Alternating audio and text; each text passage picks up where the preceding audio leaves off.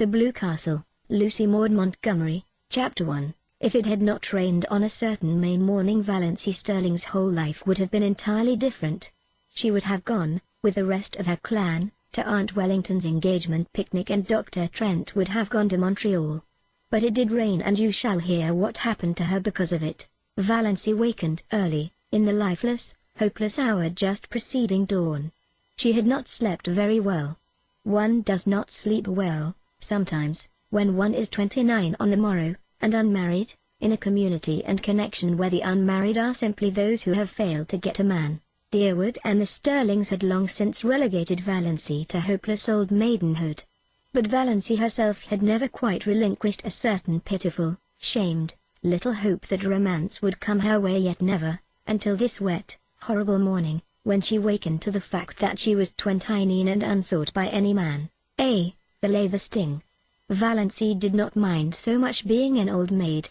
After all, she thought, being an old maid couldn't possibly be as dreadful as being married to an Uncle Wellington or an Uncle Benjamin, or even an Uncle Herbert. What hurt her was that she had never had a chance to be anything but an old maid. No man had ever desired her. The tears came into her eyes as she lay there alone in the faintly graying darkness. She dared not let herself cry as hard as she wanted to, for two reasons. She was afraid that crying might bring on another attack of that pain around the heart. She had had a spell of it after she had got into bed, rather worse than any she had had yet.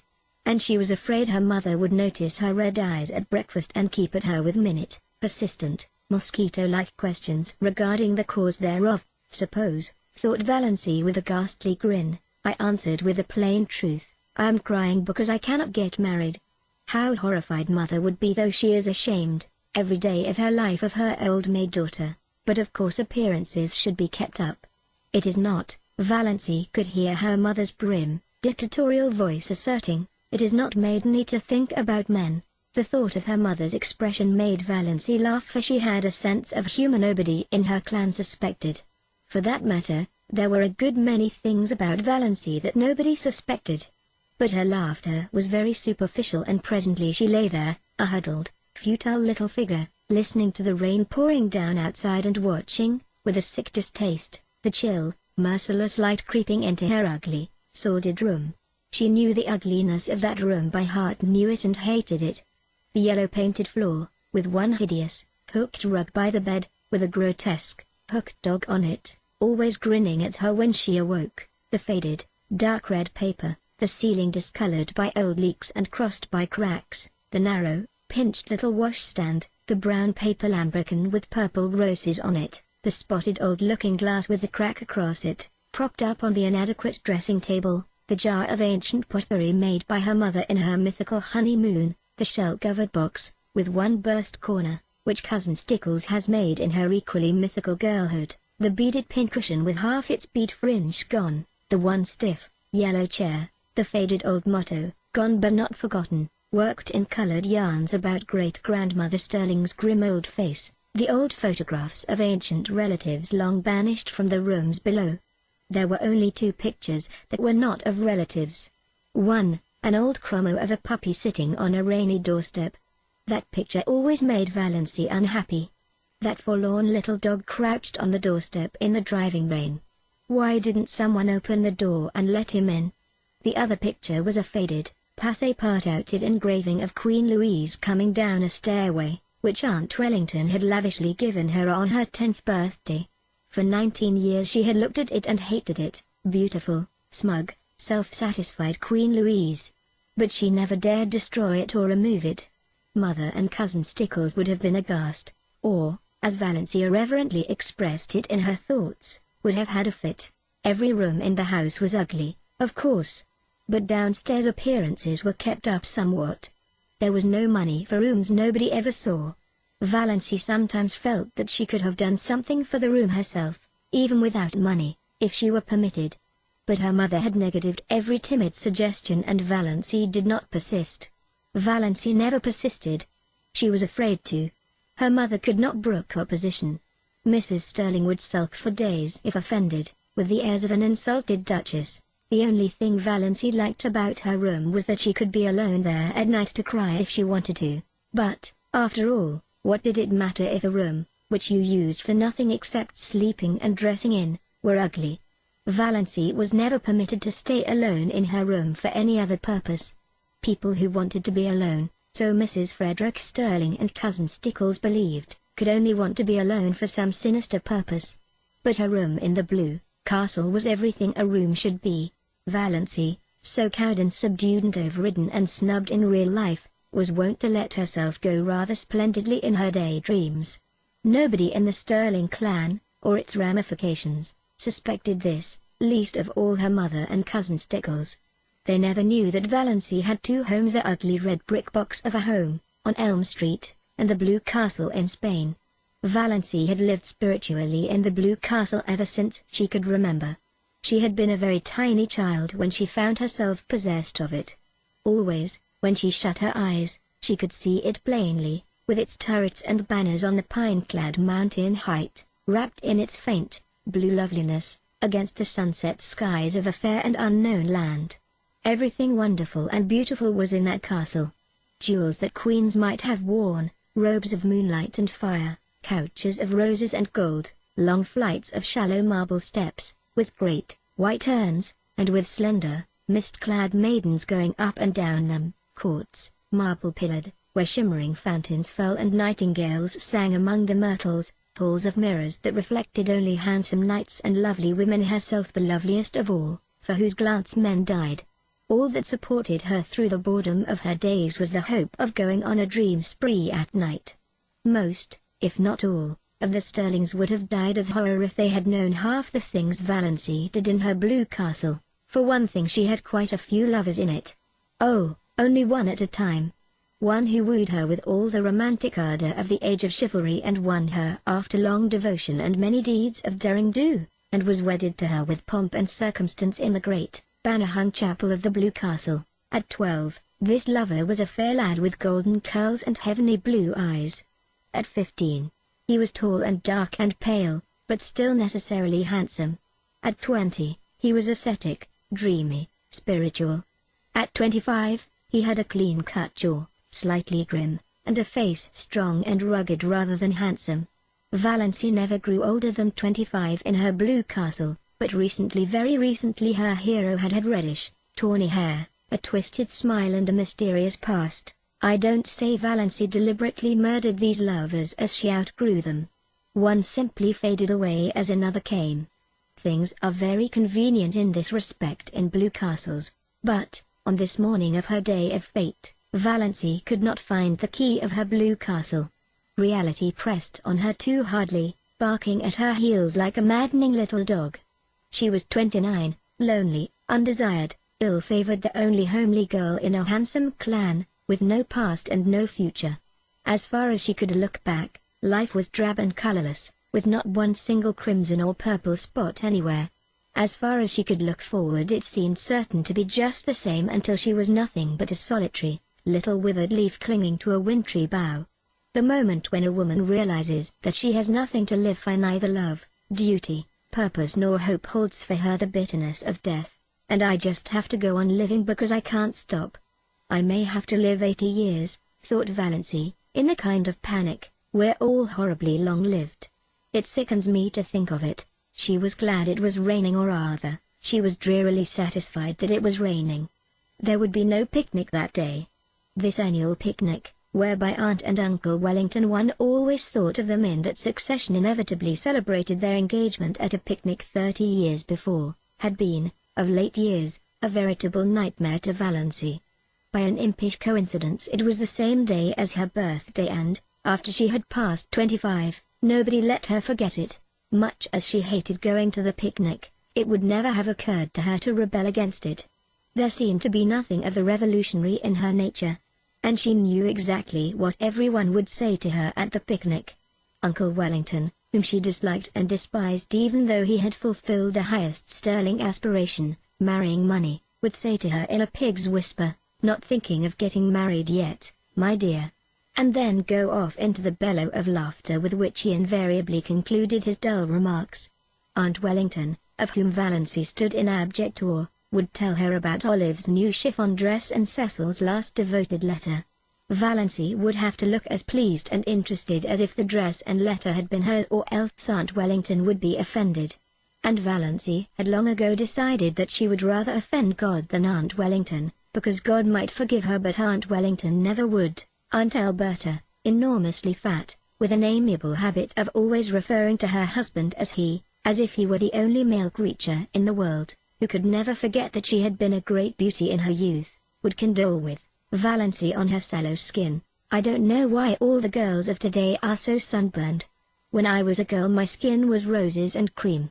I was counted the prettiest girl in Canada, my dear." Perhaps Uncle Herbert wouldn't say anything, or perhaps he would remark jocularly, "How fat you're getting, Dos." And then everybody would laugh over the excessively humorous idea of poor, scrawny little Dos getting fat. Handsome, solemn Uncle James, whom Valancy disliked but respected because he was reputed to be very clever and was therefore the clan oracle, brains being none too plentiful in the Sterling connection, would probably remark with the owl-like sarcasm that had won him his reputation, "I suppose you're busy with your hope chest these days?" And Uncle Benjamin would ask some of his abominable conundrums, between wheezy chuckles, and answer them himself. "What is the difference between Dos and a mouse? The mouse wishes to harm the cheese and Dos wishes to charm the he's." Valancy had heard him ask that riddle 50 times, and every time she wanted to throw something at him. But she never did. In the first place, the Sterlings simply did not throw things. In the second place, Uncle Benjamin was a wealthy and childless old widower, and Valancy had been brought up in the fear and admonition of his money. If she offended him he would cut her out of his will, supposing she were in it. Valancy did not want to be cut out of Uncle Benjamin's will. She had been poor all her life and knew the galling bitterness of it. So she endured his riddles and even smiled tortured little smiles over him. Aunt Isabel, downright and disagreeable as an east wind, would criticize her in some way. Valancy could not predict just how, for Aunt Isabel never repeated a criticism. She found something new with which to jab you every time. Aunt Isabel prided herself on saying what she thought, but didn't like it so well when other people said what they thought to her. Valancy never said what she thought. Cousin Georgiana, named after her great-great-grandmother, who had been named after George IV, would recount dolorously the names of all relatives and friends who had died since the last picnic and wonder which of us will be the first to go next. Oppressively competent, Aunt Mildred would talk endlessly of her husband and her odious prodigies of babies to Valancy, because Valancy would be the only one she could find to put up with it. For the same reason, Cousin Gladys, really first Cousin Gladys once removed, according to the strict way in which the Sterlings tabulated relationship, a tall, thin lady who admitted she had a sensitive disposition, would describe minutely the tortures of her neuritis. And Olive, the wonder girl of the whole Sterling clan, who had everything Valancy had not, beauty, popularity, love, would show off her beauty and presume on her popularity and flaunt her diamond insignia of love in Valancy's dazzled, envious eyes. There would be none of all this today. And there would be no packing up of teaspoons. The packing up was always left for Valancy and Cousin Stickles. And once, 6 years ago, a silver teaspoon from Aunt Wellington's wedding set had been lost. Valancy never heard the last of that silver teaspoon.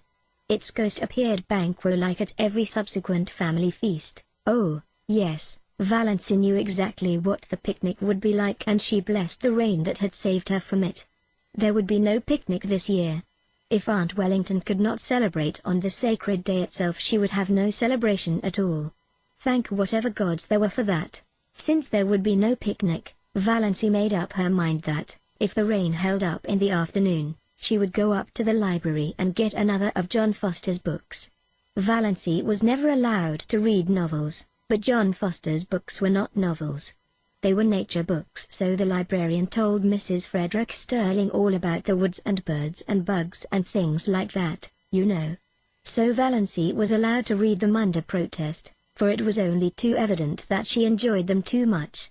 It was permissible, even laudable, to read to improve your mind and your religion, but a book that was enjoyable was dangerous.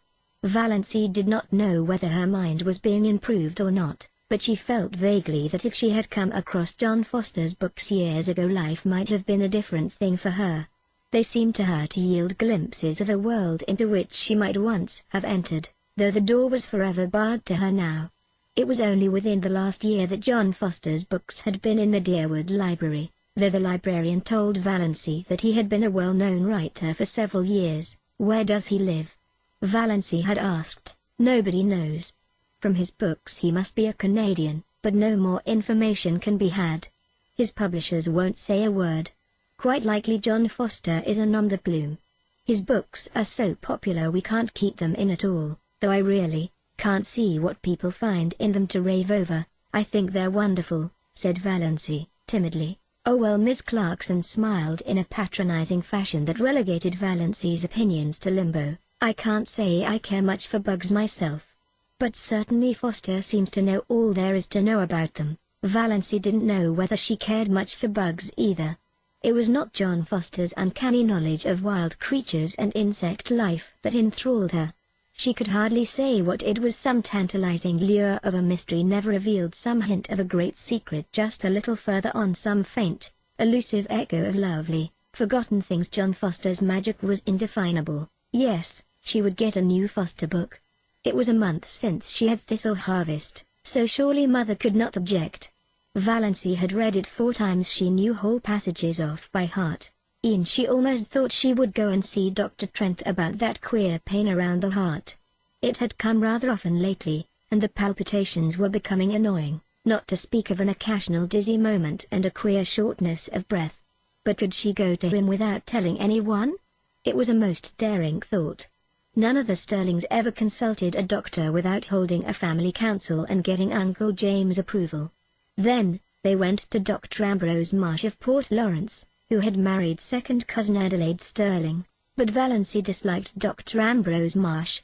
And, besides, she could not get to Port Lawrence, 15 miles away, without being taken there. She did not want anyone to know about her heart. There would be such a fuss made, and every member of the family would come down and talk it over and advise her and caution her and warn her and tell her horrible tales of great-aunts and cousins 40 times removed who had been just like that and dropped dead without a moment's warning. My dear, Aunt Isabel would remember that she had always said Doss looked like a girl who would have heart trouble, so pinched and peaked always, and Uncle Wellington would take it as a personal insult, when no Sterling ever had heart disease before. And Georgiana would forebode in perfectly audible asides that poor, dear little Doss isn't long for this world, I'm afraid, and Cousin Gladys would say, "Why, my heart has been like that for years," in a tone that implied no one else had any business even to have a heart, and Olive Wood merely looks beautiful and superior and disgustingly healthy, as if to say, "Why all this fuss over a faded superfluity like Doss when you have me?" Valancy felt that she couldn't tell anybody unless she had to. She felt quite sure there was nothing at all seriously wrong with her heart and no need of all the pother that would ensue if she mentioned it. She would just slip up quietly and see Dr. Trent that very day.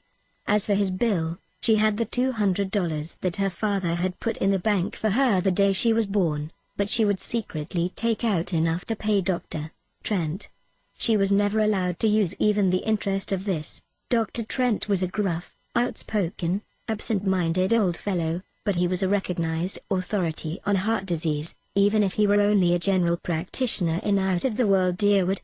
Dr. Trent was over 70 and there had been rumors that he meant to retire soon. None of the Sterling clan had ever gone to him since he had told Cousin Gladys, 10 years before, that her neuritis was all imaginary and that she enjoyed it. You couldn't patronize a doctor who insulted your first cousin unceremoved like that, not to mention that he was a Presbyterian when all the Sterlings went to the Anglican Church.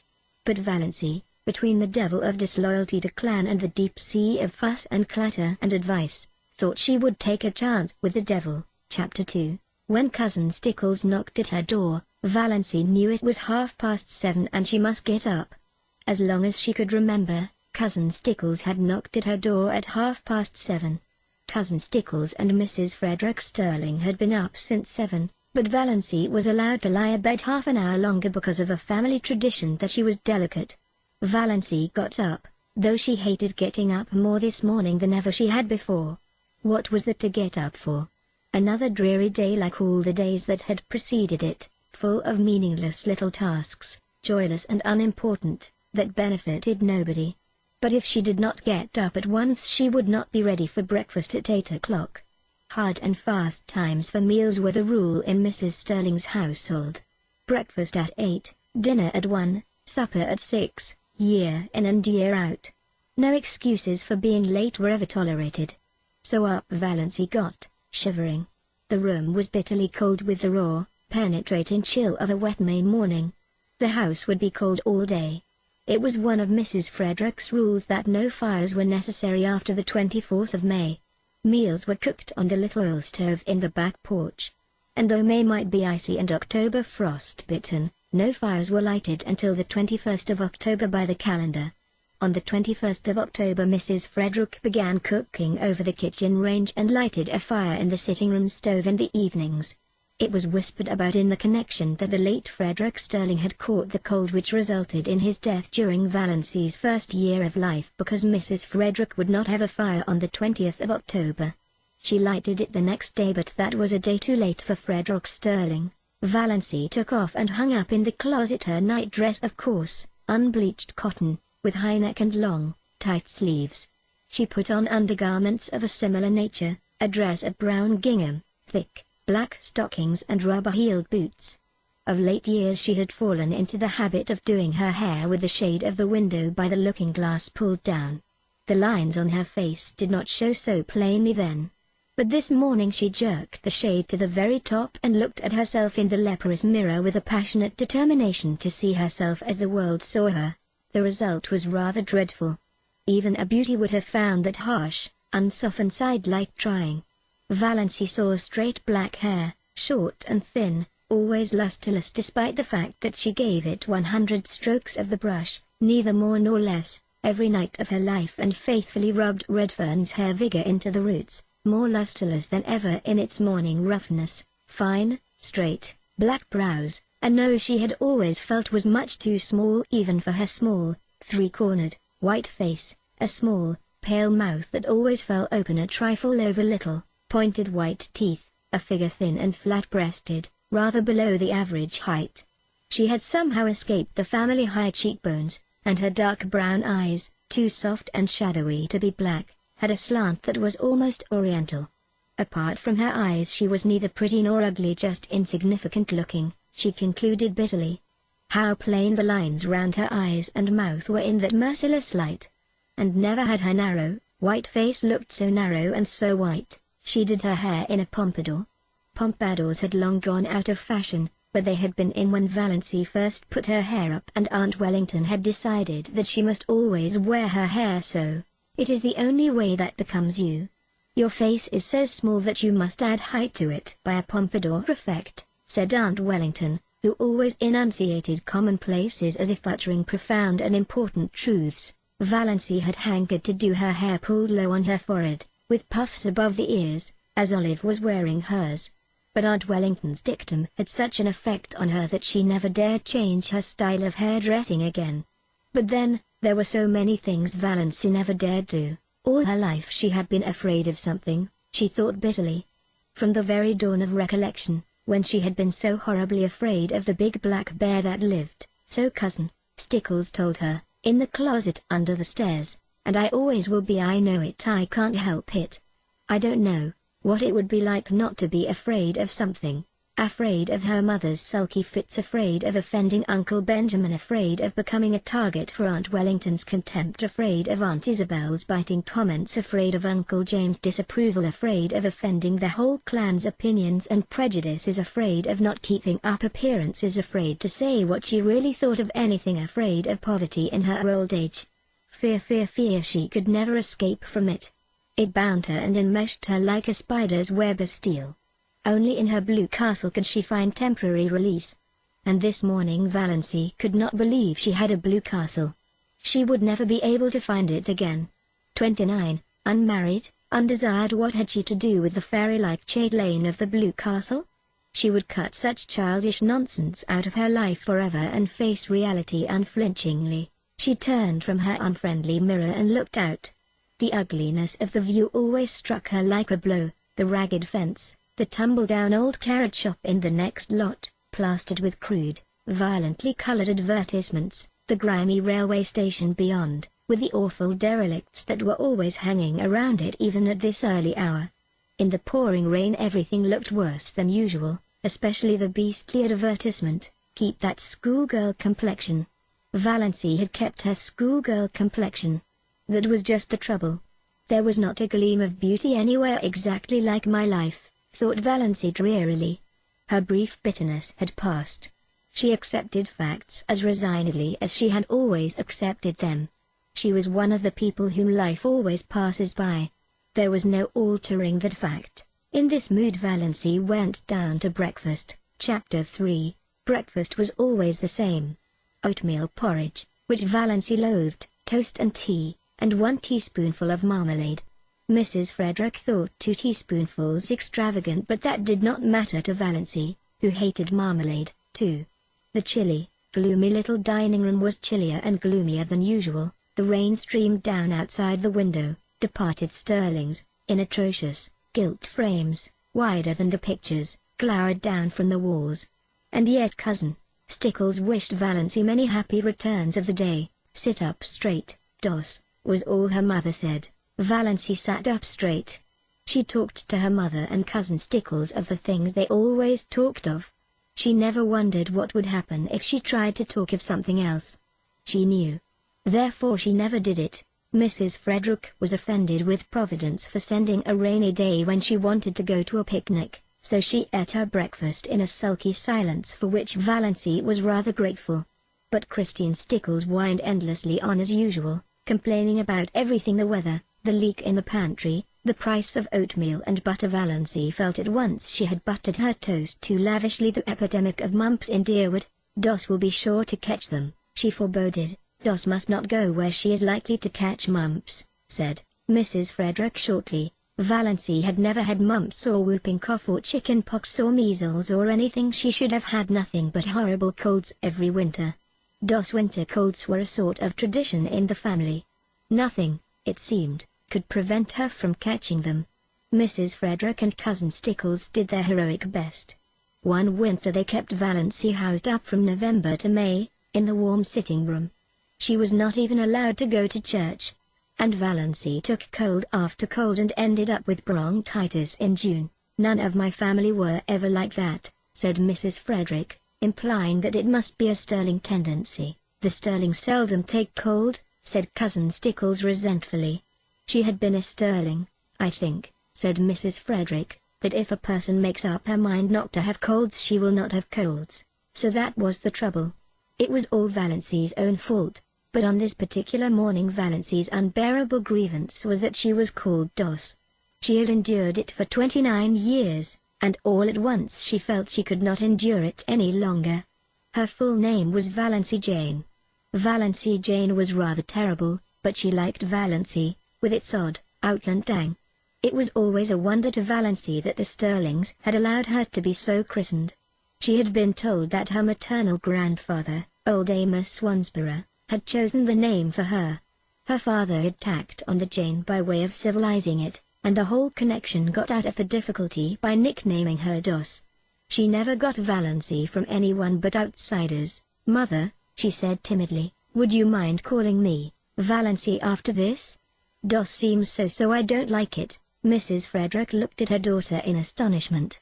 She wore glasses with enormously strong lenses that gave her eyes a peculiarly disagreeable appearance. "What is the matter with Doss? It seems so childish," faltered Valency. "Oh." Mrs. Frederick had been a Wansborough, and the Wansborough smile was not an asset. "I see. Well, it should suit you then. You are childish enough in all conscience, my dear child." "I am 29, said the dear child desperately. "I wouldn't proclaim it from the housetops if I were you, dear," said Mrs. Frederick. 29. "I had been married 9 years when I was 29. I was married at 17, said Cousin Stickles proudly. Valency looked at them furtively. Mrs. Frederick, except for those terrible glasses and the hooked nose that made her look more like a parrot than a parrot itself could look, was not a-looking. At 20 she might have been quite pretty. But Cousin Stickles. And yet Christine Stickles had once been desirable in some man's eyes. Valency felt that Cousin Stickles, with her broad, flat, wrinkled face, a mole right on the end of her dumpy nose, bristling hairs on her chin, wrinkled yellow neck, pale, protruding eyes, and thin, puckered mouth, had yet this advantage over her, this right to look down on her. And even yet Cousin Stickles was necessary to Mrs. Frederick. Valancy wondered pitifully what it would be like to be wanted by someone, needed by someone. No one in the whole world needed her, or would miss anything from life if she dropped suddenly out of it. She was a disappointment to her mother. No one loved her. She had never so much as had a girlfriend. "I haven't even a gift for friendship," she had once admitted to herself pitifully. "Dos, you haven't eaten your crusts," said Mrs. Frederick rebukingly. It rained all the forenoon without cessation. Valancy pieced a quilt. Valancy hated piecing quilts. And there was no need of it. The house was full of quilts. There were 3 big chests, packed with quilts, in the attic. Mrs. Frederick had begun storing away quilts when Valancy was 17, and she kept on storing them, though it did not seem likely that Valancy would ever need them. But Valancy must be at work, and fancy work materials were too expensive. Idleness was a cardinal sin in the Sterling household. When Valancy had been a child, she had been made to write down every night, in a small, hated, black notebook, all the minutes she had spent in idleness that day. On Sundays her mother made her tot them up and pray over them. On this particular forenoon of this day of destiny, Valancy spent only 10 minutes in idleness. At least, Mrs. Frederick and Cousin Stickles would have called it idleness. She went to her room to get a better thimble, and she opened Thistle Harvest guiltily at random. "The woods are so human," wrote John Foster, "that to know them one must live with them. An occasional saunter through them, keeping to the well-trodden paths, will never admit us to their intimacy. If we wish to be friends, we must seek them out and win them by frequent, reverent visits at all hours, by morning, by noon, and by night, and at all seasons, in spring, in summer, in autumn, in winter. Otherwise we can never really know them, and any pretense we may make to the contrary will never impose on them. They have their own effective way of keeping aliens at a distance and shutting their hearts to mere casual sightseers. It is of no use to seek the woods from any motive except sheer love of them. They will find us out at once and hide all their sweet, old-world secrets from us. But if they know we come to them because we love them, they will be very kind to us and give us such treasures of beauty and delight as are not bought or sold in any marketplace. For the woods, when they give at all, give unstintedly and hold nothing back from their true worshippers. We must go to them lovingly, humbly, patiently, watchfully, and we shall learn what poignant loveliness lurks in the wild places and silent intervales, lying under starshine and sunset. What cadences of unearthly music are harped on aged pine boughs or crooned in copses of fir, what delicate savors exhale from mosses and ferns in sunny corners or on damp brooklands, what dreams and myths and legends of an older time haunt them. Then the immortal heart of the woods will beat against ours, and its subtle life will steal into our veins and make us its own forever, so that no matter where we go or how widely we wander, we shall yet be drawn back to the forest to find our most enduring kinship. "Dos," called her mother from the hall below, "what are you doing all by yourself in that room?" Valancy dropped Thistle Harvest like a hot coal and fled downstairs to her patches, but she felt the strange exhilaration of spirit that always came momentarily to her when she dipped into one of John Foster's books. Valancy did not know much about woods except the haunted groves of oak and pine around her blue castle. But she had always secretly hankered after them, and a Foster book about woods was the next best thing to the woods themselves. At noon it stopped raining, but the sun did not come out until 3. Then Valancy timidly said she thought she would go uptown. "What do you want to go uptown for?" demanded her mother. "I want to get a book from the library." "You got a book from the library only last week." "No, it was 4 weeks. 4 weeks. "Nonsense, really it was, mother. You are mistaken. It cannot possibly have been more than 2 weeks. I dislike contradiction. And I do not see what you want to get a book for, anyhow. You waste too much time reading." "Of what value is my time?" asked Valancy bitterly. "Dos, don't speak in that tone to me. We need some tea," said Cousin Stickles. "She might go and get that if she wants a walk, though this damp weather is bad for colts." They argued the matter for 10 minutes longer, and finally Mrs. Frederick agreed rather grudgingly that Valancy might go. Chapter 4. "Got your rubbers on?" called Cousin Stickles, As Valancy left the house, Kristin Stickles had never once forgotten to ask that question when Valancy went out on a damp day. "Yes, have you got your flannel petticoat on?" asked Mrs. Frederick. "No, Dos, I really do not understand you. Do you want to catch your death of cold again?" Her voice implied that Valancy had died of a cold several times already. "Go upstairs this minute and put it on, Mother. I don't need a flannel petticoat. My sateen one is warm enough, Dos. Remember you had bronchitis 2 years ago. Go and do as you are told." Valancy went, though nobody will ever know just how near she came to hurling the rubber plant into the street before she went. She hated that grey flannel petticoat more than any other garment she owned. Olive never had to wear flannel petticoats. Olive wore ruffled silk and sheer lawn and filmy laced flounces. But Olive's father had married money and Olive never had bronchitis. "So there you were. Are you sure you didn't leave the soap in the water?" demanded Mrs. Frederick. But Valancy was gone. She turned at the corner and looked back down the ugly, grim, respectable street where she lived. The Sterling house was the ugliest on it, more like a red brick box than anything else. Too high for its breadth, and made still higher by a bulbous glass cupola on top. About it was the desolate, barren piece of an old house whose life is lived. There was a very pretty house, with leaded casements and dubbed gables, just around the corner a new house, one of those houses you love the minute you see them. Clayton Markley had built it for his bride. He was to be married to Jenny Lloyd in June. The little house, it was said, was furnished from attic to cellar, in complete readiness for its mistress. "I don't envy Jenny the man," thought Valancy sincerely. Clayton Markley was not one of her many ideals, but I do envy her the house. It's such a nice young house.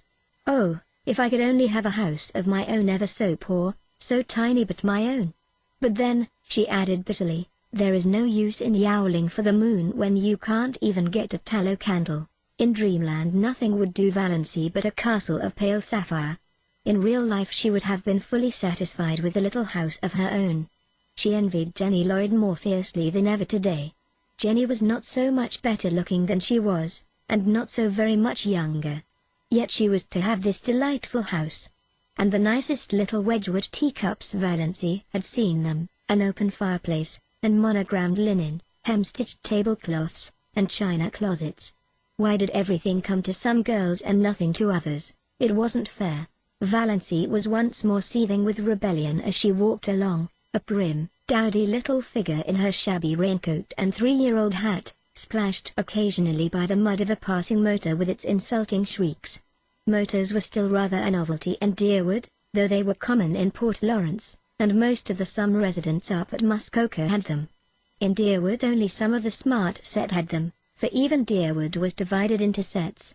There was the smart set, the intellectual set, the old family set, of which the Sterlings were members, the common run, and a few pariahs.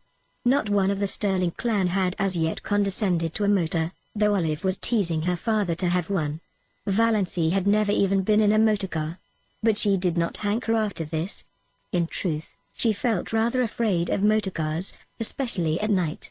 They seemed to be too much like big purring beasts that might turn and crush you or make some terrible savage leap somewhere. On the steep mountain trails around her blue castle only gaily caparisoned steeds might proudly pace. In real life Valancy would have been quite contented to drive in a buggy behind a nice horse. She got a buggy drive only when some uncle or cousin remembered to fling her a chance, like a bone to a dog. Chapter 5. Of course she must buy the tea in Uncle Benjamin's grocery store. To buy it anywhere else was unthinkable. Yet Valancy hated to go to Uncle Benjamin's store on her 29th birthday. There was no hope that he would not remember it. "Why," demanded Uncle Benjamin, leeringly, as he tied up her tea, "are young ladies like bad grammarians?" Valancy, with Uncle Benjamin's will in the background of her mind, said meekly, "I don't know." "Why?" "Because," chuckled Uncle Benjamin, "they can't decline matrimony." The two clerks, Joe Hammond and Claude Bertram, chuckled also, and Valancy disliked them a little more than ever. On the first day Claude Bertram had seen her in the store, she had heard him whisper to Joe, "Who is that?" And Joe had said, "Valancy Sterling, one of the Deerwood old maids." "Curable or incurable?" Claude had asked with a snicker. evidently thinking the question very clever. Valency smarted anew with the sting of that old recollection. 29, Uncle Benjamin was saying. Dear me, Dos, you're dangerously near the second corner and not even thinking of getting married yet. 29. It seems impossible. Then Uncle Benjamin said an original thing. Uncle Benjamin said, how time does fly, I think it crawls, said Valency passionately. Passion was so alien to Uncle Benjamin's conception of Valency that he didn't know what to make of her. To cover his confusion, he asked another conundrum as he tied up her beans. Cousin Stickles had remembered at the last moment that they must have beans. Beans were cheap and filling. What 2 ages are apartment to prove illusory? Asked Uncle Benjamin, and, not waiting for Valency to give it up, he added, marriage and marriage. Mirage is pronounced miraz, said Valency shortly, picking up her tea and her beans. For the moment she did not care whether Uncle Benjamin cut her out of his will or not. She walked out of the store while Uncle Benjamin stared after her with his mouth open. Then he shook his head. Poor Dos is taking it hard, he said. Valency was sorry by the time she reached the next crossing. Why had she lost her patience like that? Uncle Benjamin would be annoyed and would likely tell her mother that Dos had been impertinent to me. And her mother would lecture her for a week. I've held my tongue for 20 years, thought Valency. Why couldn't I have held it once more? Yes, it was just 20, Valency reflected, since she had first been twitted with her loverless condition. She remembered the bitter moment perfectly. She was just 9 years old and she was standing alone on the school playground while the other little girls of her class were playing a game in which you must be chosen by a boy as his partner before you could play. Nobody had chosen Valency, little, pale, black-haired Valency, with her prim, long-sleeved apron and odd, slanted eyes. Oh, said a pretty little girl to her, I'm so sorry for you. You haven't got a beau. Valency had said defiantly, as she continued to say for 20 years, I don't want a beau. But this afternoon Valency once and for all stopped saying that. I'm going to be honest with myself anyhow, she thought savagely. Uncle Benjamin's riddles hurt me because they are true. I don't want to be married. I want a house of my own, I want a husband of my own, I want sweet, little fat babies of my own. Valency stopped suddenly, aghast at her own recklessness. She felt sure that Reverend Dr. Stalling, who passed her at this moment, read her thoughts and disapproved of them thoroughly. Valency was afraid of Dr. Stalling, had been afraid of him ever since the Sunday, 23 years before, when he had first come to St. Albans. Valency had been too late for Sunday school that day and she had gone into the church timidly and sat in their pew. No one else was in the church, nobody except the new rector, Dr. Stalling. Dr. Stalling stood up in front of the choir door, beckoned to her, and said sternly, little boy, come up here. Valency had stared around her. There was no little boy, there was no one in all the huge church but herself. This strange man with the blue glasses couldn't mean her. She was not a boy. Little boy, repeated Dr. Stalling, more sternly still, shaking his forefinger fiercely at her, come up here at once. Valency arose as if hypnotized and walked up the aisle. She was too terrified to do anything else. What dreadful thing was going to happen to her? What had happened to her? Had she actually turned into a boy? She came to a stop in front of Dr. Stalling. Dr. Stalling shook his forefinger, such a long, knuckly forefinger, at her and said, little boy, take off your hat. Valency took off her hat. She had a scrawny little pigtail hanging down her back, but Dr. Stalling was short-sighted and did not perceive it. Little boy, go back to your seat and always take off your hat in church. Remember. Valency went back to her seat carrying her hat like an automaton. Presently her mother came in. Dos, said Mrs. Sterling, what do you mean by taking off your hat? Put it on instantly. Valency put it on instantly. She was cold with fear lest Dr. Stalling should immediately summon her up front again. She would have to go. Of course it never occurred to her that one could disobey the rector and the church was full of people now. Oh, what would she do if that horrible, stabbing forefinger were shaken at her again before all those people? Valency sat through the whole service in an agony of dread and was sick for a week afterwards. Nobody knew why Mrs. Frederick again bemoaned herself of her delicate child. Dr. Stalling found out his mistake and laughed over it to Valancy, who did not laugh. She never got over her dread of Dr. Stalling. And now to be caught by him on the street corner, thinking such things, Valancy got her John Foster book Magic of Wings. "His latest all about birds," said Miss Clarkson. She had almost decided that she would go home, instead of going to see Dr. Trent. Her courage had failed her. She was afraid of offending Uncle James, afraid of angering her mother, afraid of facing gruff, shaggy-browed old Dr. Trent, who would probably tell her, as he had told Cousin Gladys, that her trouble was entirely imaginary and that she only had it because she liked to have it. No, she would not go. She would get a bottle of Redfern's Purple Pills instead. Redfern's Purple Pills were the standard medicine of the Sterling clan. Had they not cured second cousin Geraldine when 5 doctors had given her up? Valancy always felt very skeptical concerning the virtues of the purple pills, but there might be something in them, and it was easier to take them than to face Dr. Trent alone. She would glance over the magazines in the reading room a few minutes and then go home. Valancy tried to read a story, but it made her furious. On every page was a picture of the heroine surrounded by adoring men. And here was she, Valancy Sterling, who could not get a solitary beau.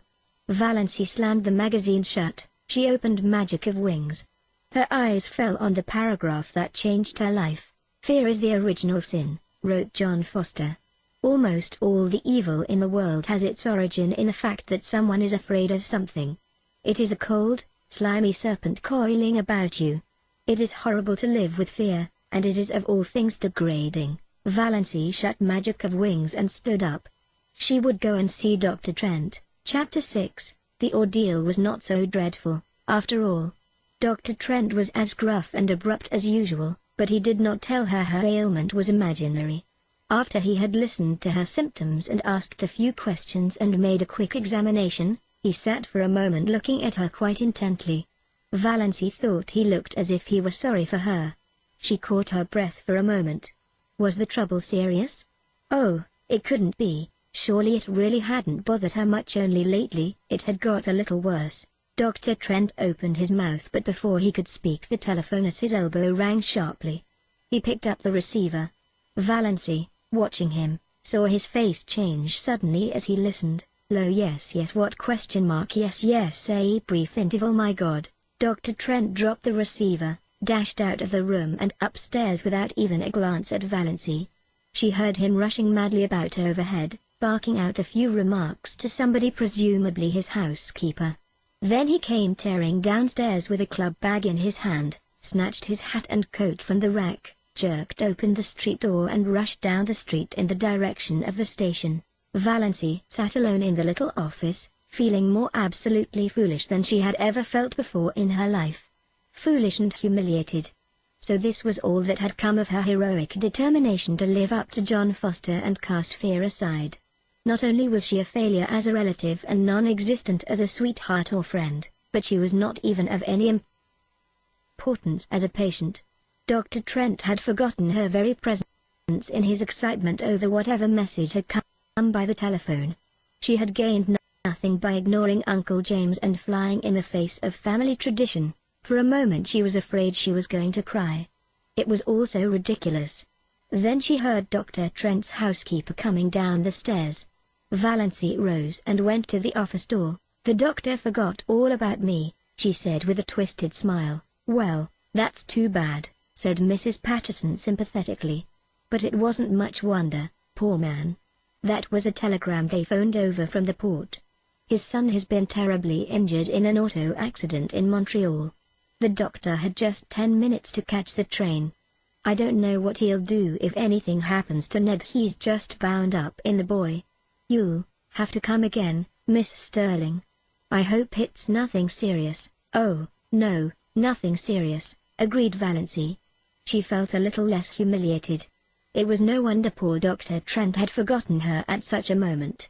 Nevertheless, she felt very flat and discouraged as she went down the street. Valancy went home by the shortcut of Lover's Lane. She did not often go through Lover's Lane, but it was getting near supper time and it would never do to be late. Lover's Lane wound back of the village, under great elms and maples, and deserved its name.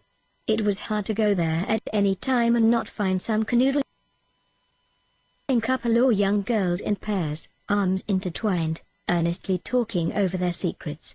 Valancy didn't know which made her feel more self-conscious and uncomfortable. This evening she encountered both. She met Connie Hale and Kate Bailey, in new pink organdy dresses with flowers stuck coquettishly in their glossy, bare hair. Valancy had never had a pink dress or worn flowers in her hair. Then she passed a young couple she didn't know, dandering along, oblivious to everything but themselves. The young man's arm was around the girl's waist quite shamelessly. Valancy had never walked with the man's arm about her. She felt that she ought to be shocked they might leave that sort of thing for the screening twilight, at least, but she wasn't shocked. In another flash of desperate, stark honesty she owned to herself that she was merely envious. When she passed them she felt quite sure they were laughing at her, pitying her. There's that queer little old maid, Valancy Sterling. They say she never had a beau in her whole life. Valancy fairly ran to get out of Lover's Lane. Never had she felt so utterly colorless and skinny and insignificant. Just where Lover's Lane debouched on the street, an old car was parked. Valancy knew that car well by sound, at least, and everybody in Deerwood knew it. This was before the phrase Tin Lizzie had come into circulation in Deerwood, at least, but if it had been known, this car was the tinniest of Lizzies, though it was not a Ford but an old Grace Lawson. Nothing more battered and disreputable could be imagined. It was Barney Snaith's car, and Barney himself was just scrambling up from under it, in overalls plastered with mud. Valancy gave him a swift, furtive look as she hurried by. This was only the second time she had ever seen the notorious Barney Snaith, though she had heard enough about him in the 5 years that he had been living up back in Muskoka. The first time had been nearly a year ago, on the Muskoka Road. He had been crawling out from under his car then, too, and he had given her a cheerful grin as she went by, a little, whimsical grin that gave him the look of an amused gnome. He didn't look bad. She didn't believe he was bad, in spite of the wild yarns that were always being told of him. Of course he went tearing in that terrible old Grace Lawson through Deerwood at hours when all decent people were in bed, often with old Roaring Abel, who made the night hideous with his howls, both of them dead drunk, my dear. And everyone knew that he was an escaped convict and a defaulting bank clerk and a murderer in hiding and an infidel and an illegitimate son of old Roaring Abel Gay and the father of Roaring Abel's illegitimate grandchild and a counterfeiter and a forger and a few other awful things. But still Valancy didn't believe he was bad. Nobody with a smile like that could be bad, no matter what he had done. It was that night the Prince of the Blue Castle changed from a being of grim jaw and hair with a dash of premature grey to a rakish individual with overlong, tawny hair, dashed with red, dark brown eyes, and ears that stuck out just enough to give him an alert look but not enough to be called flying jibs. But he still retained something a little grim about the jaw. Barney Snaith looked even more disreputable than usual just now. It was very evident that he hadn't shaved for days, and his hands and arms, bare to the shoulders, were black with grease. But he was whistling gleefully to himself, and he seemed so happy that Valancy envied him. She envied him his lightheartedness and his irresponsibility and his mysterious little cabin up on an island in Lake Mistois, even his rackety old Grace Lawson. Neither he nor his car had to be respectable and live up to traditions. When he rattled past her a few minutes later, bareheaded, leaning back in his Lizzie at a rakish angle, his longish hair blowing in the wind, a villainous-looking old black pipe in his mouth, she envied him again. Men had the best of it, no doubt about that. This outlaw was happy, whatever he was or wasn't. She, Valancy Sterling, respectable, well-behaved to the last degree, was unhappy and had always been unhappy. So there you were. Valancy was just in time for supper. The sun had clouded over, and a dismal, drizzling rain was falling again. Cousin Stickles had the neuralgia. Valancy had to do the family darning, and there was no time for magic of wings. Can't the darning wait till tomorrow? She pleaded. Tomorrow will bring its own duties, said Mrs. Frederick inexorably. Valancy darned all the evening and listened to Mrs. Frederick and Cousin Stickles talking the eternal, niggling gossip of the clan, as they knitted drearily at interminable black stockings. They discussed second cousin Lillian's approaching wedding in all its bearings. On the whole, they approved. Second Cousin Lillian was doing well for herself, though she hasn't hurried, said Cousin Stickles. She must be 25, there have not fortunately been many old maids in our connection, said Mrs. Frederick bitterly. Valancy flinched. She had run the darning needle into her finger. Third cousin Aaron Gray had been scratched by a cat and had blood poisoning in his finger. Cats are most dangerous animals, said Mrs. Frederick. I would never have a cat about the house. She glared significantly at Valancy through her terrible glasses. Once, 5 years ago, Valancy had asked if she might have a cat. She had never referred to it since, but Mrs. Frederick still suspected her of harboring the unlawful desire in her heart of hearts, once Valancy sneezed. Now, in the Sterling Code, it was very bad form to sneeze in public. You can always repress a sneeze by pressing your finger on your upper lip, said Mrs. Frederick rebukingly. 9:30 and so, as Mr. Pepys would say, to bed. But first Cousin Stickles' neuralgic back must be rubbed with Redfern's liniment. Valancy did that. Valancy always had to do it. She hated the smell of Redfern's liniment. She hated the smug, beaming, portly, bewhiskered, bespectacled picture of Dr. Redfern on the bottle.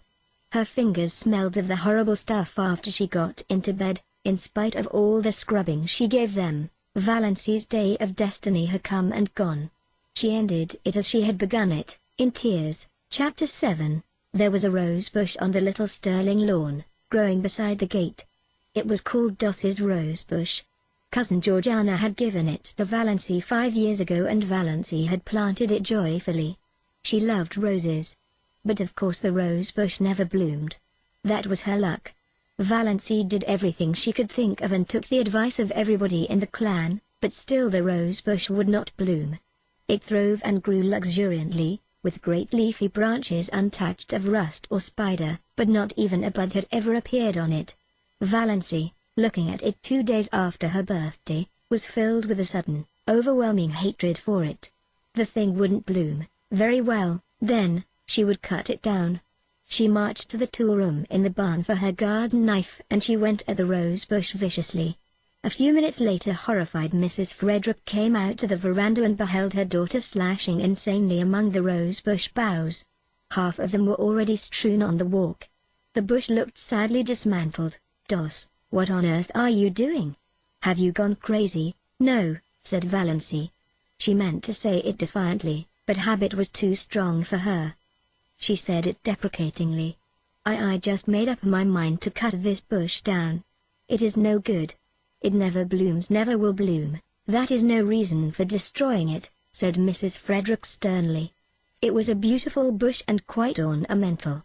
You have made a sorry-looking thing of it." "Rose trees should bloom," said Valancy a little obstinately. "Don't argue with me, Doss. Clear up that mess and leave the bush alone. I don't know what Georgiana will say when she sees how you have hacked it to pieces. Really, I'm surprised at you. And to do it without consulting me." "The bush is mine," muttered Valancy. "What's that? What did you say, Doss?" "I only said the bush was mine," repeated Valancy humbly. Mrs. Frederick turned without a word and marched back into the house. The mischief was done now.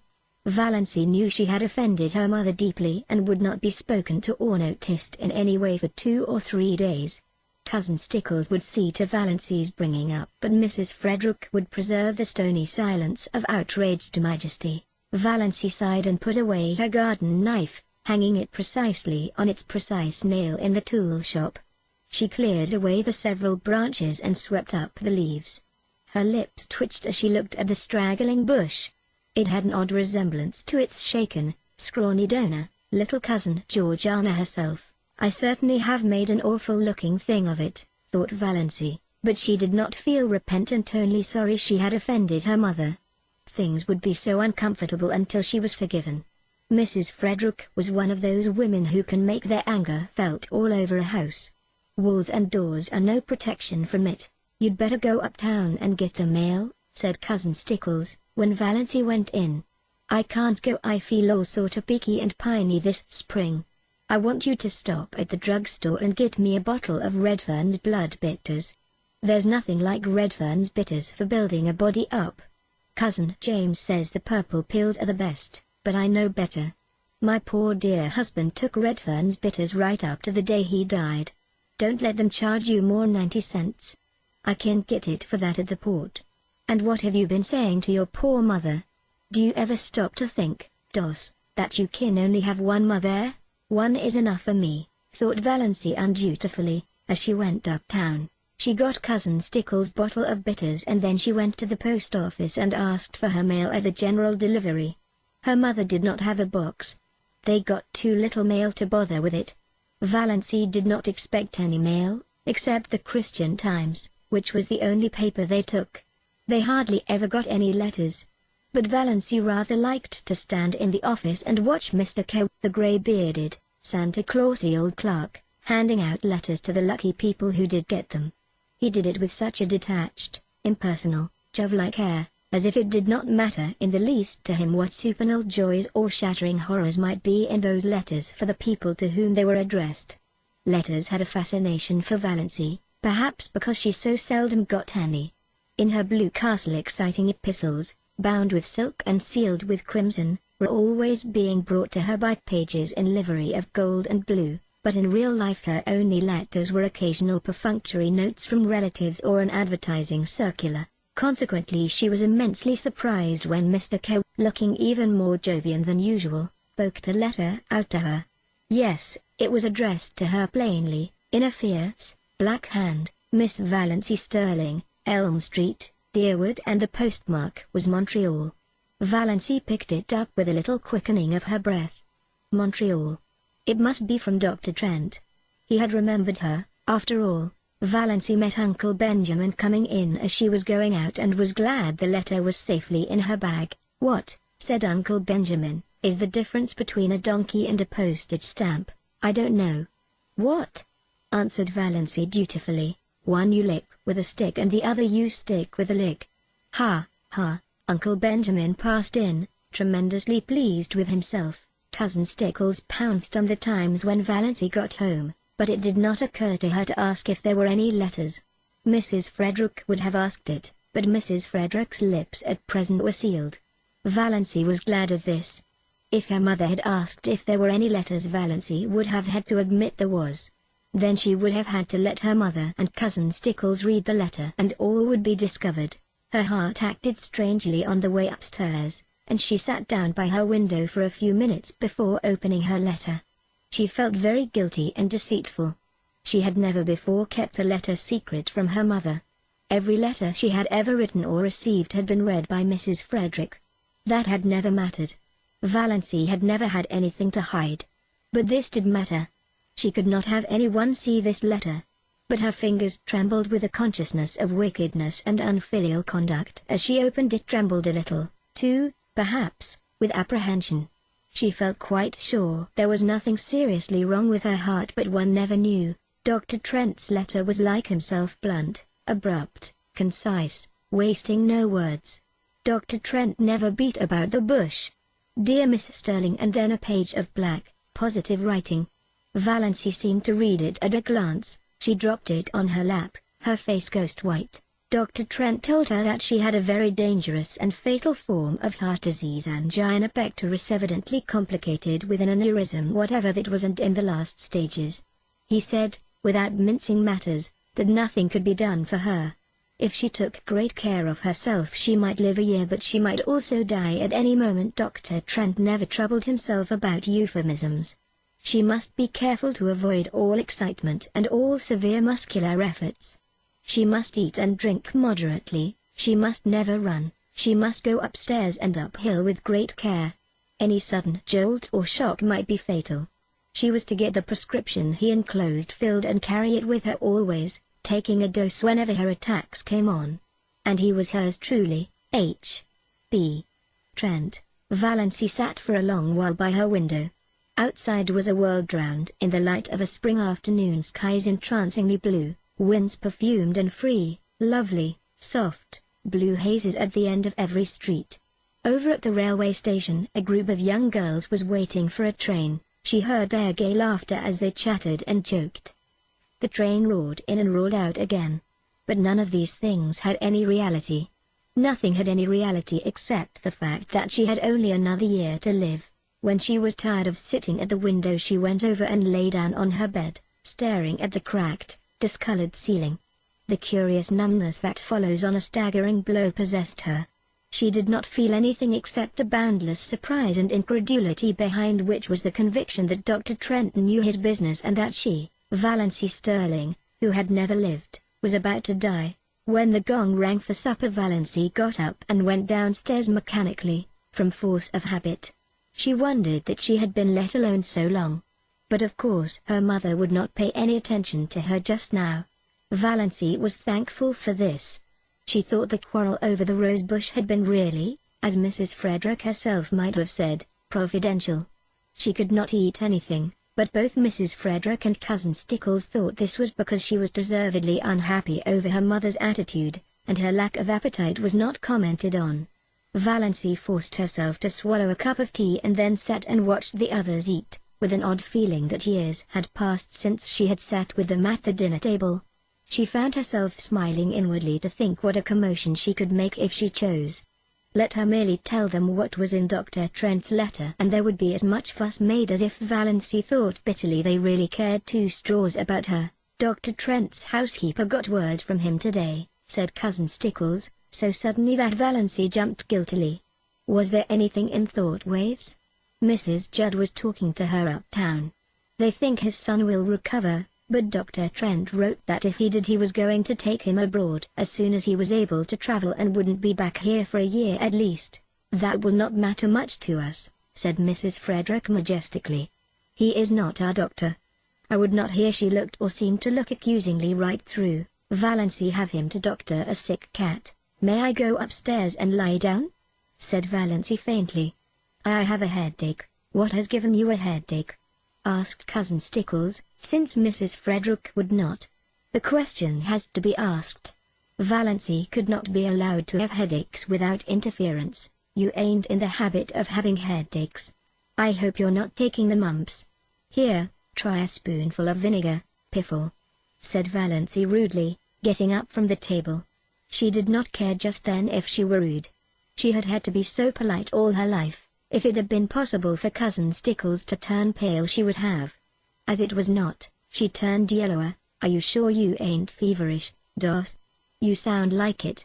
"You go and get right into bed," said Cousin Stickles, thoroughly alarmed, "and I'll come up and rub your forehead and the back of your neck with Redfern's liniment." Valancy had reached the door, but she turned. "I won't be rubbed with Redfern's liniment," she said. Cousin Stickles stared and gasped.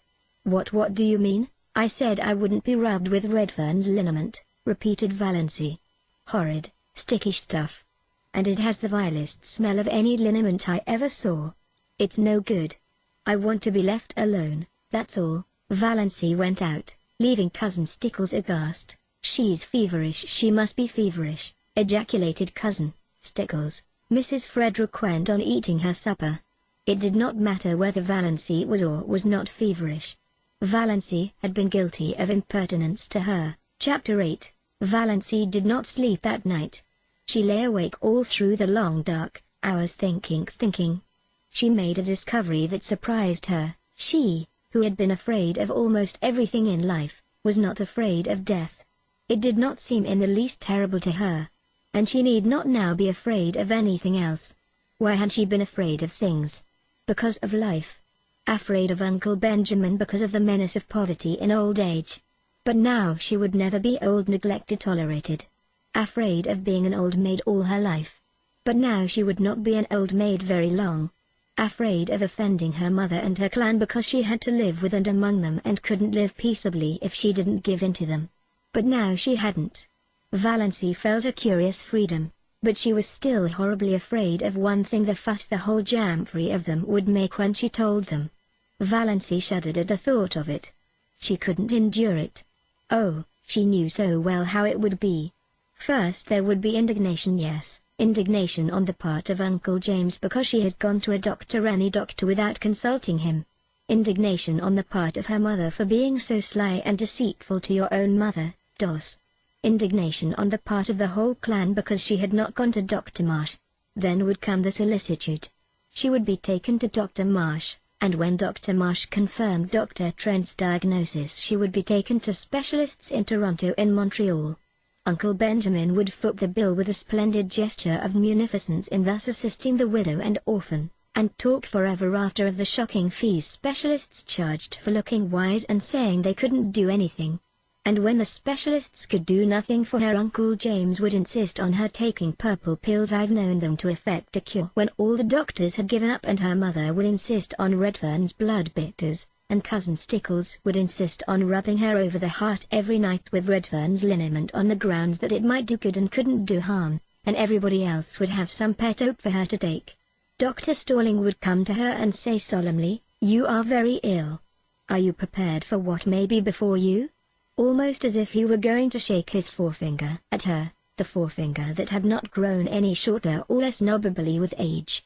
And she would be watched and checked like a baby and never let do anything or go anywhere alone. Perhaps she would not even be allowed to sleep alone lest she die in her sleep. Cousin Stickles or her mother would insist on sharing her room and bed. Yes, undoubtedly they would. It was this last thought that really decided Valency. She could not put up with it, and she wouldn't. As the clock in the hall below struck 12, Valency suddenly and definitely made up her mind that she would not tell anybody. She had always been told, ever since she could remember, that she must hide her feelings. It is not ladylike to have feelings, Cousin Stickles had once told her disapprovingly.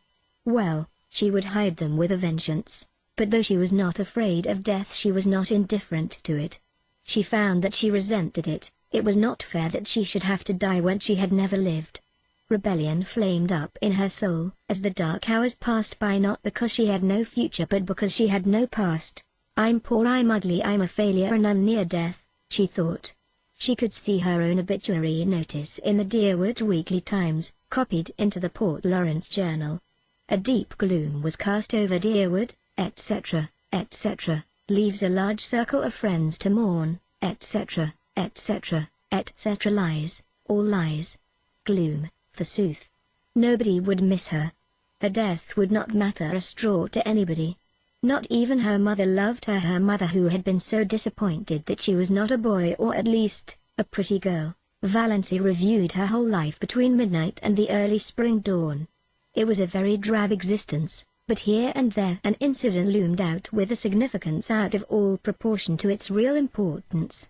These incidents were all unpleasant in one way or another. Nothing really pleasant had ever happened to Valency. "I've never had one wholly happy hour in my life, not one," she thought. "I've just been a colorless non-entity. I remember reading somewhere once that there is an hour in which a woman might be happy all her life if she could but find it. I've never found my hour, never, never. And I never will now. If I could only have had that hour, I'd be willing to die." Those significant incidents kept bobbing up in her mind like unbidden ghosts, without any sequence of time or place. For instance, the time when, at 16, she had blued tubs full of clothes too deeply. And the time when, at 8, she had stolen some raspberry jam from Aunt Wellington's pantry. Valency never heard the last of those two misdemeanors. At almost every clan gathering they were raked up against her as jokes. Uncle Benjamin hardly ever missed retelling the raspberry jam incident. He had been the one to catch her, her face all stained and streaked. "I have really done so few bad things that they have to keep harping on the old ones," thought Valency. "Why, I've never even had a quarrel with anyone. I haven't an enemy. What a spineless thing I must be not to have even one enemy." There was that incident of the dust pile at school when she was 7. Valency always recalled it when Dr. Stalling referred to the text, "To him that hath shall be given, and from him that hath not shall be taken even that which he hath." Other people might puzzle over that text, but it never puzzled Valency. The whole relationship between herself and Olive, dating from the day of the dust pile, was a commentary on it. She had been going to school a year, but Olive, who was a year younger, had just begun and had about her all the glamour of a new girl, and an exceedingly pretty girl at that. It was at recess and all the girls, big and little, were out on the road in front of the school making dust piles. The aim of each girl was to have the biggest pile. Valency was good at making dust piles. There was an art in it, and she had secret hopes of leading. But Olive, working off by herself, was suddenly discovered to have a larger dust pile than anybody. Valency felt no jealousy. Her dust pile was quite big enough to please her. Then one of the older girls had an inspiration.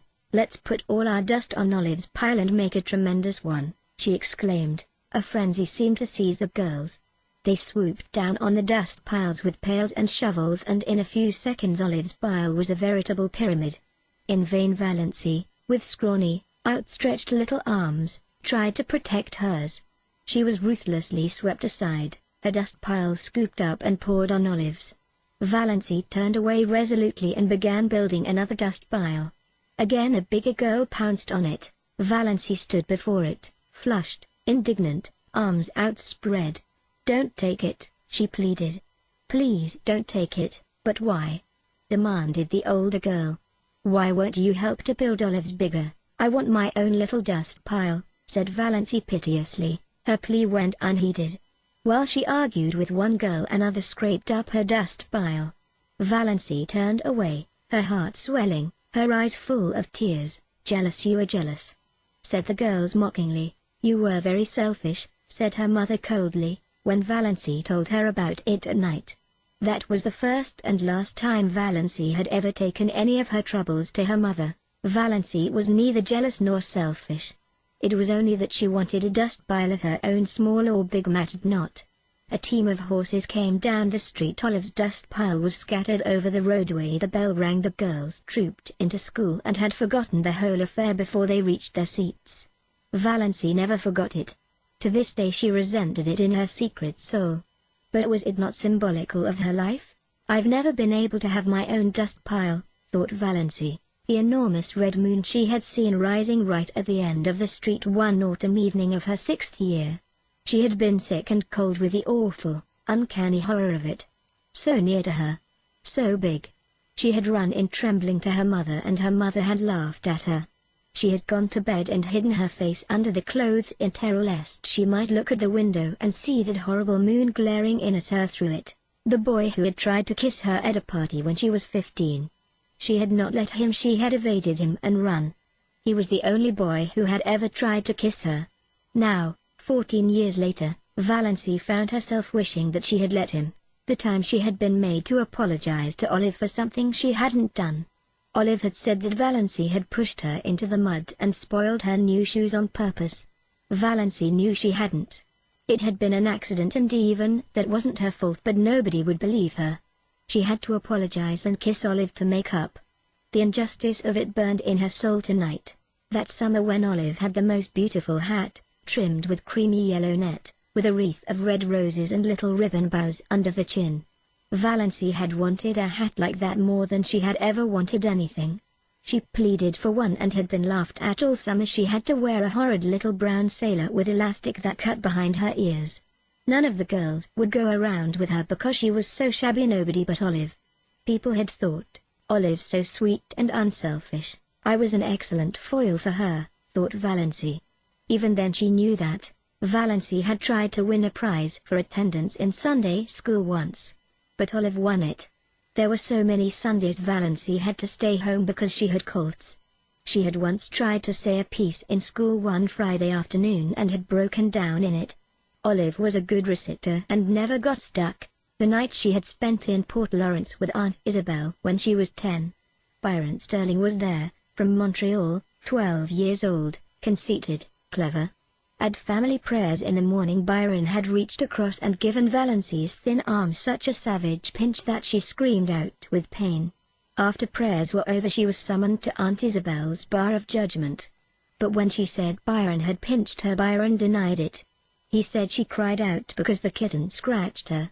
He said she had put the kitten up on her chair and was playing with it when she should have been listening to Uncle David's prayer. He was believed. In the Sterling clan the boys were always believed before the girls. Valency was sent home in disgrace because of her exceeding bad behavior during family prayers, and she was not asked to Aunt Isabel's again for many moons. The time cousin Betty Sterling was married.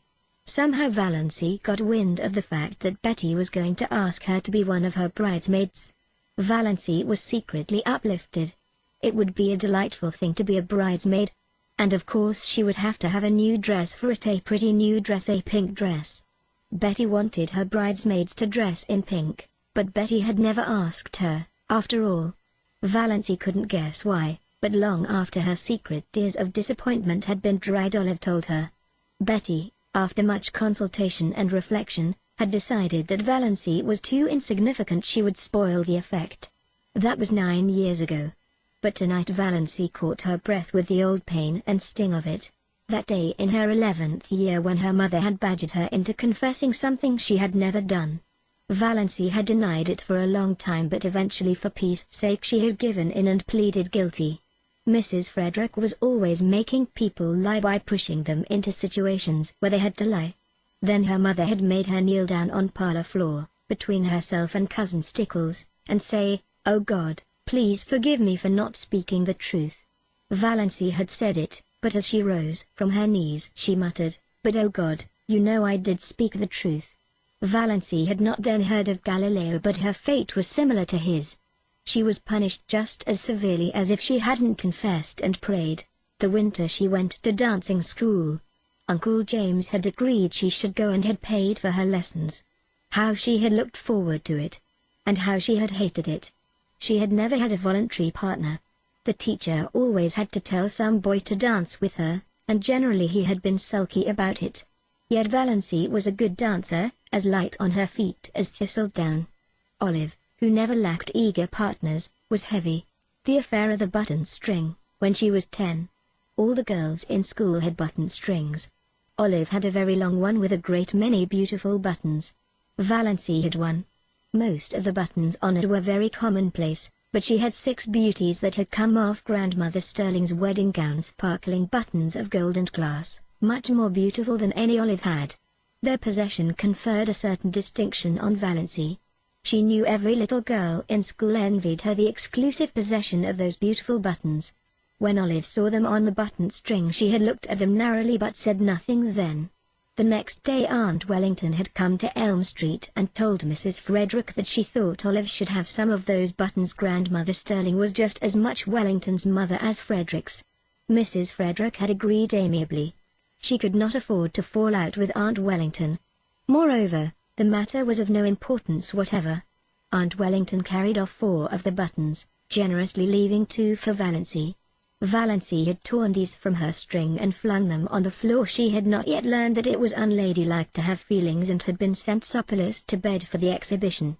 The night of Margaret Blunt's party. She had made such pathetic efforts to be pretty that night. Rob Walker was to be there, and 2 nights before, on the moonlit veranda of Uncle Herbert's cottage at Miss Toy's, Rob had really seemed attracted to her. At Margaret's party Rob never even asked her to dance, did not notice her at all. She was a wallflower, as usual. That, of course, was years ago.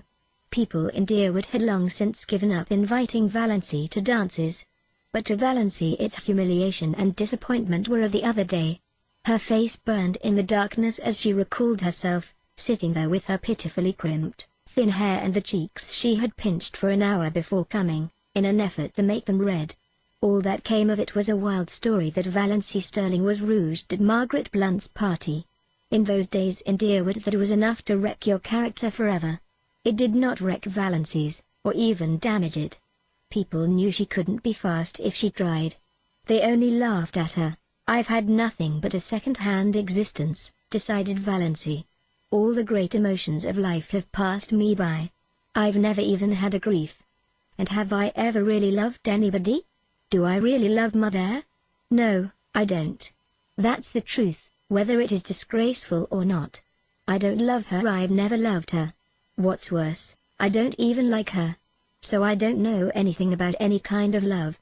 My life has been empty. Nothing is worse than emptiness. Nothing." Valency ejaculated the last nothing aloud passionately. Then she moaned and stopped thinking about anything for a while. One of her attacks of pain had come on. When it was over, something had happened to Valency, perhaps the culmination of the process that had been going on in her mind ever since she had read Dr. Trent's letter. It was 3 o'clock in the morning, the wisest and most accursed hour of the clock. But sometimes it sets us free. "I've been trying to please other people all my life and failed," she said. "After this I shall please myself. I shall never pretend anything again. I've breathed an atmosphere of fibs and pretenses and evasions all my life. What a luxury it will be to tell the truth. I may not be able to do much that I want to do, but I won't do another thing that I don't want to do. Mother can pout for weeks, I shan't worry over it. Despair is a free man, hope is a slave. Valency got up and dressed, with a deepening of that curious sense of freedom. When she had finished with her hair, she opened the window and hurled the jar of potpourri over into the next lot. It smashed gloriously against the schoolgirl complexion on the old carriage shop. I'm sick of fragrance of dead things, said Valency. Chapter 9. Uncle Herbert and Aunt Alberta's silver wedding was delicately referred to among the Sterlings during the following weeks as the time we first noticed poor Valency was a little, you understand? Not for words would any of the Sterlings have said out and out at first that Valency had gone mildly insane, or even that her mind was slightly deranged. Uncle Benjamin was considered to have gone entirely too far when he had ejaculated, "She's dippy, I tell you, she's dippy," and was only excused because of the outrageousness of Valency's conduct at the aforesaid wedding dinner. But Mrs. Frederick and Cousin Stickles had noticed a few things that made them uneasy before the dinner. It had begun with the rose bush, of course, and Valency never was really quite right again. She did not seem to worry in the least over the fact that her mother was not speaking to her. You would never suppose she noticed it at all. She had flatly refused to take either purple pills or Redfern's bitters. She had announced coolly that she did not intend to answer to the name of Doss any longer. She had told Cousin Stickles that she wished she would give up wearing that brooch with Cousin Atma's Stickles' hair in it. She had moved her bed in her room to the opposite corner. She had read Magic of Wings Sunday afternoon. When Cousin Stickles had rebuked her, Valency had said indifferently, "Oh, I forgot it was Sunday," and had gone on reading it. Cousin Stickles had seen a terrible thing. She had caught Valency sliding down the banister. Cousin Stickles did not tell Mrs. Frederick this. Poor Amelia was worried enough as it was. But it was Valency's announcement on Saturday night that she was not going to go to the Anglican church any more that broke through Mrs. Frederick's stony silence. Not going to church any more. "Doss, have you absolutely taken leave?" "Oh, I'm going to church," said Valency airily. "I'm going to the Presbyterian church. But to the Anglican church I will not go." This was even worse. Mrs. Frederick had recourse to tears. Having found outraged majesty had ceased to be effective. "What have you got against the Anglican church?" she sobbed. "Nothing, only just that you've always made me go there. If you'd made me go to the Presbyterian church, I'd want to go to the Anglican. Is that a nice thing to say to your mother?" "Oh, how true it is that it is sharper than a serpent's tooth to have a thankless child. Is that a nice thing to say to your daughter?" said unrepentant Valency. So Valency's behavior at the silver wedding was not quite the surprise to Mrs. Frederick and Christine Stickles that it was to the rest. They were doubtful about the wisdom of taking her, but concluded it would make talk if they didn't. Perhaps she would behave herself, and so far no outsider suspected there was anything queer about her. By a special mercy of Providence it had poured torrents Sunday morning, so Valency had not carried out her hideous threat of going to the Presbyterian church. Valency would not have cared in the least if they had left her at home. These family celebrations were all hopelessly dull. But the Sterlings always celebrated everything. It was a long-established custom.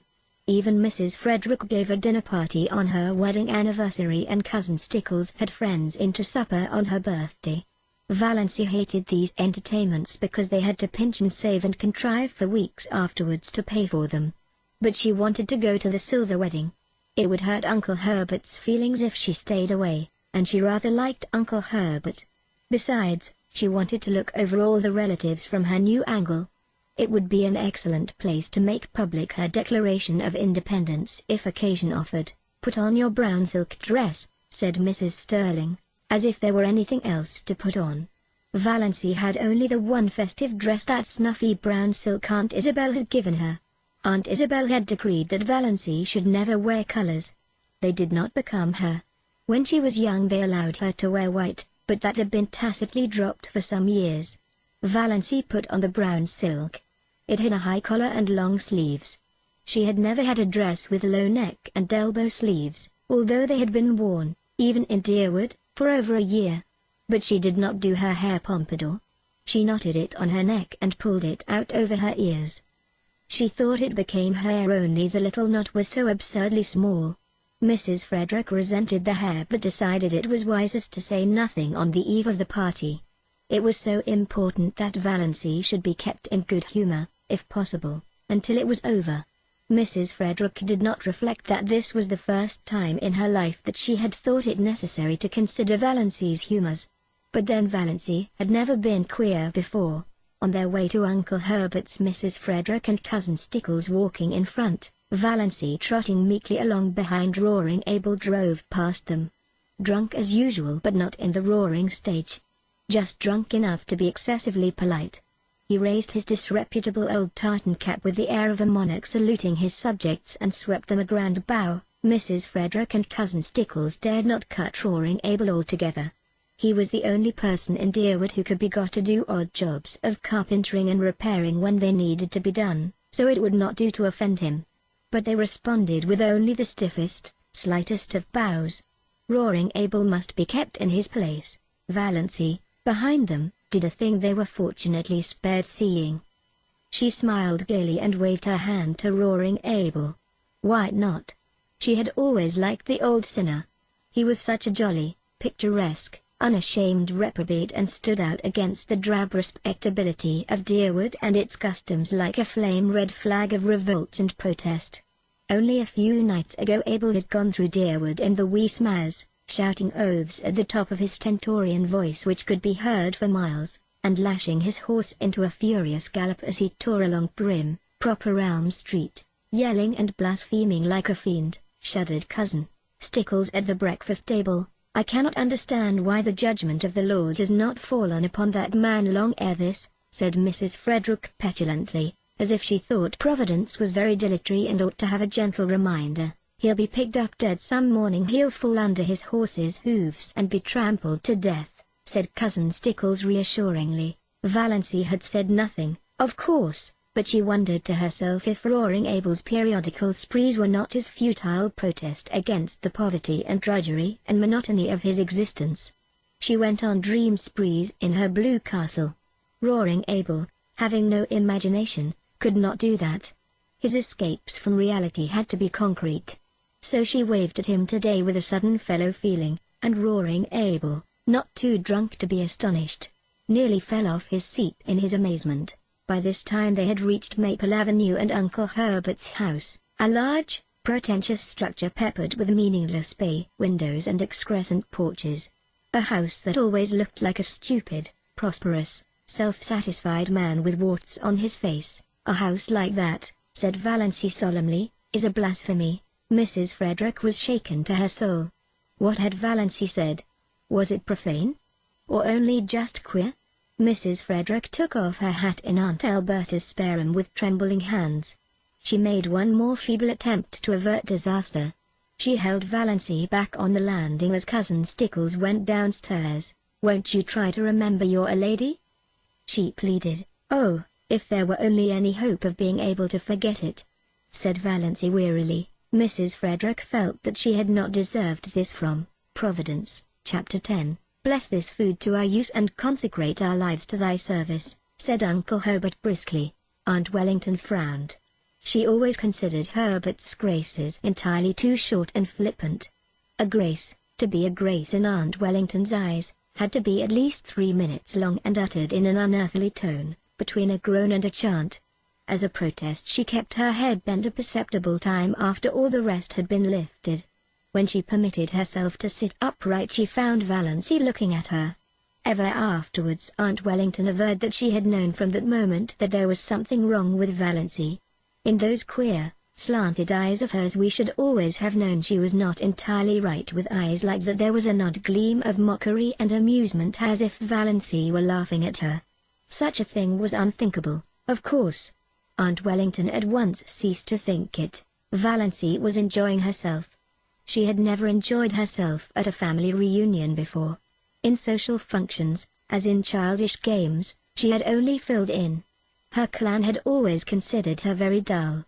She had no parlor tricks. And she had been in the habit of taking refuge from the boredom of family parties in her blue castle, which resulted in an absent-mindedness that increased her reputation for dullness and vacuity. "She has no social presence whatever," Aunt Wellington had decreed once and for all. Nobody dreamed that Valancy was dumb in their presence merely because she was afraid of them. Now she was no longer afraid of them. The shackles had been stricken off her soul.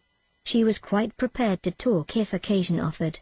Meanwhile she was giving herself such freedom of thought as she had never dared to take before. She let herself go with a wild, inner exultation, as Uncle Herbert carved the turkey. Uncle Herbert gave Valancy a second look that day. Being a man, he didn't know what she had done to her hair, but he thought surprisedly that Doss was not such a bad-looking girl, after all, and he put an extra piece of white meat on her plate. "What herb is most injurious to a young lady's beauty?" propounded Uncle Benjamin by way of starting conversation, loosening things up a bit, as he would have said. Valancy, whose duty it was to say, "What?" did not say it. Nobody else said it, so Uncle Benjamin, after an expectant pause, had to answer, "Time," and felt that his riddle had fallen flat. He looked resentfully at Valancy, who had never failed him before, but Valancy did not seem even to be aware of him. She was gazing around the table, examining relentlessly everyone in this depressing assembly of sensible people and watching their little squirms with a detached, amused smile. So these were the people she had always held in reverence and fear. She seemed to see them with new eyes. Big, capable, patronizing, voluble Aunt Mildred, who thought herself the cleverest woman in the clan, her husband a little lower than the angels and her children wonders. Had not her son, Howard, been all through teething at 11 months? And could she not tell you the best way to do everything, from cooking mushrooms to picking up a snake? What a bore she was, what ugly moles she had on her face. Cousin Gladys, who was always praising her son, who had died young, and always fighting with her living one. She had neuritis, or what she called neuritis. It jumped about from one part of her body to another. It was a convenient thing. If anybody wanted her to go somewhere she didn't want to go, she had neuritis in her legs. And always if any mental effort was required she could have neuritis in her head. "You can't think with neuritis in your head, my dear, what an old humbug you are," thought Valancy impiously. Aunt Isabel. Valancy counted her chins. Aunt Isabel was the critic of the clan. She had always gone about squashing people flat. More members of it than Valancy were afraid of her. She had, it was conceded, a biting tongue. "I wonder what would happen to your face if you ever smiled," speculated Valancy, unblushingly. Second cousin Sarah Taylor, with her great, pale, expressionless eyes, who was noted for the variety of her pickle recipes and for nothing else. So afraid of saying something indiscreet that she never said anything worth listening to. So proper that she blushed when she saw the advertisement picture of a corset and had put a dress on her Venus de Milo statuette, which made it look real tasty. Little cousin Georgiana. Not such a bad little soul, but dreary very. Always looking as if she had just been starched and ironed. Always afraid to let herself go. The only thing she really enjoyed was a funeral. You knew where you were with a corpse. Nothing more could happen to it. But while there was life there was fear. Uncle James. Handsome, black, with his sarcastic, trap-like mouth and iron grey sideburns, whose favorite amusement was to write controversial letters to the Christian Times, attacking modernism. Valancy always wondered if he looked as solemn when he was asleep as he did when awake. No wonder his wife had died young. Valancy remembered her. A pretty, sensitive thing. Uncle James had denied her everything she wanted and showered on her everything she didn't want. He had killed her quite legally. She had been smothered and starved. Uncle Benjamin, wheezy, pussy-mouthed, with great pouches under eyes that held nothing in reverence. Uncle Wellington. Long, pallid face, thin, pale yellow hair, one of the fair Sterling's thin, stooping body, abominably high forehead with such ugly wrinkles, and eyes about as intelligent as a fish's, thought Valancy. Looks like a cartoon of himself. Aunt Wellington. Named Mary but called by her husband's name to distinguish her from Great Aunt Mary. A massive, dignified, permanent lady. Splendidly arranged, iron grey hair. Rich, fashionable beaded dress. had her moles removed by electrolysis, which Aunt Mildred thought was a wicked evasion of the purposes of God, Uncle Herbert, with his spiky grey hair, Aunt Alberta, who twisted her mouth so unpleasantly in talking and had a great reputation for unselfishness because she was always giving up a lot of things she didn't want. Valancy let them off easily in her judgment because she liked them, even if they were, in Milton's expressive phrase, stupidly good. But she wondered for what inscrutable reason Aunt Alberta had seen fit to tie a black velvet ribbon around each of her chubby arms above the elbow. Then she looked across the table at Olive. Olive, who had been held up to her as a paragon of beauty, behavior and success as long as she could remember. Why can't you hold yourself like Olive, Doth? Why can't you stand correctly like Olive, Doth? Why can't you speak prettily like Olive, Doth? Why can't you make an effort, Doth? Valancy's elfin eyes lost their mocking glitter and became pensive and sorrowful. You could not ignore or disdain Olive. It was quite impossible to deny that she was beautiful and effective, and sometimes she was a little intelligent. Her mouth might be a trifle heavy, she might show her fine, white, regular teeth rather too lavishly when she smiled. But when all was said and done, Olive justified Uncle Benjamin's summing up a stunning girl. Yes, Valancy agreed in her heart, Olive was stunning, rich, golden brown hair, elaborately dressed, with a sparkling band holding its glossy puffs in place, large, brilliant blue eyes and thick silken lashes, face of rose and bare neck of snow, rising above her gown, great pearl bubbles in her ears, the blue-white diamond flame on her long, smooth, waxen finger with its rosy, pointed nail. Arms of marble, gleaming through green chiffon and shadow lace. Valancy felt suddenly thankful that her own scrawny arms were decently swathed in brown silk. Then she resumed her tabulation of Olive's charms: tall, queenly, confident. Everything that Valancy was not. Dimples, too, in cheeks and chin. A woman with dimples always gets her own way, thought Valancy, in a recurring spasm of bitterness at the fate which had denied her even one dimple. Olive was only a year younger than Valancy, though a stranger would have thought that there was at least 10 years between them. But nobody ever dreaded old maidenhood for her. Olive had been surrounded by a crowd of eager beaux since her early teens, just as her mirror was always surrounded by a fringe of cards, photographs, programs and invitations. At 18, when she had graduated from Havergal College, Olive had been engaged to Will Desmond, lawyer in embryo. Will Desmond had died and Olive had mourned for him properly for 2 years. When she was 23 she had a hectic affair with Donald Jackson. But Aunt and Uncle Wellington disapproved of that, and in the end Olive dutifully gave him up. Nobody in the Sterling clan, whatever outsiders might say, hinted that she did so because Donald himself was cooling off.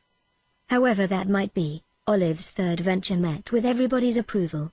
Cecil Price was clever and handsome and one of the Port Lawrence Prices. Olive had been engaged to him for 3 years. He had just graduated in civil engineering and they were to be married as soon as he landed a contract. Olive's hope chest was full to overflowing with exquisite things, and Olive had already confided to Valancy what her wedding dress was to be. Ivory silk draped with lace, white satin court train, lined with pale green georgette, heirloom veil of Brussels lace. Valancy knew also, though Olive had not told her, that the bridesmaids were selected and that she was not among them. Valancy had, after a fashion, always been Olive's confidant, perhaps because she was the only girl in the connection who could not bore Olive with return confidences. Olive always told Valancy all the details of her love affairs, from the days when the little boys in school used to persecute her with love letters. Valancy could not comfort herself by thinking these affairs mythical. Olive really had them. Many men had gone mad over her besides the 3 fortunate ones. I don't know what the poor idiots see in me that drives them to make such double idiots of themselves, Olive was wont to say.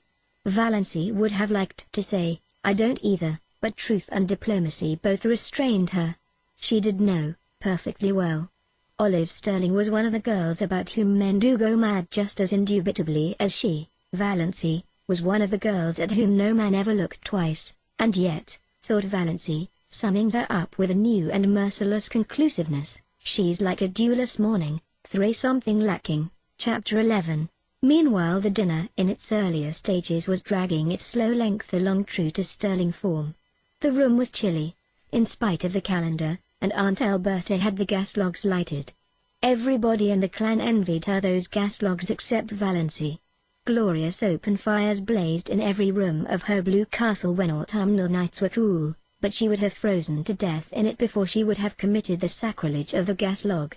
Uncle Herbert made his hardy perennial joke when he helped Aunt Wellington to the cold meat. Mary, will you have a little lamb? Aunt Mildred told the same old story of once finding a lost ring in a turkey's crop. Uncle Benjamin told his favorite prosy tale of how he had once chased and punished a now famous man for stealing apples. Second cousin Jane described all her sufferings with an ulcerating tooth. Aunt Wellington admired the pattern of Aunt Alberta's silver teaspoons and lamented the fact that one of her own had been lost. It spoiled the set. I could never get it matched. And it was my wedding present from dear old Aunt Matilda. Aunt Isabel thought the seasons were changing and couldn't imagine what had become of our good, old-fashioned springs. Cousin Georgiana, as usual, discussed the last funeral and wondered, audibly, which of us will be the next to pass away. Cousin Georgiana could never say anything as blunt as die. Valency thought she could tell her, but didn't. Cousin Gladys, likewise as usual, had a grievance. Her visiting nephews had nipped all the buds off her house plants and chivied her brood of fancy chickens, squeezed some of them actually to death. My dear, boys will be boys, reminded Uncle Herbert tolerantly, but they needn't be rampageous animals, retorted Cousin Gladys, looking round the table for appreciation of her wit. Everybody smiled except Valency. Cousin Gladys remembered that. A few minutes later, when Ellen Hamilton was being discussed, Cousin Gladys spoke of her as one of those shy, plain girls who can't get husbands, and glanced significantly at Valency. Uncle James thought the conversation was sagging to a rather low plane of personal gossip. He tried to elevate it by starting an abstract discussion on the greatest happiness. Everybody was asked to state his or her idea of the greatest happiness. Aunt Mildred thought the greatest happiness for a woman was to be a loving and beloved wife and a mother. Aunt Wellington thought it would be to travel in Europe. Olive thought it would be to be a great singer like Tetrazzini. Cousin Gladys remarked mournfully that her greatest happiness would be to be free, absolutely free from neuritis. Cousin Georgiana's greatest happiness would be to have her dear, dead brother Richard back. Aunt Alberta remarked vaguely that the greatest happiness was to be found in the poetry of life and hastily gave some directions to her maid to prevent anyone asking her what she meant. Mrs. Frederick said the greatest happiness was to spend your life in loving service for others, and Cousin Stickles and Aunt Isabel agreed with her. Aunt Isabel with a resentful air, as if she thought Mrs. Frederick had taken the wind out of her sails by saying it first. We are all too prone, continued Mrs. Frederick, determined not to lose so good an opportunity, to live in selfishness, worldliness and sin. The other women all felt rebuked for their low ideals, and Uncle James had a conviction that the conversation had been uplifted with a vengeance. The greatest happiness, said Valency suddenly and distinctly, is to sneeze when you want to. Everybody stared. Nobody felt it safe to say anything. Was Valency trying to be funny? It was incredible. Mrs. Frederick, who had been breathing easier since the dinner had progressed so far without any outbreak on the part of Valency, began to tremble again. But she deemed it the part of prudence to say nothing. Uncle Benjamin was not so prudent. He rashly rushed in where Mrs. Frederick feared to tread. Dos, he chuckled, what is the difference between a young girl and an old maid? One is happy and careless and the other is cappy and hairless, said Valency. You have asked that riddle at least 50 times in my recollection, Uncle Ben. Why don't you hunt up some new riddles if riddle you must? It is such a fatal mistake to try to be funny if you don't succeed. Uncle Benjamin stared foolishly. Never in his life had he, Benjamin Sterling, of Sterling and Frost, been spoken to so. And by Valency of all people. He looked feebly around the table to see what the others thought of it. Everybody was looking rather blank. Poor Mrs. Frederick had shut her eyes, and her lips moved tremblingly as if she were praying. Perhaps she was. The situation was so unprecedented that nobody knew how to meet it. Valency went on calmly eating her salad as if nothing out of the usual had occurred. Aunt Alberta, to save her dinner, plunged into an account of how a dog had bitten her recently. Uncle James, to back her up, asked where the dog had bitten her. Just a little below the Catholic Church, said Aunt Alberta. At that point Valency laughed. Nobody else laughed. What was there to laugh at? Is that a vital part? Asked Valency. What do you mean? Said bewildered Aunt Alberta, and Mrs. Frederick was almost driven to believe that she had served God all her years for naught. Aunt Isabel concluded that it was up to her to suppress Valency. "Dos, you are horribly thin," she said. "You are all corners. Do you ever try to fatten up a little?" "No." Valency was not asking quarter or giving it. "But I can tell you where you'll find a beauty parlor in Port Lawrence where they can reduce the number of your chins, Valency."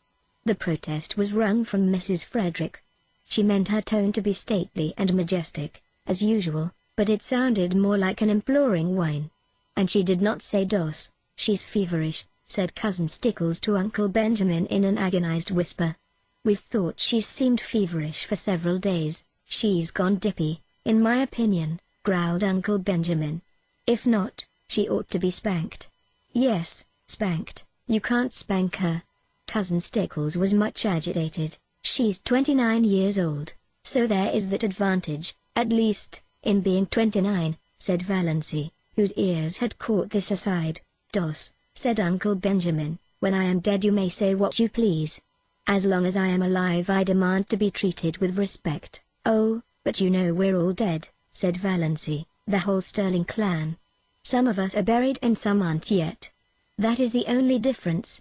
"Dos," said Uncle Benjamin, thinking it might cow Valency, "do you remember the time you stole the raspberry jam?" Valency flushed scarlet with suppressed laughter, not shame.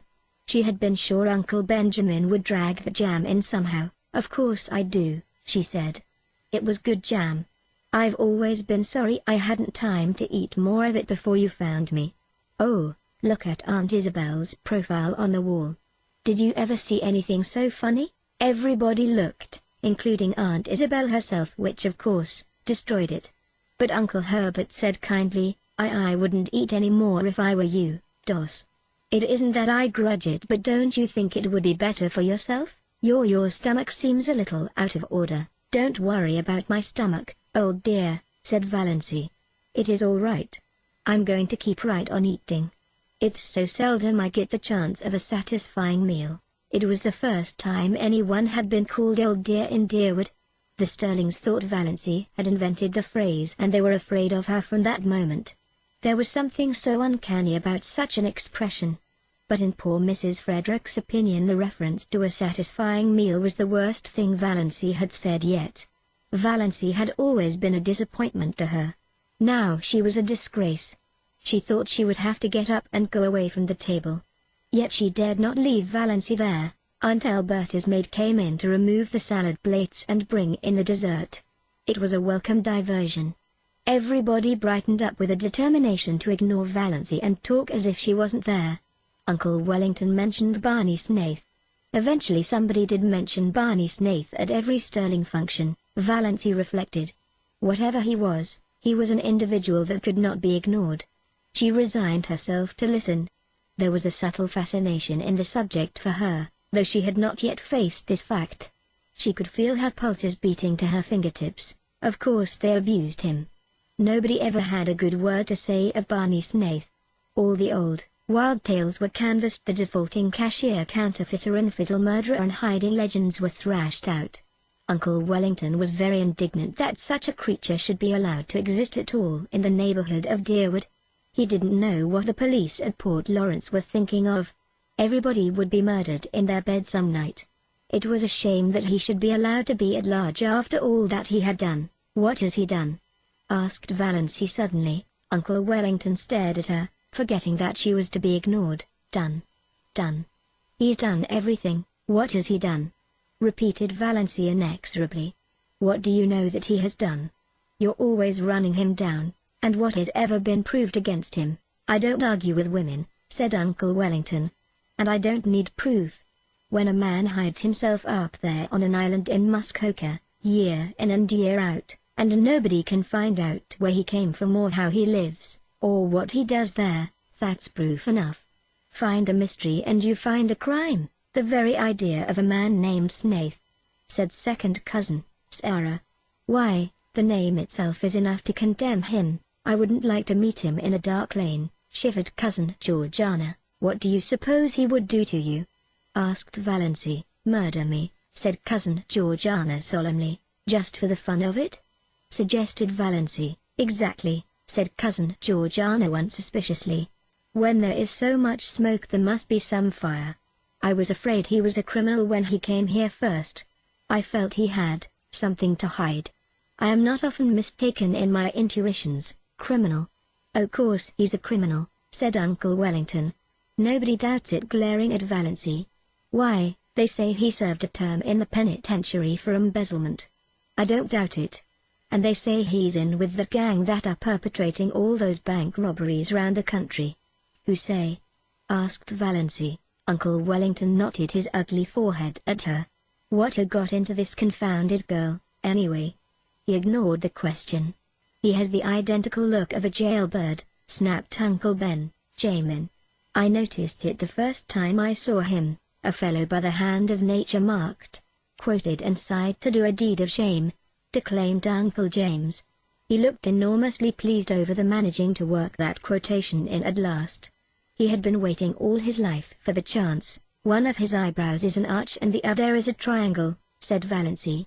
"Is that why you think him so villainous?" Uncle James lifted his eyebrows. Generally when Uncle James lifted his eyebrows the world came to an end. This time it continued to function. "How do you know his eyebrows so well, Doss?" asked Olive, a trifle maliciously. Such a remark would have covered Valency with confusion 2 weeks ago, and Olive knew it. "Yes, how?"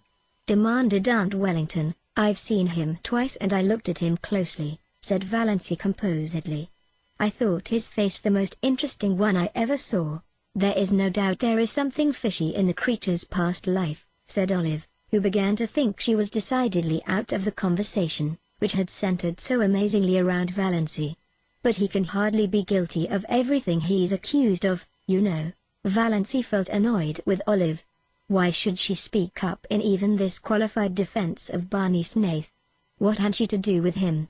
For that matter, what had Valency? But Valency did not ask herself this question. "They say he keeps dozens of cats in that hut up back on Miss Toys," said second cousin Sarah Taylor, by way of appearing not entirely ignorant of him. Cats. It sounded quite alluring to Valency, in the plural. She pictured an island in Muskoka haunted by pussies. "That alone shows there is something wrong with him," decreed Aunt Isabel. "People who don't like cats," said Valency, attacking her dessert with a relish, "always seem to think that there is some peculiar virtue in not liking them." "The man hasn't a friend except Roaring Abel," said Uncle Wellington. "And if Roaring Abel had kept away from him, as everybody else did, it would have been better for some members of his family." Uncle Wellington's rather lame conclusion was due to a marital glance from Aunt Wellington reminding him of what he had almost forgotten, that there were girls at the table. "If you mean," said Valency passionately, "that Barney Snaith is the father of Cecily Gay's child, he isn't. It's a wicked lie." In spite of her indignation, Valency was hugely amused at the expression of the faces around that festal table. She had not seen anything like it since the day, 17 years ago, when at Cousin Gladys' thimble party, they discovered that she had got something in her head at school. Lice in her head. Valency was done with euphemisms. Poor Mrs. Frederick was almost in a state of collapse. She had believed, or pretended to believe, the Valency still supposed that children were found in parsley beds. "Hush, hush," implored Cousin Stickles. "I don't mean to hush," said Valency perversely. "I've hush-hushed all my life. I'll scream if I want to. Don't make me want to. And stop talking nonsense about Barney Snaith." Valency didn't exactly understand her own indignation. What did Barney Snaith's imputed crimes and misdemeanors matter to her? And why, out of them all, did it seem most intolerable that he should have been poor, pitiful little Cecily Gay's false lover? For it did seem intolerable to her. She did not mind when they called him a thief and a counterfeiter and jailbird, but she could not endure to think that he had loved and ruined Cecily Gay. She recalled his face on the 2 occasions of their chance meetings, his twisted, enigmatic, engaging smile, his twinkle, his thin, sensitive, almost ascetic lips, his general air of frank daredeviltry. A man with such a smile and lips might have murdered or stolen, but he could not have betrayed. She suddenly hated everyone who said it or believed it of him. "When I was a young girl I never thought or spoke about such matters, Doss," said Aunt Wellington, crushingly. "But I'm not a young girl," retorted Valancy, uncrushed. "Aren't you always rubbing that into me? And you are all evil-minded, senseless gossips. Can't you leave poor Sissy Gay alone? She's dying. Whatever she did, God or the devil has punished her enough for it. You needn't take a hand, too. As for Barney Snaith, the only crime he has been guilty of is living to himself and minding his own business. He can, it seems, get along without you. Which is an unpardonable sin, of course, in your little snobocracy." Valancy coined that concluding word suddenly and felt that it was an inspiration. That was exactly what they were, and not one of them was fit to mend another. "Valancy, your poor father would turn over in his grave if he could hear you," said Mrs. Frederick. "I dare say he would like that for a change," said Valancy brazenly. "Doss," said Uncle James heavily, "the 10 Commandments are fairly up to date still, especially the 5th. Have you forgotten that?" "No," said Valancy, "but I thought you had, especially the 9th. Have you ever thought, Uncle James, how dull life would be without the 10 Commandments? It is only when things are forbidden that they become fascinating." But her excitement had been too much for her. She knew, by certain unmistakable warnings, that one of her attacks of pain was coming on. It must not find her there. She rose from her chair. "I am going home now. I only came for the dinner. It was very good, Aunt Alberta, although your salad dressing is not salt enough and a dash of cayenne would improve it." None of the flabbergasted silver wedding guests could think of anything to say until the lawn gate clanged behind Valancy in the dusk. Then, "She's feverish, I've said right along she was feverish," moaned Cousin Stickles. Uncle Benjamin punished his pudgy left hand fiercely with his pudgy right. "She's dippy, I tell you she's gone dippy," he snorted angrily. "That's all there is about it. Clean dippy." "Oh, Benjamin," said Cousin Georgiana soothingly, "don't condemn her too rashly. We must remember what dear old Shakespeare says, that charity thinketh no evil." "Charity? Poppycock!" snorted Uncle Benjamin. "I never heard a young woman talk such stuff in my life as she just did. Talking about things she ought to be ashamed to think of, much less mention. Blaspheming. Insulting us. What she wants is a generous dose of spankweed, and I'd like to be the one to administer it." H. Uncle Benjamin gulped down the half of a scalding cup of coffee. "Do you suppose that the mumps could work on a person that way?" wailed Cousin Stickles. "I opened an umbrella in the house yesterday," sniffed Cousin Georgiana. "I knew it betokened some misfortune." "Have you tried to find out if she has a temperature?" asked Cousin Mildred. "She wouldn't let Amelia put the thermometer under her tongue," whimpered Cousin Stickles. Mrs. Frederick was openly in tears. All her defenses were down. "I must tell you," she sobbed, "that Valancy has been acting very strangely for over 2 weeks now. She hasn't been a bit like herself. Christine could tell you. I have hoped against hope that it was only one of her colds coming on. But it must be something worse. This is bringing on my neuritis again," said Cousin Gladys, putting her hand to her head. "Don't cry, Amelia," said Herbert kindly, pulling nervously at his spiky gray hair. He hated family ructions. Very inconsiderate of Doss to start one at his silver wedding. Who could have supposed she had it in her? "You'll have to take her to a doctor. This may be only a brainstorm. There are such things as brainstorms nowadays, aren't there?" I suggested consulting a doctor to her yesterday," moaned Mrs. Frederick. "And she said she wouldn't go to a doctor, wouldn't." "Oh, surely I have had trouble enough, and she won't take Redfern's bitters," said Cousin Stickles. "Or anything," said Mrs. Frederick. "And she's determined to go to the Presbyterian church," said Cousin Stickles, repressing, however, to her credit be it said, the story of the banister. "That proves she's dippy," growled Uncle Benjamin. "I noticed something strange about her the minute she came in today. I noticed it before today." Uncle Benjamin was thinking of Mirazh. Everything she said today showed an unbalanced mind. That question, was it a vital part? Was there any sense at all in that remark? None whatever. There never was anything like that in the Sterlings. It must be from the Wansburys. Poor Mrs. Frederick was too crushed to be indignant. I never heard of anything like that in the Wansburys, she sobbed. Your father was odd enough, said Uncle Benjamin. Poor Pa was peculiar, admitted Mrs. Frederick tearfully, but his mind was never affected. He talked all his life exactly as Valancy did today, retorted Uncle Benjamin. And he believed he was his own great-great-grandfather born over again. I've heard him say it. Don't tell me that a man who believed a thing like that was ever in his right senses. Come, Amelia, stop sniffling. Of course Doss has made a terrible exhibition of herself today, but she's not responsible. Old maids are apartment to fly off at a tangent like that. If she had been married when she should have been, she wouldn't have got like this. Nobody wanted to marry her, said Mrs. Frederick, who felt that, somehow, Uncle Benjamin was blaming her. Well, fortunately there's no outsider here, snapped Uncle Benjamin. We may keep it in the family yet. I'll take her over to see Dr. Marsh tomorrow. I know how to deal with pig-headed people. Won't that be best, James? We must have medical advice. Certainly, agreed Uncle James. Well, that's settled. In the meantime, Amelia, act as if nothing had happened and keep an eye on her. Don't let her be alone. Above all, don't let her sleep alone. Renewed whimpers from Mrs. Frederick. I can't help it. Night before last I suggested she'd better have Christine sleep with her. She positively refused and locked her door. Oh, you don't know how she's changed. She won't work. At least, she won't sew. She does her usual housework, of course. But she wouldn't sweep the parlor yesterday morning, though we always sweep it on Thursdays. She said she'd wait till it was dirty. Would you rather sweep a dirty room than a clean one? I asked her. She said, of course. I'd see something for my labor then. Think of it.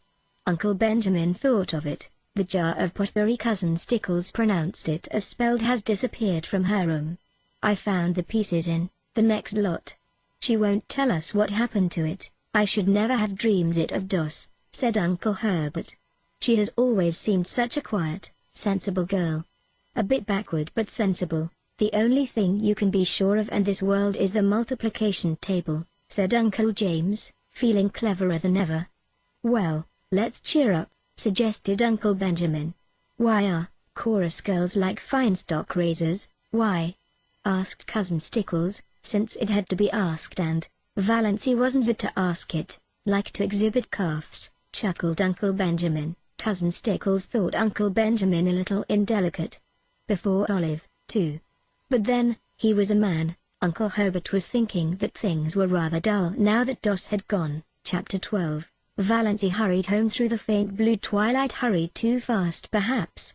The attack she had when she thankfully reached the shelter of her own room was the worst yet. It was really very bad. She might die in one of those spells. It would be dreadful to die in such pain. Perhaps this was death. Valancy felt pitifully alone. When she could think at all, she wondered what it would be like to have someone with her who could sympathize, someone who really cared, just to hold her hand tight, if nothing else, someone just to say, yes, I know. It's dreadful, be brave, you'll soon be better, not someone merely fussy and alarmed. Not her mother or Cousin Stickles. Why did the thought of Barney Snaith come into her mind? Why did she suddenly feel, in the midst of this hideous loneliness of pain, that he would be sympathetic, sorry for anyone that was suffering? Why did he seem to her like an old, well-known friend? Was it because she had been defending him, standing up to her family for him? She was so bad at first that she could not even get herself a dose of Dr. Trent's prescription.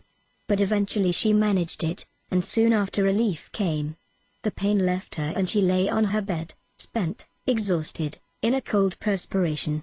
Oh, that had been horrible. She could not endure many more attacks like that. One didn't mind dying if death could be instant and painless, but to be hurt so in dying. Suddenly she found herself laughing. That dinner had been fun. And it had all been so simple. She had merely said the things she had always thought. Their faces. Uncle Benjamin, poor, flabbergasted Uncle Benjamin. Valency felt quite sure he would make a new will that very night. Olive would get Valency's share of his fat hoard. Olive had always got Valency's share of everything. Remember the dust pile? To laugh at her clan as she had always wanted to laugh was all the satisfaction she could get out of life now. But she thought it was rather pitiful that it should be so. Might she not pity herself a little when nobody else did? Valency got up and went to her window. The moist, beautiful wind blowing across groves of young-leafed wild trees touched her face with the caress of a wise, tender, old friend. The Lombardis in Mrs. Treadgold's lawn, off to the left. Valency could just see them between the stable and the old carriage shop, where in dark purple silhouette against a clear sky, and there was a milk-white, pulsating star just over one of them, like a living pearl on a silver-green lake. Far beyond the station were the shadowy, purple-hooded woods around Lake Mistois. A white, filmy mist hung over them, and just above it was a faint, young crescent. Valency looked at it over her thin left shoulder. "I wish," she said whimsically, "that I may have one little dust pile before I die." Chapter 13. Uncle Benjamin found he had reckoned without his host when he promised so airily to take Valency to a doctor. Valency would not go. Valency laughed in his face. "Why on earth should I go to Dr. Marsh? There's nothing the matter with my mind. Though you all think I've suddenly gone crazy. Well, I haven't. I've simply grown tired of living to please other people and have decided to please myself. It will give you something to talk about besides my stealing the raspberry jam, so that's that." "Dos," said Uncle Benjamin, solemnly and helplessly. "You are not like yourself. Who am I like, then?" asked Valency. Uncle Benjamin was rather posed. "Your grandfather Wansborough," he answered desperately. "Thanks." Valency looked pleased.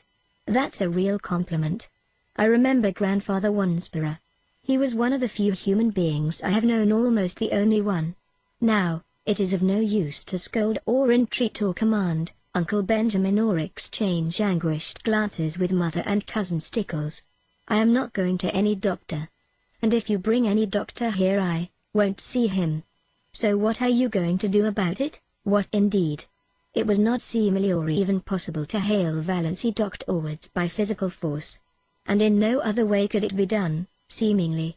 Her mother's tears and imploring entreaties availed not. "Don't worry, Mother," said Valency, lightly but quite respectfully. "It isn't likely I'll do anything very terrible. But I mean to have a little fun." Mrs. Frederick uttered the word as if Valency had said she was going to have a little tuberculosis.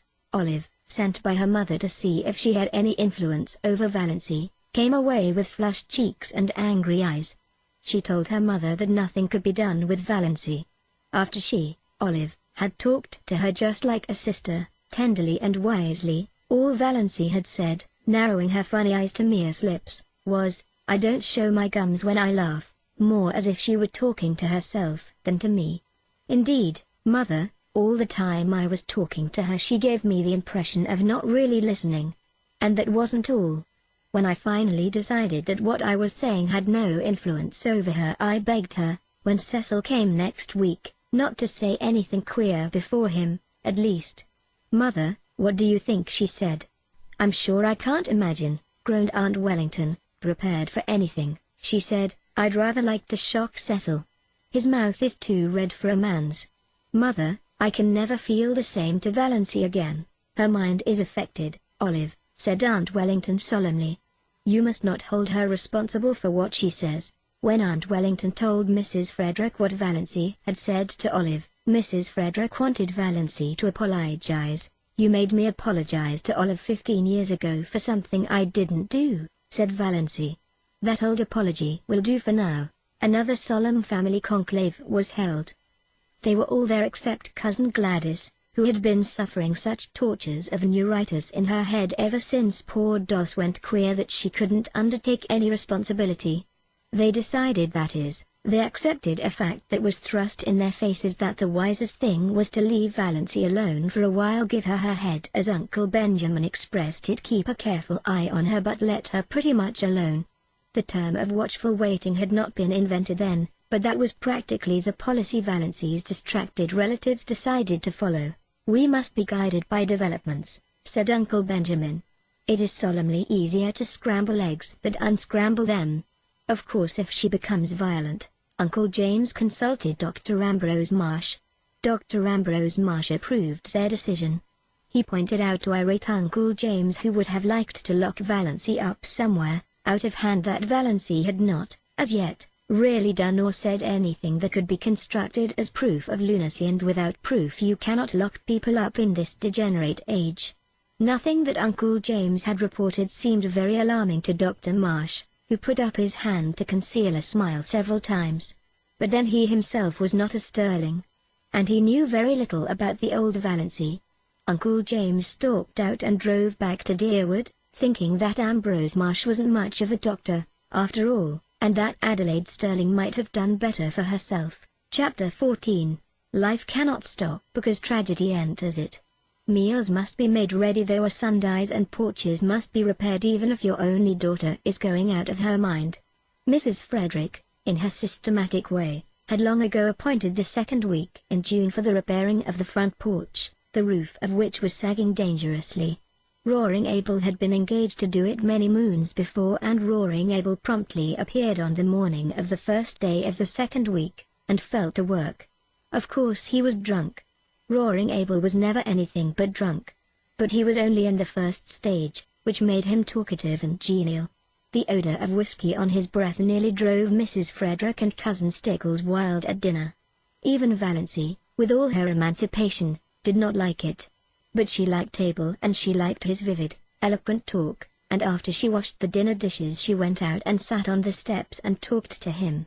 Mrs. Frederick and Cousin Stickles thought it a terrible proceeding, but what could they do? Valancy only smiled mockingly at them when they called her in, and did not go.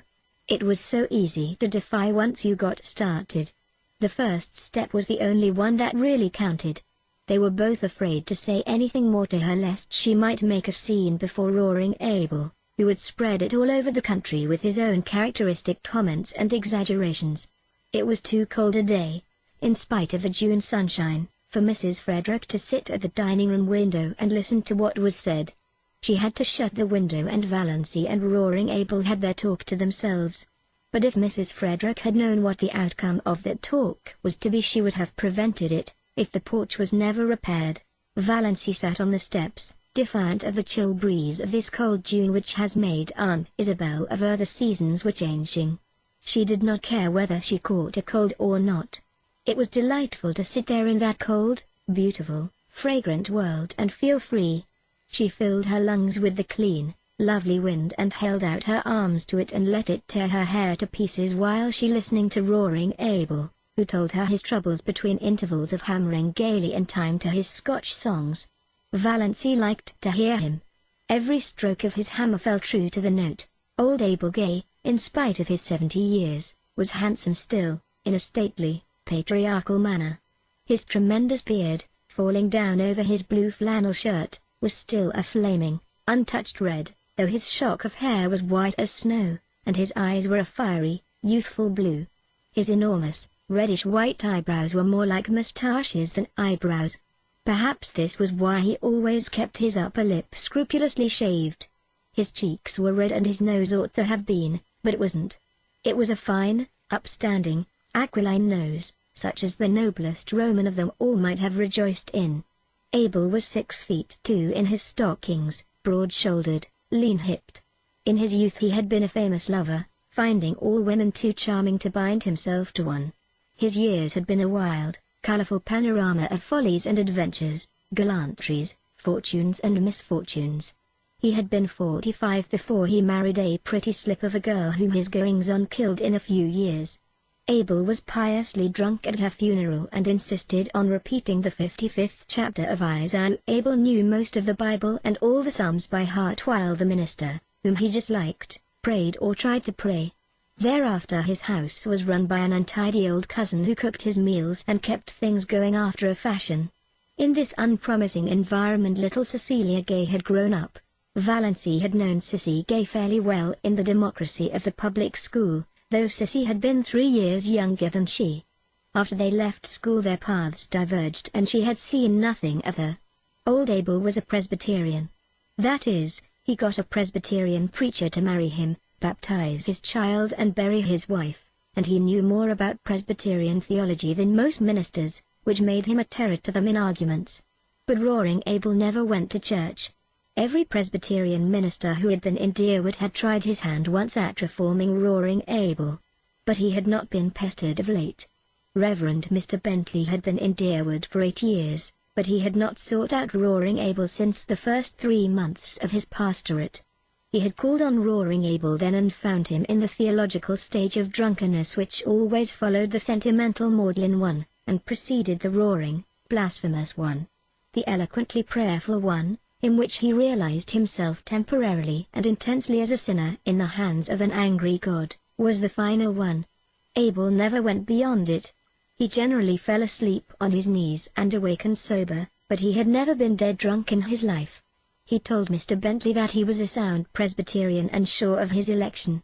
He had no sins that he knew of to repent of. "Have you never done anything in your life that you are sorry for?" asked Mr. Bentley. Roaring Abel scratched his bushy white head and pretended to reflect. "Well, yes," he said finally. "There were some women I might have kissed and didn't. I've always been sorry for that." Mr. Bentley went out and went home.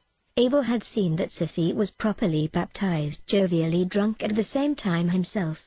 He made her go to church and Sunday school regularly. The church people took her up and she was in turn a member of the mission band, the Girls' Guild and the Young Women's Missionary Society. She was a faithful, unobtrusive, sincere, little worker. Everybody liked Sissy Gay and was sorry for her. She was so modest and sensitive and pretty in that delicate, elusive fashion of beauty which fades so quickly if life is not kept in it by love and tenderness. But then liking and pity did not prevent them from tearing her in pieces like hungry cats when the catastrophe came.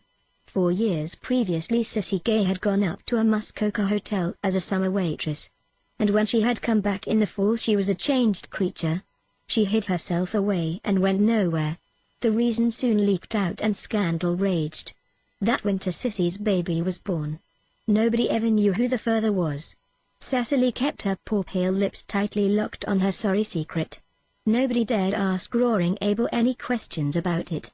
Rumor and surmise laid the guilt at Barney Snaith's door because diligent inquiry among the other maids at the hotel revealed the fact that nobody there had ever seen Sissy Gay with a fellow. She had kept herself to herself, they said, rather resentfully.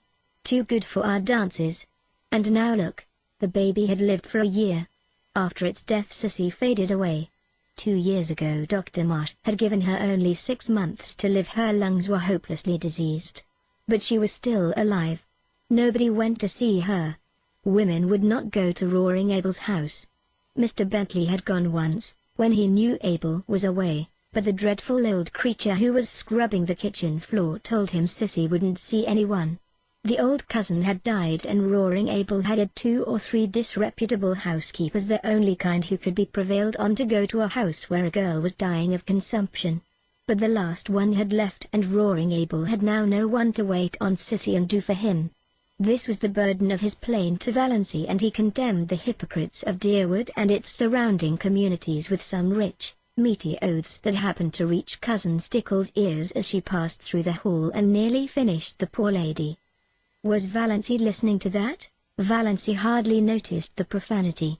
Her attention was focused on the horrible thought of poor, unhappy, disgraced little Sissy Gay, ill and helpless in that forlorn old house out on the Miss Torres Road, without a soul to help or comfort her.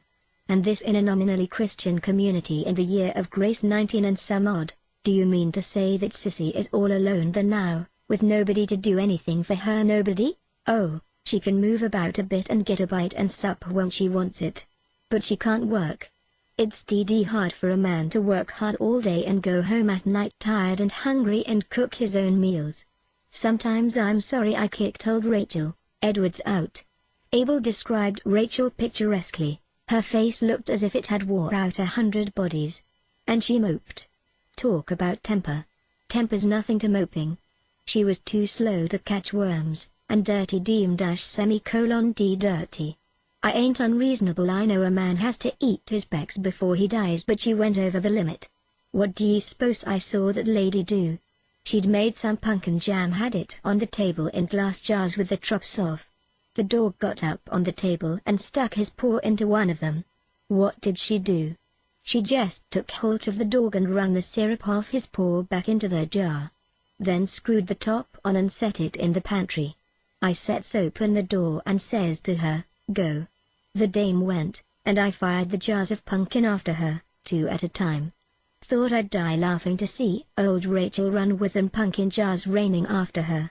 She's told everywhere I'm crazy, so nobody'll come for love or money, but Sissy must have someone to look after her, insisted Valency, whose mind was centered on this aspect of the case.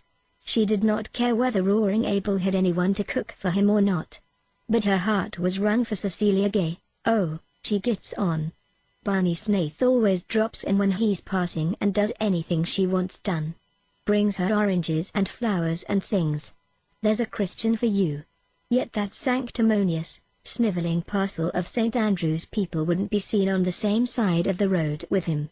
Their dogs'll go to heaven before they do. And the minister slick as if the cat had licked him. There are plenty of good people, both in St. Andrew's and St. George's, who would be kind to Sissy if you would behave yourself, said Valency severely. They're afraid to go near your place, because I'm such a sad old dog? But I don't bite, never bit anyone in my life. A few loose words spilled around don't hurt anyone. And I'm not asking people to come. Don't want 'em poking and prying about. What I want is a housekeeper. If I shaved every Sunday and went to church, I'd get all the housekeepers I'd want. I'd be respectable then. But what's the use of going to church when it's all settled by predestination? Tell me that, miss, is it? Said Valency. Yes. Can't get around it nohow. Wish I could.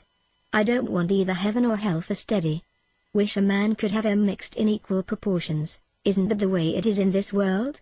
Said Valency thoughtfully, but rather as if her thought was concerned with something else than theology. No, no, boomed Abel, striking a tremendous blow on a stubborn nail. There's too much hell here, entirely too much hell. That's why I get drunk so often. It sets you free for a little while, free from yourself, yes, by God, free from predestination. Ever try it? No, I've another way of getting free, said Valency absently. But about Sissy now. She must have someone to look after her. What are you harping on Sis for? Seems to me you ain't bothered much about her up to now. You never even come to see her. And she used to like you so well. I should have, said Valency. But never mind. You couldn't understand. The point is you must have a housekeeper. Where am I to get one? I can pay decent wages if I could get a decent woman. D'ye think I like old hags? Will I do? Said Valency. Chapter 15. Let us be calm, said Uncle Benjamin. Let us be perfectly calm, calm. Mrs. Frederick wrung her hands. How can I be calm? How could anybody be calm under such a disgrace as this? Why in the world did you let her go? Asked Uncle James. Let her? How could I stop her, James? It seems she packed the big valise and sent it away with Roaring Abel when he went home after supper, while Christine and I were out in the kitchen. Then Doss herself came down with her little satchel, dressed in her green serge suit. I felt a terrible premonition. I can't tell you how it was, but I seemed to know that Doss was going to do something dreadful. It's a pity you couldn't have had your premonition a little sooner, said Uncle Benjamin dryly. I said, Doss, where are you going? And she said, I am going to look for my blue castle. Wouldn't you think that would convince Marsh that her mind is affected? Interjected Uncle James, and I said, Valency, what do you mean? And she said, I'm going to keep house for Roaring Abel and nurse Sissy. He will pay me $30 a month. I wonder I didn't drop dead on the spot. You shouldn't have let her go. You shouldn't have let her out of the house, said Uncle James. You should have locked the door. Anything. She was between me and the front door. And you can't realize how determined she was. She was like a rock. That's the strangest thing of all about her. She used to be so good and obedient, and now she's neither to hold nor bind. But I said everything I could think of to bring her to her senses. I asked her if she had no regard for her reputation. I said to her solemnly, Doss, when a woman's reputation is once smirched, nothing can ever make it spotless again. Your character will be gone forever if you go to Roaring Abel's to wait on a bad girl like Sis Gay. And she said, I don't believe Sissy was a bad girl, but I don't care if she was. Those were her very words, I don't care if she was. She has lost all sense of decency, exploded Uncle Benjamin. Sissy Gay is dying, she said, and it's a shame and disgrace that she is dying in a Christian community with no one to do anything for her. Whatever she's been or done, she's a human being. Well, you know, when it comes to that, I suppose she is, said Uncle James with the air of one making a splendid concession. I asked Dos if she had no regard for appearances. She said, I've been keeping up appearances all my life. Now I'm going in for realities. Appearances can go hang. Go hang, an outrageous thing, said Uncle Benjamin violently. An outrageous thing, which relieved his feelings, but didn't help anyone else. Mrs. Frederick wept. Cousin Stickles took up the refrain between her moans of despair. We both told her that Roaring Abel had certainly killed his wife in one of his drunken rages and would kill her. She laughed and said, I'm not afraid of Roaring Abel. He won't kill me, and he's too old for me to be afraid of his gallantries. What did she mean?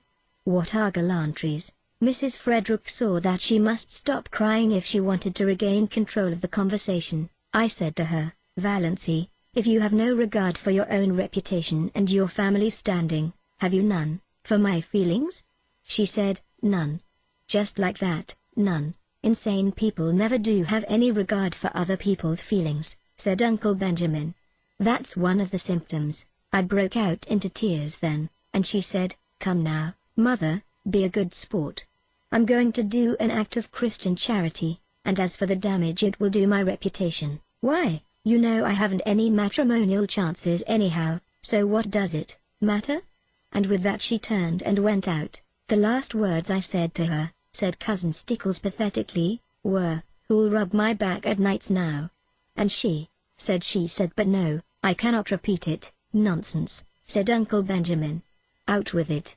This is no time to be squeamish, she said. Cousin Stickles' voice was little more than a whisper. She said, oh, darn, to think I should have lived to hear my daughter swearing. Sobbed Mrs. Frederick. It was only imitation swearing, faltered Cousin Stickles, desirous of smoothing things over now that the worst was out. But she had never told about the banister. It will be only a step from that to real swearing, said Uncle James sternly. The worst of this, Mrs. Frederick hunted for a dry spot on her handkerchief, is that everyone will know now that she is deranged. We can't keep it a secret any longer. Oh, I cannot bear it. You should have been stricter with her when she was young, said Uncle Benjamin. I don't see how I could have been, said Mrs. Frederick truthfully enough. The worst feature of the case is that Snaith scoundrel is always hanging around Roaring Abel's, said Uncle James. I shall be thankful if nothing worse comes of this mad freak than a few weeks at Roaring Abel's. Sissy Gay can't live much longer, and she didn't even take her flannel petticoat, lamented Cousin Stickles. I'll see Ambrose Marsh again about this, said Uncle Benjamin, meaning Valency, not the flannel petticoat. I'll see Lawyer Ferguson, said Uncle James. Meanwhile, added Uncle Benjamin, let us be calm. Chapter 16. Valency had walked out to Roaring Abel's house on the Mistois road under a sky of purple and amber, with a queer exhilaration and expectancy in her heart. Back there, behind her, her mother and Cousin Stickles were crying over themselves, not over her. But here the wind was in her face, soft, dew-wet, cool, blowing along the grassy roads. Oh, she loved the wind. The robins were whistling sleepily in the firs along the way, and the moist air was fragrant with the tang of balsam. Big cars went purring past in the violet dusk. The stream of summer tourists to Muskoka had already begun, but Valency did not envy any of their occupants. Muskoka cottages might be charming, but beyond, in the sunset skies, among the spires of the firs, her blue castle towered. She brushed the old years and habits and inhibitions away from her like dead leaves. She would not be littered with them. Roaring Abel's rambling, tumble-down old house was situated about 3 miles from the village, on the very edge of Upback, as the sparsely settled, hilly, wooded country around Mistois was called vernacularly.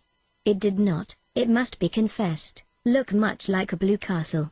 It had once been a snug place enough in the days when Abel Gay had been young and prosperous, and the punning, arched sign over the gate, A. Gay, carpenter, had been fine and freshly painted. Now it was a faded, dreary old place, with a leprous, patched roof and shutters hanging askew. Abel never seemed to do any carpenter jobs about his own house. It had a listless air, as if tired of life. There was a dwindling grove of ragged, crone-like old spruces behind it. The garden, which Sissy used to keep neat and pretty, had run wild. On two sides of the house were fields full of nothing but mulleins.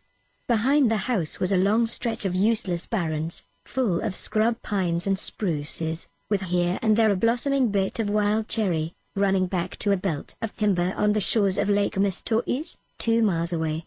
A rough, rocky, boulder-strewn lane ran through it to the woods, a lane white with pestiferous, beautiful daisies. Roaring Abel met Valancy at the door. "So you've come," he said incredulously. "I never supposed that ruck of Sterlings would let you." Valancy showed all her pointed teeth in a grin. "They couldn't stop me. I didn't think you'd so much spunk," said Roaring Abel admiringly. "And look at the nice ankles of her," he added, as he stepped aside to let her in. If Cousin Stickles had heard this, she would have been certain that Valancy's doom, earthly and unearthly, was sealed. But Abel's superannuated gallantry did not worry Valancy. Besides, this was the first compliment she had ever received in her life, and she found herself liking it. She sometimes suspected she had nice ankles, but nobody had ever mentioned it before. In the Sterling Klein, ankles were among the unmentionables. Roaring Abel took her into the kitchen, where Sissy Gay was lying on the sofa, breathing quickly, with little scarlet spots on her hollow cheeks. Valancy had not seen Cecilia Gay for years.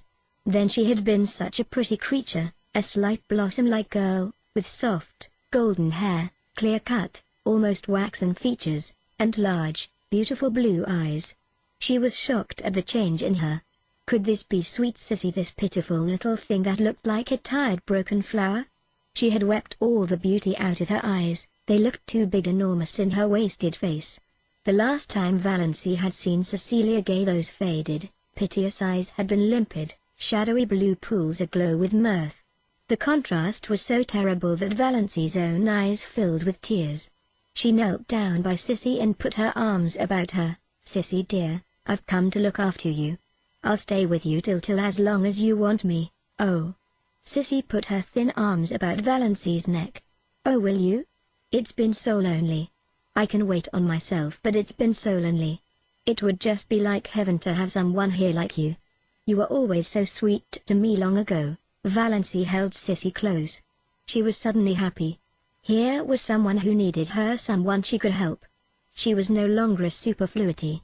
Old things had passed away, everything had become new. "Most things are predestinated, but some are just darn sheer luck," said Roaring Abel, complacently smoking his pipe in the corner. Chapter 17. When Valancy had lived for a week at Roaring Abel, she felt as if years had separated her from her old life and all the people she had known in it. They were beginning to seem remote, dreamlike, far away, and as the days went on they seemed still more so, until they ceased to matter altogether. She was happy. Nobody ever bothered her with conundrums or insisted on giving her purple pills. Nobody called her Doss or worried her about catching cold. There were no quilts to piece, no abominable rubber plant to water, no ice-cold maternal tantrums to endure. She could be alone whenever she liked, go to bed when she liked, sneeze when she liked. In the long, wondrous, northern twilights, when Sissy was asleep and Roaring Abel away, she could sit for hours on the shaky back veranda steps, looking out over the barrens to the hills beyond, covered with their fine, purple bloom, listening to the friendly wind singing wild, sweet melodies in the little spruces, and drinking in the aroma of the sunned grasses, until darkness flowed over the landscape like a cool, welcome wave. Sometimes of an afternoon, when Sissy was strong enough, the two girls went into the barrens and looked at the woodflowers. But they did not pick any. Valancy had read to Sissy the gospel thereof according to John Foster. It is a pity to gather woodflowers. They lose half their witchery away from the green and the flicker. The way to enjoy woodflowers is to track them down to their remote haunts, gloat over them, and then leave them with backward glances, taking with us only the beguiling a memory of their grace and fragrance. Valancy was in the midst of realities after a lifetime of unrealities. And busy, very busy. The house had to be cleaned. Not for nothing had Valency been brought up in the sterling habits of neatness and cleanliness. If she found satisfaction in cleaning dirty rooms, she got her fill of it there. Roaring Abel thought she was foolish to bother doing so much more than she was asked to do, but he did not interfere with her. He was very well satisfied with his bargain. Valency was a good cook. Abel said she got a flavor into things. The only fault he found with her was that she did not sing at her work. Folks should always sing at their work, he insisted. Sounds cheerful like. Not always, retorted Valency. Fancy a butcher singing at his work. Or an undertaker. Abel burst into his great broad laugh. There's no getting the better of you. You've got an answer every time. I should think the Sterlings would be glad to be rid of you. They don't like being sassed back. During the day Abel was generally away from home, if not working, then shooting or fishing with Barney Snaith. He generally came home at nights always very late and often very drunk. The first night they heard him come howling into the yard, Sissy had told Valency not to be afraid. Further never does anything, he just makes a noise. Valency, lying on the sofa in Sissy's room, where she had elected to sleep, lest Sissy should need attention in the night Sissy would never have called her, was not at all afraid, and said so. By the time Abel had got his horses put away, the roaring stage had passed and he was in his room at the end of the hall crying and praying. Valency could still hear his dismal moans when she went calmly to sleep. For the most part, Abel was a good-natured creature, but occasionally he had a temper. Once Valency asked him coolly, "What is the use of getting in a rage?" "It's such a DD relief," said Abel. They both burst out laughing together. "You're a great little sport," said Abel admiringly. "Don't mind my bad French. I don't mean a thing by it. Just habit. Say, I like a woman that ain't afraid to speak to me. Sister was always too meek. That's why she got adrift. I like you, all the same," said Valency determinedly. "There is no use in sending things to hell as you're always doing. And I'm not going to have you tracking mud all over a floor I've just scrubbed. You must use the scraper whether you consign it to perdition or not." Sissy loved the cleanness and neatness. She had kept it so, too, until her strength failed. She was very pitifully happy because she had Valency with her. It had been so terrible, the long, lonely days and nights with no companionship save those dreadful old women who came to work. Sissy had hated and feared them. She clung to Valency like a child. There was no doubt that Sissy was dying. Yet at no time did she seem alarmingly ill. She did not even cough a great deal. Most days she was able to get up and dress, sometimes even to work about in the garden or the barrens for an hour or two. For a few weeks after Valency's coming she seemed so much better that Valency began to hope she might get well. But, Sissy shook her head. "No, I can't get well. My lungs are almost gone.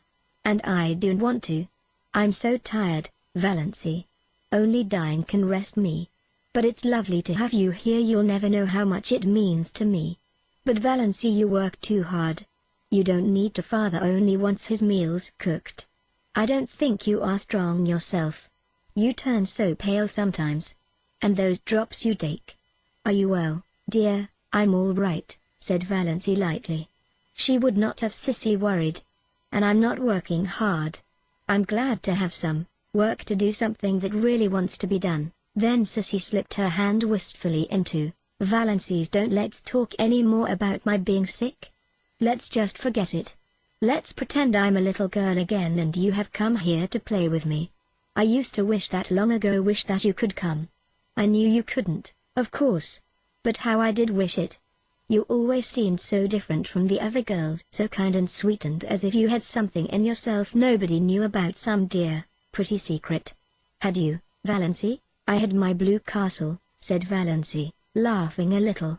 She was pleased that Sissy had thought of her like this. She had never suspected that anybody liked or admired or wondered about her. She told Sissy all about her blue castle. She had never told anyone about it before. "Everyone has a blue castle, I think," said Sissy softly. "Only everyone has a different name for it. I had mine once." She put her two thin little hands over her face. She did not tell Valency then who had destroyed her blue castle. But Valency knew that, whoever it was not Barney Snaith. Chapter 18. Valency was acquainted with Barney by now, well acquainted, it seemed, though she had spoken to him only a few times. But then she had felt just as well acquainted with him the first time they had met. She had been in the garden at twilight, hunting for a few stalks of white narcissus for Sissy's room, when she heard that terrible old Grace Lawson coming down through the woods from Miss Torrey's. One could hear it miles away. Valency did not look up as it drew near, thumping over the rocks in that crazy lane. She had never looked up, though Barney had gone racking past every evening since she had been at Roaring Abel's. This time he did not rack it past. The old Grace Lawson stopped with even more terrible noises than it made going. Valency was conscious that Barney had sprung from it and was leaning over the ramshackle gate. She suddenly straightened up and looked into his face. Their eyes met. Valency was suddenly conscious of a delicious weakness. Was one of her heart attacks coming on? But this was a new symptom. His eyes, which she had always thought brown, now seen close, were deep violet, translucent and intense. Neither of his eyebrows looked like the other. He was thin, too thin. She wished she could feed him up a bit. She wished she could sew the buttons on his coat and make him cut his hair and shave every day. There was something in his face, one hardly knew what it was. Tiredness? Sadness? Disillusionment? He had dimples in his thin cheeks when he smiled. All these thoughts flashed through Valency's mind in that one moment while his eyes looked into hers. "Good evening, Miss Sterling." Nothing could be more commonplace and conventional. Anyone might have said it. But Barney Snaith had a way of saying things that gave them poignancy. When he said good evening, you felt that it was a good evening and that it was partly his doing that it was. Also, you felt that some of the credit was yours. Valency felt all this vaguely, but she couldn't imagine why she was trembling from head to foot. It must be her heart. If only he didn't notice it. "I'm going over to the port," Barney was saying. "Can I acquire merit by getting or doing anything there for you, or, Sissy, will you get some salt codfish for us?" said Valency. It was the only thing she could think of. Roaring Abel had expressed a desire that day for a dinner of boiled salt codfish. When her knights came riding to the Blue Castle, Valency had sent them on many a quest, but she had never asked any of them to get her salt codfish. "Certainly. You're sure there's nothing else?" "Lots of room in Lady Jane Grace Lawson. And she always gets back sometime, does Lady Jane." "I don't think there's anything more," said Valency. She knew he would bring oranges for Sissy anyhow. He always did. Barney did not turn away at once. He was silent for a little. Then he said, slowly and whimsically, "Miss Sterling, you're a brick. You're a whole cartload of bricks. To come here and look after Sissy under the circumstances." "There's nothing so bricky about that," said Valency. "I'd nothing else to do. And I like it here. I don't feel as if I'd done anything specially meritorious. Mr. Gay is paying me fair wages. I never earned any money before and I like it." It seemed so easy to talk to Barney Snaith, some way this terrible Barney Snaith of the lurid tales and mysterious past, as easy and natural as if talking to herself. "All the money in the world couldn't buy what you're doing for Sissy Gay," said Barney. "It's splendid and fine of you. And if there's anything I can do to help you in any way, you have only to let me know. If Roaring Abel ever tries to annoy you, he doesn't. He's lovely to me." "I like Roaring Abel," said Valency frankly. "So do I. But there's one stage of his drunkenness perhaps you haven't encountered it yet, when he sings ribald songs." "Oh, yes. He came home last night like that. Sissy and I just went to our room and shut ourselves in where we couldn't hear him. He apologized this morning. I'm not afraid of any of Roaring Abel's stages." "Well, I'm sure he'll be decent to you, apart from his inebriated yowls," said Barney. "And I've told him he's got to stop damning things when you're around." "Why?" asked Valency slyly, with one of her odd, slanted glances and a sudden flake of pink on each cheek, born of the thought that Barney Snaith had actually done so much for her. "I often feel like damning things myself." For a moment Barney stared. Was this elfin girl the little, old maidish creature who had stood there 2 minutes ago? Surely there was magic and devilry going on in that shabby, weedy old garden. Then he laughed. "It will be relief to have someone to do it for you, then. So, you don't want anything but salt codfish?" "Not tonight." but I dare say I'll have some errands for you very often when you go to Port Lawrence. I can't trust Mr. Gay to remember to bring all the things I want." Barney had gone away. Then, in his Lady Jane, and Valancy stood in the garden for a long time. Since then he had called several times, walking down through the barrens, whistling. How that whistle of his echoed through the spruces on those June twilights! Valancy caught herself listening for it every evening, rebuked herself, then let herself go. Why shouldn't she listen for it? He always brought Sissy fruit and flowers. Once he brought Valancy a box of candy, the first box of candy she had ever been given. It seemed sacrilege to eat it. She found herself thinking of him in season and out of season. She wanted to know if he ever thought about her when she wasn't before his eyes, and, if so, what? She wanted to see that mysterious house of his back on the Mistorese Island. Sissy had never seen it. Sissy, though she talked freely of Barney and had known him for 5 years, really knew little more of him than Valancy herself. "But he isn't bad," said Sissy. "Nobody need ever tell me he is. He can't have done a thing to be ashamed of." "Then why does he live as he does?" asked Valancy, to hear somebody defend him. "I don't know. He's a mystery. And of course there's something behind it, but I know it isn't disgrace. Barney Snaith simply couldn't do anything disgraceful, Valancy." Valancy was not so sure. Barney must have done something sometime. He was a man of education and intelligence. She had soon discovered that, in listening to his conversations and wrangles with Roaring Abel, who was surprisingly well read and could discuss any subject under the sun when sober. Such a man wouldn't bury himself for 5 years in muskoka and live and look like a tramp if there were not too good or bad a reason for it. But it didn't matter. All that mattered was that she was sure now that he had never been Sissy Gay's lover. There was nothing like that between them. Though he was very fond of Sissy and she of him, as anyone could see. But it was a fondness that didn't worry Valancy. "You don't know what Barney has been to me these past 2 years, Sissy had said simply. "Everything would have been unbearable without him. Sissy Gay is the sweetest girl I ever knew, and there's a man somewhere I'd like to shoot if I could find him," Barney had said savagely. Barney was an interesting talker, with a knack of telling a great deal about his adventures and nothing at all about himself. There was one glorious rainy day when Barney and Abel swapped yarns all the afternoon while Valancy mended tablecloths and listened. Barney told weird tales of his adventures with shacks on trains while hoboing it across the continent. Valancy thought she ought to think his stealing rides quite dreadful, but didn't. The story of his working his way to England on a cattle ship sounded more legitimate. And his yarns of the Yukon enthralled her, especially the one of the night he was lost on the divide between the Gold Run and Sulphur Valley. He had spent 2 years out there. Where in all this was there room for the penitentiary and the other things, if he were telling the truth? But Valancy knew he was. "Found no gold," he said. "Came away poorer than when I went.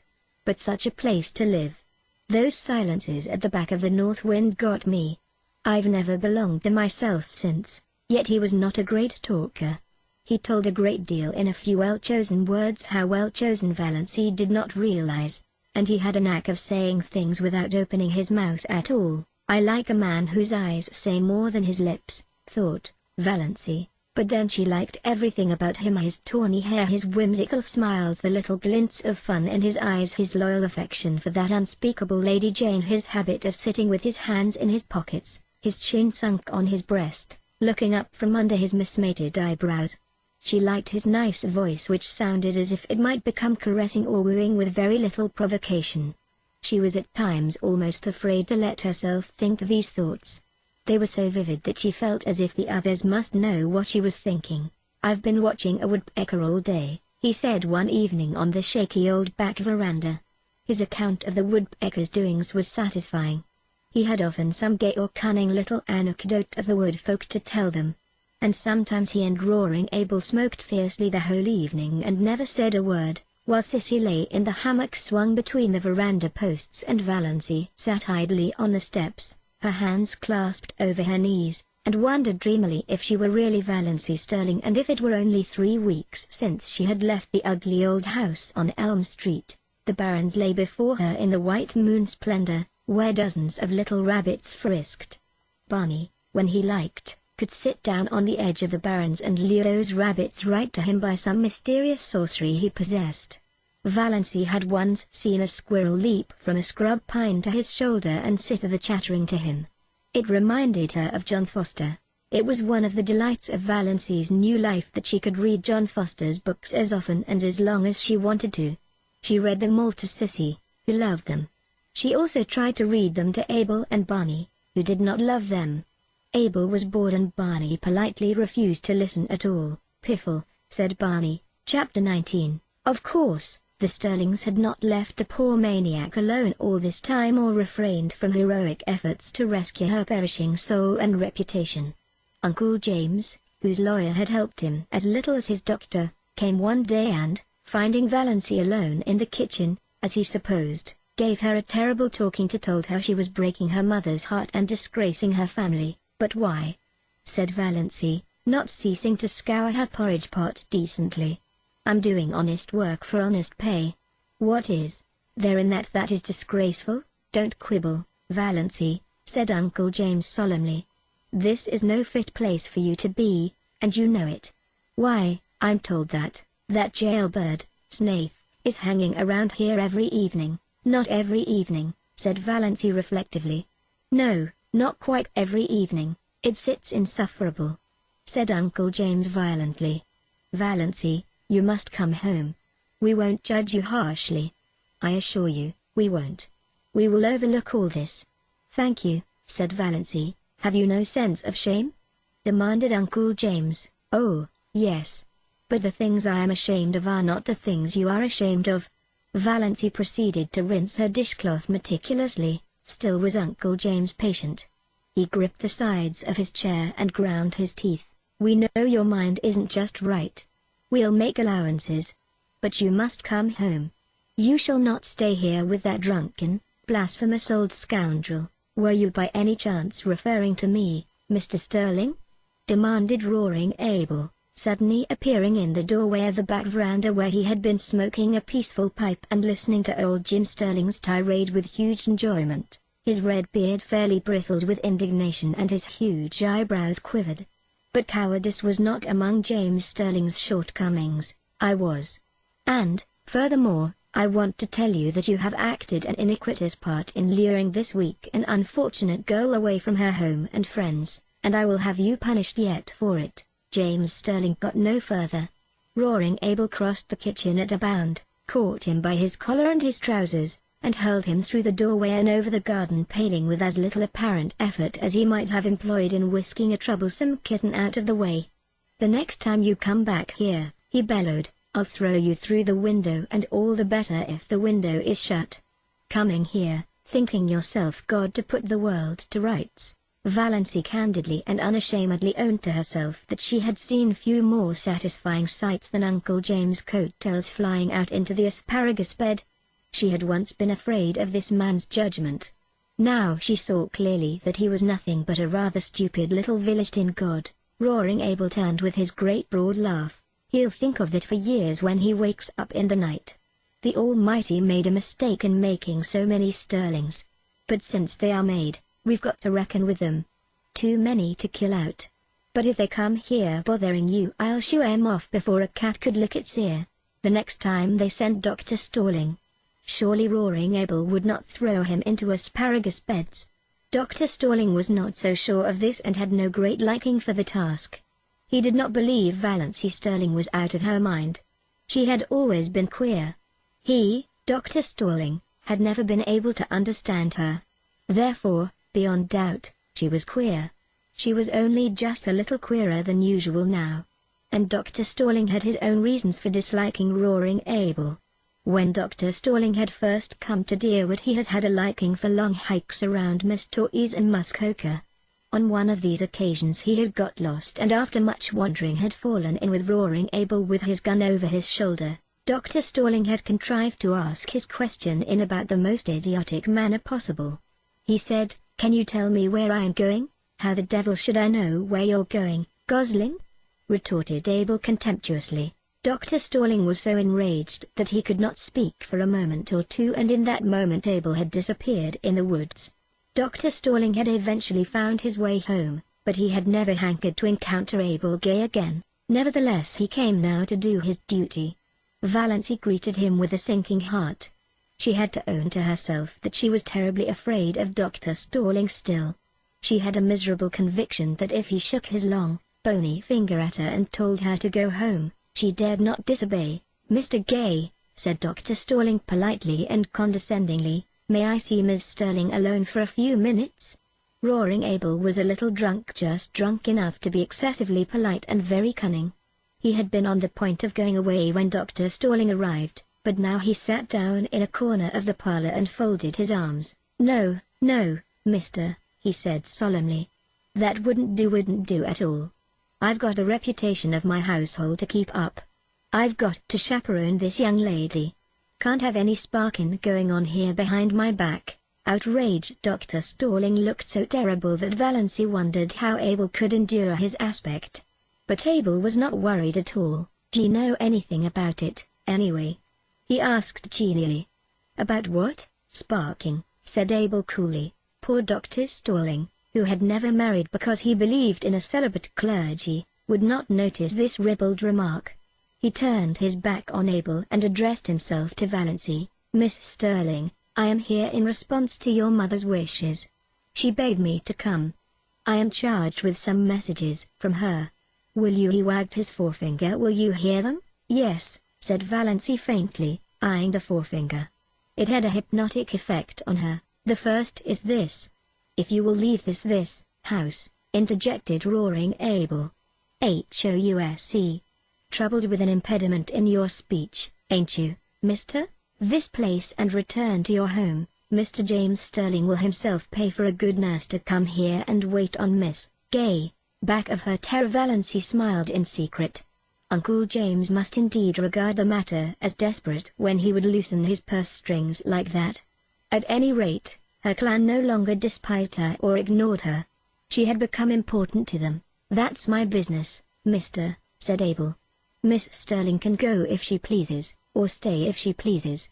I made a fair bargain with her, and she's free to conclude it when she likes. She gives me meals that stick to my ribs. She don't forget to put salt in the porridge. She never slams doors, and when she has nothing to say she don't talk. That's uncanny in a woman, you know, mister. I'm satisfied.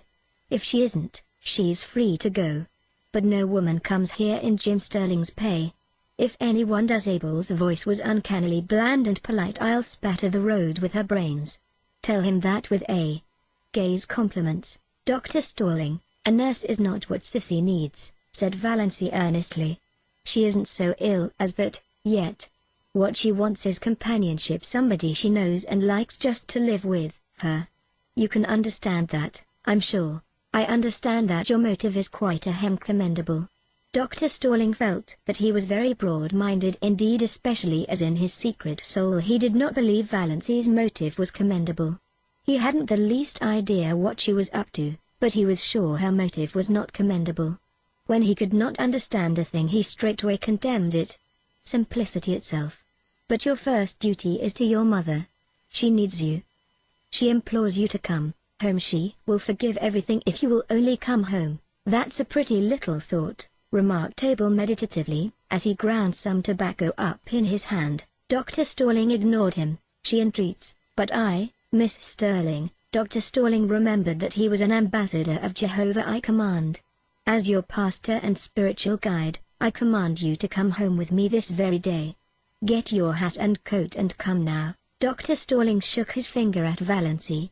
Before that pitiless finger she drooped and wilted visibly. "She's giving in," thought Roaring Abel. "She'll go with him. Beats all, the power these preacher fellows have over women." Valancy was on the point of obeying Dr. Stalling. She must go home with him and give up. She would lapse back to Dr. Sterling again and for her few remaining days or weeks be the cowed, futile creature she had always been. It was her fate typified by that relentless, uplifted forefinger. She could no more escape from it than Roaring Abel from his predestination. She eyed it as the fascinated bird eyes the snake. Another moment. "Fear is the original sin," suddenly said a still, small voice away back of Valancy's consciousness. Almost all the evil in the world has its origin in the fact that someone is afraid of something. Valency stood up. She was still in the clutches of fear, but her soul was her own again. She would not be false to that inner voice. "Dr. Stalling," she said slowly, "I do not at present owe any duty to my mother. She is quite well, she has all the assistance and companionship she requires, she does not need me at all. I am needed here. I am going to stay here." "There's spunk for you," said Roaring Abel admiringly. Dr. Stalling dropped his forefinger. "One could not keep on shaking a finger forever, Miss Sterling. Is there nothing that can influence you? Do you remember your childhood days perfectly? And hate them? Do you realize what people will say?" "What they are saying, I can imagine it," said Valency, with a shrug of her shoulders. She was suddenly free of fear again. "I haven't listened to the gossip of Deerwood tea parties and sewing circles 20 years for nothing. But, Dr. Stalling, it doesn't matter in the least to me what they say, not in the least." Dr. Stalling went away then. A girl who cared nothing for public opinion, over whom sacred family ties had no restraining influence, who hated her childhood memories. Then cousin Georgiana came on her own initiative, for nobody would have thought it worthwhile to send her. She found Valencia alone, weeding the little vegetable garden she had planted, and she made all the platitudinous pleas she could think of. Valency heard her patiently. Cousin Georgiana wasn't such a bad old soul. Then she said, "And now that you have got all that out of your system, Cousin Georgiana, can you tell me how to make creamed codfish so that it will not be as thick as porridge and as salt as the dead sea?" "We'll just have to wait," said Uncle Benjamin. "After all, Sissy Gay can't live long. Dr. Marsh tells me she may drop off any day." Mrs. Frederick wept. It would really have been so much easier to bear if Valency had died. She could have worn mourning then. Chapter 20. When Abel Gay paid Valency her first month's wages, which he did promptly, in bills reeking with the odor of tobacco and whiskey, Valency went into Deerwood and spent every cent of it. She got a pretty green crepe dress with a girdle of crimson beads, at a bargain sale, a pair of silk stockings, to match, and a little crinkled green hat with a crimson rose in it. She even bought a foolish little beribboned and belace nightgown. She passed the house on Elm Street twice. Valency never even thought about it as home, but saw no one. No doubt her mother was sitting in the room this lovely June evening playing solitaire and cheating. Valency knew that Mrs. Frederick always cheated. She never lost a game. Most of the people Valency met looked at her seriously and passed her with a cool nod. Nobody stopped to speak to her. Valency put on her green dress when she got home. Then she took it off again. She felt so miserably undressed in its low neck and short sleeves. And that low, crimson girdle around the hips seemed positively indecent. She hung it up in the closet, feeling flatly that she had wasted her money. She would never have the courage to wear that dress. John Foster's arraignment of fear had no power to stiffen her against this. In this one thing habit and custom were still all-powerful. Yet she sighed as she went down to meet Barney Snaith in her old snuff-brown silk. That green thing had been very becoming. She had seen so much in her one ashamed glance. Above it her eyes had looked like odd brown jewels, and the girdle had given her flat figure an entirely different appearance. She wished she could have left it on. But there were some things John Foster did not know. Every Sunday evening Valency went to the little Free Methodist church in a valley on the edge of Upback, a spearless little grey building among the pines, with a few sunken graves and mossy gravestones in the small, paling-encircled, grass-grown square beside it. She liked the minister who preached there. He was so simple and sincere. An old man, who lived in Port Lawrence and came out by the lake in a little disappearing propeller boat to give a free service to the people of the small, stony farms back of the hills, who would otherwise never have heard any gospel message. She liked the simple service and the fervent singing. She liked to sit by the open window and look out into the pine woods. The congregation was always small. The Free Methodists were few in number, poor and generally illiterate.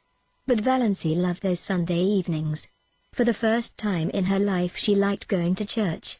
The rumor reached Deerwood that she had turned Free Methodist and sent Mrs. Frederick to bed for a day.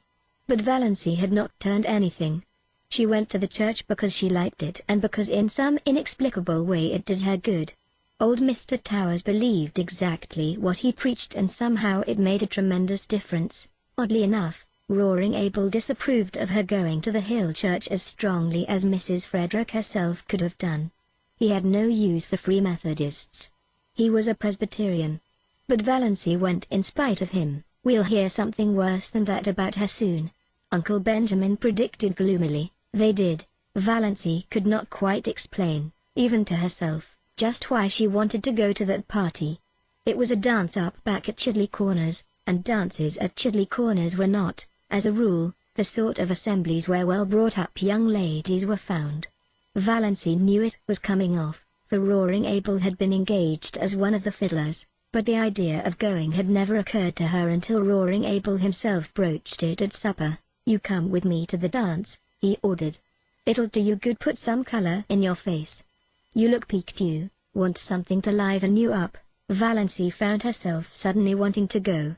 She knew nothing at all of what dances at Chidley Corners were apartment to be like. Her idea of dances had been fashioned on the correct affairs that went by that name in Deerwood and Port Lawrence. Of course she knew the Corners dance wouldn't be just like them. Much more informal, of course. But so much the more interesting. Why shouldn't she go? Sissy was in a week of apparent health and improvement. She wouldn't mind staying alone in the least. She entreated Valancy to go if she wanted to. And Valancy did want to go. She went to the room to dress. A rage against the snuff-brown silk seized her. Were that to a party? Never. She pulled her green crepe from its hanger and put it on feverishly. It was nonsense to feel so naked just because her neck and arms were bare. That was just her old maidishness. She would not be ridden by it. On went the dress, the slippers. It was the first time she had worn a pretty dress since the organdies of her early teens. And they had never made her look like this. If she only had a necklace or something, she wouldn't feel so bare then. She ran down to the garden. There were clovers, the great crimson things growing in the long grass. Valancy gathered handfuls of them and strung them on a cord. Fastened above her neck, they gave her the comfortable sensation of a collar and were oddly becoming. Another circlet of them went round her hair, dressed in the low puffs that became her. Excitement brought those faint pink stains to her face. She flung on her coat and pulled the little, twisty hat over her hair. "You look so nice and different, dear," said Sissy. "Like a green moonbeam with a gleam of red in it, if there could be such a thing." Valancy stooped to kiss her. "I don't feel right about leaving you alone, Sissy." "Oh, I'll be all right. I feel better tonight than I have for a long while. I've been feeling badly to see you sticking here so closely on my account. I hope you'll have a nice time. I never was at a party at the Corners, but I used to go sometimes, long ago, to dances up back. We always had good times. And you needn't be afraid of further being drunk tonight. He never drinks when he engages to play for a party. But there may be liquor. What will you do if it gets rough?" "Nobody would molest me, not seriously, I suppose. Father would see to that. But it might be noisy and unpleasant. I won't mind. I'm only going as a looker-on. I don't expect to dance. I just want to see what a party up back is like. I've never seen anything except decorous Deerwood." Sissy smiled rather dubiously. She knew much better than Valancy what a party up back might be like if there should be liquor. But again, there mightn't be. "I hope you'll enjoy it," she repeated. Valancy enjoyed the drive there. They went early, for it was 12 miles to Chidley Corners, and they had to go in Abel's old, ragged-top buggy. The road was rough and rocky, like most Muskoka roads, but full of the austere charm of northern woods. It wound through beautiful, purring pines that were anchors of enchantment in the June sunset, and over the curious jade-green rivers of Muskoka, fringed by aspens that were always quivering with some supernal joy. Roaring Abel was excellent company, too. He knew all the stories and legends of the wild, beautiful outback, and he told them to Valancy as they drove along. Valancy had several fits of inward laughter over what Uncle Benjamin and Aunt Wellington, et al., would feel and think and say if they saw her driving with Roaring Abel in that terrible buggy to a dance at Chidley Corners. At first the dance was quiet enough, and Valancy was amused and entertained. She even danced twice herself, with a couple of nice up-back boys who danced beautifully and told her she did, too. Another compliment came her way, not a very subtle one, perhaps, but Valency had had too few compliments in her life to be over-nice on that point. She overheard two of the up-back young men talking about her in the dark lean-to behind her. Know who that girl in green is? Nope. Guess she's from out front. The port, maybe. Got a stylish look to her, noped but cute looking, I'll say. Jeeva see such eyes? The big room was decorated with pine and fir boughs, and lighted by Chinese lanterns. The floor was waxed, and roaring Abel's fiddle, purring under his skilled touch, worked magic. The up-back girls were pretty and prettily dressed. Valency thought it the nicest party she had ever attended. By 11 o'clock she had changed her mind. A new crowd had arrived, a crowd unmistakably drunk. Whiskey began to circulate freely. Very soon almost all the men were partly drunk. Those in the porch and outside around the door began howling "Come all ye's" and continued to howl them. The room grew noisy and reeking. Quarrels started up here and there. Bad language and obscene songs were heard. The girls, swung rudely in the dances, became disheveled and tawdry. Valency, alone in her corner, was feeling disgusted and repentant. Why had she ever come to such a place? Freedom and independence were all very well, but one should not be a little fool. She might have known what it would be like. She might have taken warning from Sissy's guarded sentences. Her head was aching. She was sick of the whole thing. But what could she do? She must stay to the end. Abel could not leave till then. And that would probably be not till 3 or 4 in the morning. The new influx of boys had left the girls far in the minority and partners were scarce. Valency was pestered with invitations to dance. She refused them all shortly, and some of her refusals were not well taken. There were muttered oaths and sullen looks. Across the room she saw a group of the strangers talking together and glancing meaningly at her. What were they plotting? It was at this moment that she saw Barney Snaith looking in over the heads of the crowds at the doorway. Valency had two distinct convictions. One was that she was quite safe now, the other was that this was why she had wanted to come to the dance. It had been such an absurd hope that she had not recognized it before, but now she knew she had come because of the possibility that Barney might be there, too. She thought that perhaps she ought to be ashamed for this, but she wasn't. After her feeling of relief, her next feeling was one of annoyance with Barney for coming there unshaved. Surely he might have enough self-respect to groom himself up decently when he went to a party. There he was, bareheaded, bristly-chinned, in his old trousers and his blue homespun shirt. Not even a coat. Valency could have shaken him in her anger. No wonder people believed everything bad of him, but she was not afraid any longer. One of the whispering group left his comrades and came across the room to her, through the whirling couples that now filled it uncomfortably.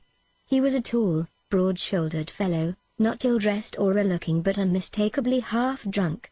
He asked Valency to dance. Valency declined civilly. His face turned livid. He threw his arm about her and pulled her to him. His hot, whisk-eyed breath burned her face. "We won't have fine lady airs here, my girl. If you ain't too good to come here, you ain't too good to dance with us. Me and my pals have been watching you. You're got to give us each a turn and a kiss to boot." Valency tried desperately and vainly to free herself. She was being dragged out into the maze of shouting, stamping, yelling dancers. The next moment the man who held her went staggering across the room from a neatly planted blow on the jaw, knocking down whirling couples as he went. Valency felt her arm grasped. "This way quick," said Barney Snaith. He swung her out through the open window behind him, vaulted lightly over the sill and caught her hand. "Quick, we must run for it, they'll be after us." Valency ran as she had never run before, clinging tight to Barney's hand, wondering why she did not drop dead in such a mad scamper. Suppose she did. What a scandal it would make for her poor people. For the first time Valency felt a little sorry for them. Also, she felt glad that she had escaped from that horrible row. Also, glad that she was holding tight to Barney's hand. Her feelings were badly mixed and she had never had so many in such a brief time in her life. They finally reached a quiet corner in the pine woods. The pursuit had taken a different direction and the whoops and yells behind them were growing faint. Valency, out of breath, with a crazily beating heart, collapsed on the trunk of a fallen pine. "Thanks," she gasped. "What a goose you were to come to such a place," said Barney. "I didn't know it would be like this," protested Valency. "You should have known. Chidley Corners, it was just a name to me." Valency knew Barney could not realize how ignorant she was of the regions up back. She had lived in Deerwood all her life and of course he supposed she knew. He didn't know how she had been brought up. There was no use trying to explain. "When I drifted in at tables this evening and Sissy told me you'd come here, I was amazed. And downright scared. Sissy told me she was worried about you but hadn't liked to say anything to dissuade you for fear you'd think she was thinking selfishly about herself. So I came on up here instead of going to Deerwood." Valency felt a sudden delightful glow irradiating soul and body under the dark pines. So he had actually come up to look after her. "As soon as they stop hunting for us we'll sneak around to the Muskoka Road. I left Lady Jane down there. I'll take you home. I suppose you've had enough of your party." "Quite," said Valency meekly. The first half of the way home neither of them said anything. It would not have been much use. Lady Jane made so much noise they could not have heard each other. Anyway, Valency did not feel conversationally inclined. She was ashamed of the whole affair, ashamed of her folly in going, ashamed of being found in such a place by Barney Snaith. By Barney Snaith, reputed jailbreaker, infidel, forger and defaulter. Valency's lips twitched in the darkness as she thought of it. But she was ashamed. And yet she was enjoying herself, was full of a strange exultation bumping over that rough road beside Barney Snaith. The big trees shot by them. The tall mulleins stood up along the road in stiff, orderly ranks like companies of soldiers. The thistles looked like drunken fairies or tipsy elves as their car lights passed over them. This was the first time she had even been in a car. After all, she liked it. She was not in the least afraid, with Barney at the wheel. Her spirits rose rapidly as they tore along. She ceased to feel ashamed. She ceased to feel anything except that she was part of a comet rushing gloriously through the night of space. All at once, just where the pine woods frayed out to the scrub barrens, Lady Jane became too quiet. Lady Jane slowed down quietly and stopped. Barney uttered an aghast exclamation. "Got out. Investigated." Came apologetically back. "I'm a doddering idiot. Out of gas. I knew I was short when I left home, but I meant to fill up in Deerwood. Then I forgot all about it in my hurry to get to the Corners." "What can we do?" asked Valency coolly. "I don't know. There's no gas nearer than Deerwood, 9 miles away. And I don't dare leave you here alone. There are always tramps on this road and some of those crazy fools back at the Corners may come straggling along presently. There were boys there from the port. As far as I can see, the best thing to do is for us just to sit patiently here until some car comes along and lends us enough gas to get to Roaring Abel's with." "Well, what's the matter with that?" said Valency. "We may have to sit here all night," said Barney. "I don't mind," said Valency. Barney gave a short laugh. "If you don't, I needn't. I haven't any reputation to lose." "Nor I," said Valency comfortably. Chapter 21. "We'll just sit here," said Barney, "and if we think of anything worthwhile saying we'll say it. Otherwise, not." "Don't imagine you're bound to talk to me, John Foster says," quoted Valency. "If you can sit in silence with a person for half an hour and yet be entirely comfortable, you and that person can be friends. If you cannot, friends you'll never be, and you need not waste time in trying." "Evidently John Foster says a sensible thing once in a while," conceded Barney. They sat in silence for a long while. Little rabbits hopped across the road. Once or twice an owl laughed out delightfully. The road beyond them was fringed with the woven shadow lace of trees. Away off to the southwest the sky was full of silvery little cirrus clouds above the spot where Barney's island must be. Valency was perfectly happy. Some things dawn on you slowly. Some things come by lightning flashes. Valency had had a lightning flash. She knew quite well now that she loved Barney. Yesterday she had been all her own. Now she was this man's. Yet he had done nothing, said nothing. He had not even looked at her as a woman. But that didn't matter. nor did it matter what he was or what he had done. She loved him without any reservations. Everything in her went out wholly to him. She had no wish to stifle or disown her love. She seemed to be his so absolutely that thought apart from him, thought in which he did not predominate, was an impossibility. She had realized, quite simply and fully, that she loved him, in the moment when he was leaning on the car door, explaining that Lady Jane had no gas. She had looked deep into his eyes in the moonlight and had known. In just that infinitesimal space of time everything was changed. Old things passed away and all things became new. She was no longer unimportant, little old maid Valency Sterling. She was a woman, full of love and therefore rich and significant, justified to herself. Life was no longer empty and futile, and death could cheat her of nothing. Love had cast out her last fear. Love. What a searing, torturing, intolerably sweet thing it was, this possession of body, soul and mind, with something at its core as fine and remote and purely spiritual as the tiny blue spark in the heart of the unbreakable diamond. No dream had ever been like this. She was no longer solitary. She was one of the vast sisterhood, all the women who had ever loved in the world. Barney need never know it, though she would not in the least have minded his knowing. But she knew it, and it made a tremendous difference to her. Just to love. She did not ask to be loved. It was rapture enough just to sit there beside him in silence, alone in the summer night in the white splendor of moonshine, with the wind blowing down on them out of the pine woods. She had always envied the wind. So free. Blowing where it listed. Through the hills. Over the lakes. What a tang, what a zip it had. What a magic of adventure. Valency felt as if she had exchanged her shop-worn soul for a fresh one, fire new from the workshop of the gods. As far back as she could look, life had been dull, colorless, savorless.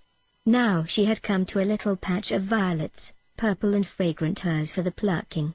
No matter who or what had been in Barney's past, no matter who or what might be in his future, no one else could ever have this perfect hour. She surrendered herself utterly to the charm of the moment. "Ever dream of ballooning?" said Barney suddenly. "No," said Valency, "I do often. Dream of sailing through the clouds, seeing the glories of sunset, spending hours in the midst of a terrific storm with lightning playing above and below you, skimming above a silver cloud floor under a full moon. Wonderful." "It does sound so," said Valency. "I've stayed on Earth in my dreams." She told him about her blue castle. It was so easy to tell Barney things. One felt he understood everything, even the things you didn't tell him. And then she told him a little of her existence before she came to Roaring Abel's. She wanted him to see why she had gone to the dance up back. "You see, I've never had any real life," she said. "I've just breathed. Every door has always been shut to me." "But you're still young," said Barney. "Oh, I know. Yes, I'm still young, but that's so different from young," said Valency bitterly. For a moment she was tempted to tell Barney why her years had nothing to do with her future, but she did not. She was not going to think of death tonight. "Though I never was really young," she went on, "until tonight," she added in her heart. "I never had a life like other girls. You couldn't understand." Why? She had a desperate desire that Barney should know the worst about her. "I didn't even love my mother." "Isn't it awful that I don't love my mother?" "Rather awful for her," said Barney dryly. "Oh, she didn't know it. She took my love for granted. And I wasn't any use or comfort to her or anybody. I was just a vegetable. And I got tired of it.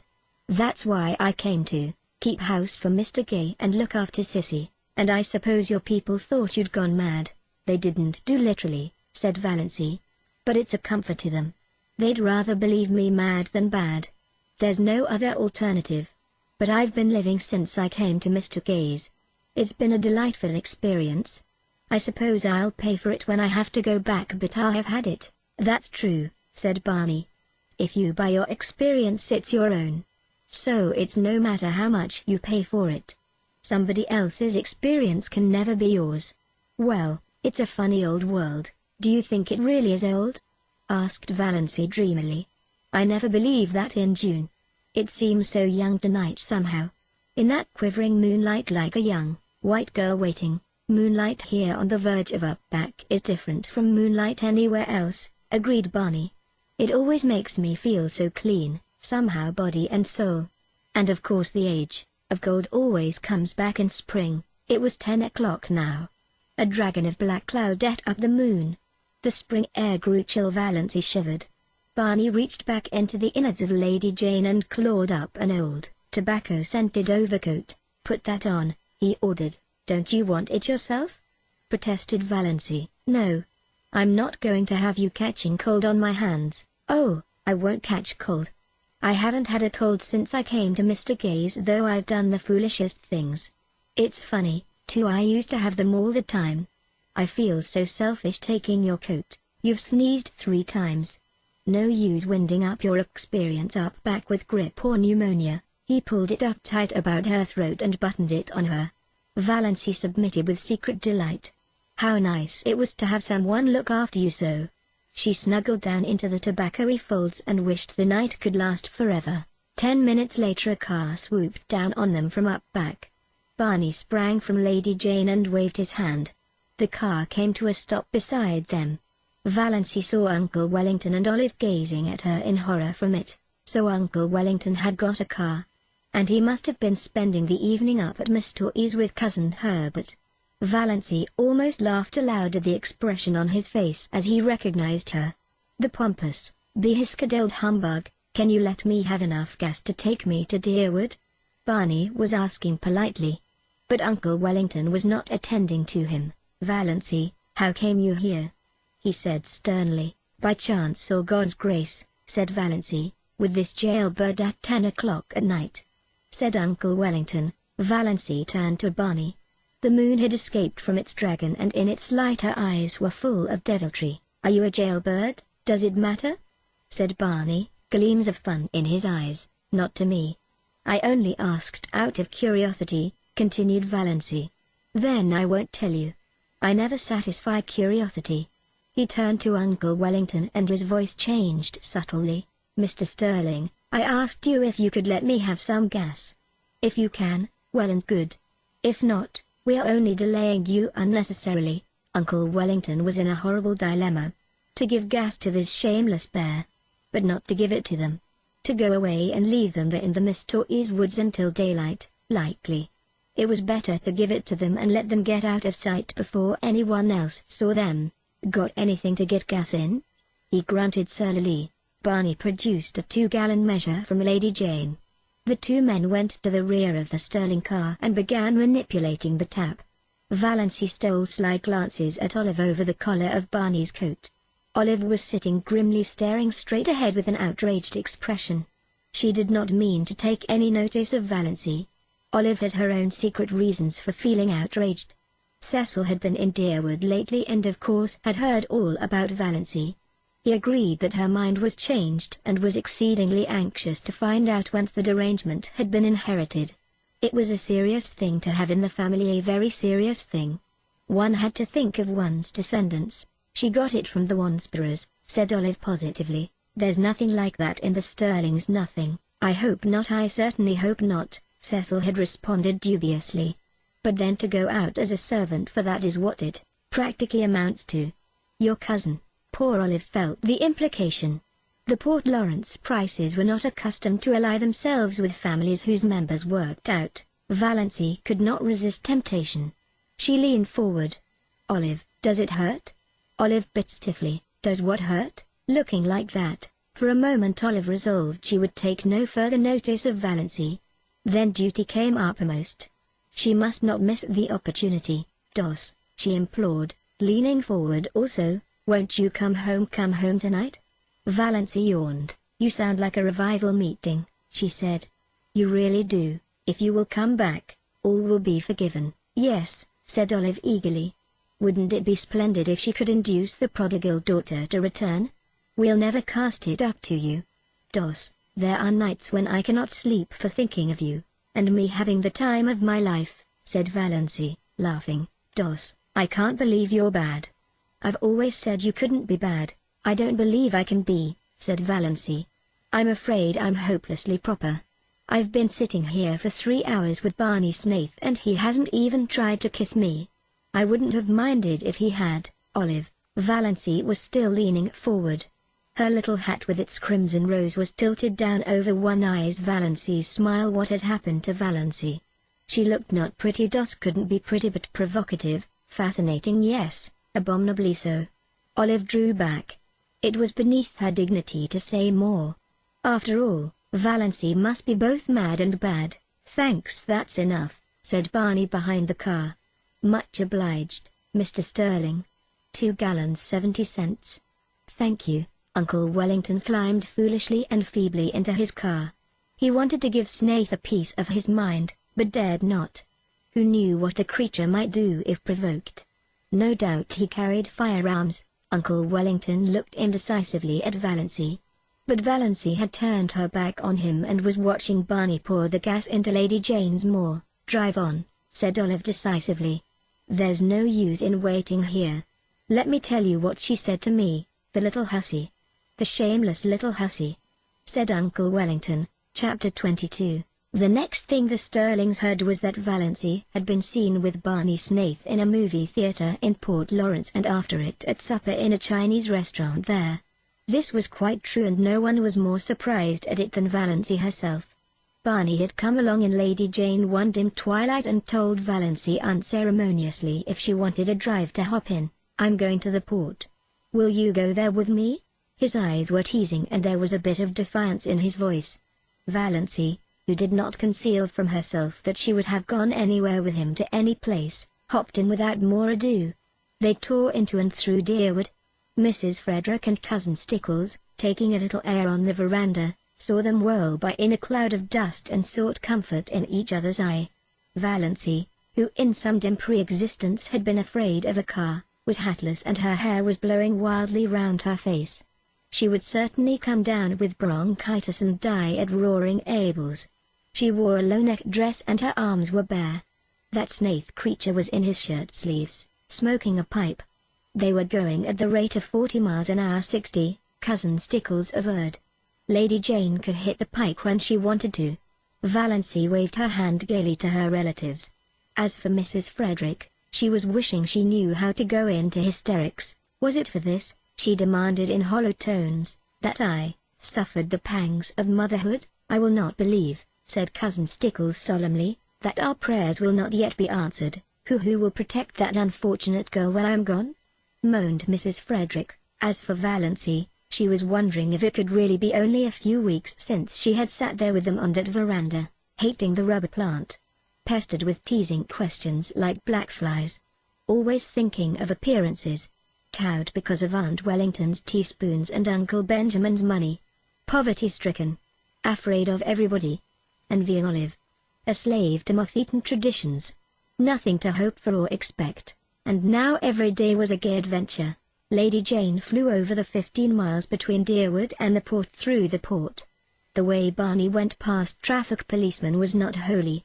The lights were beginning to twinkle out like stars in the clear, lemon-hued twilight air. This was the only time Valency ever really liked the town, and she was crazy with the delight of speeding. Was it possible she had ever been afraid of a car? She was perfectly happy, riding beside Barney. Not that she deluded herself into thinking it had any significance. She knew quite well that Barney had asked her to go on the impulse of the moment, an impulse born of a feeling of pity for her and her starved little dreams.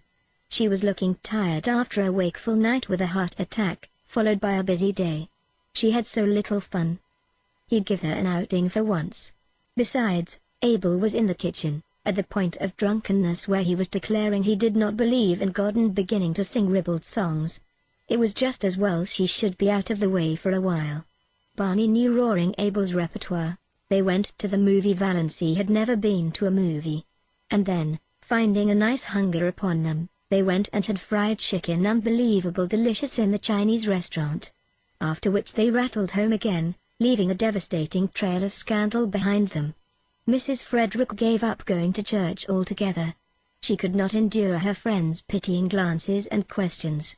But Cousin Stickles went every Sunday. She said they had been given a cross to bear. Chapter 23. On one of Sissy's wakeful nights, she told Valency her poor little story. They were sitting by the open window. Sissy could not get her breath lying down that night.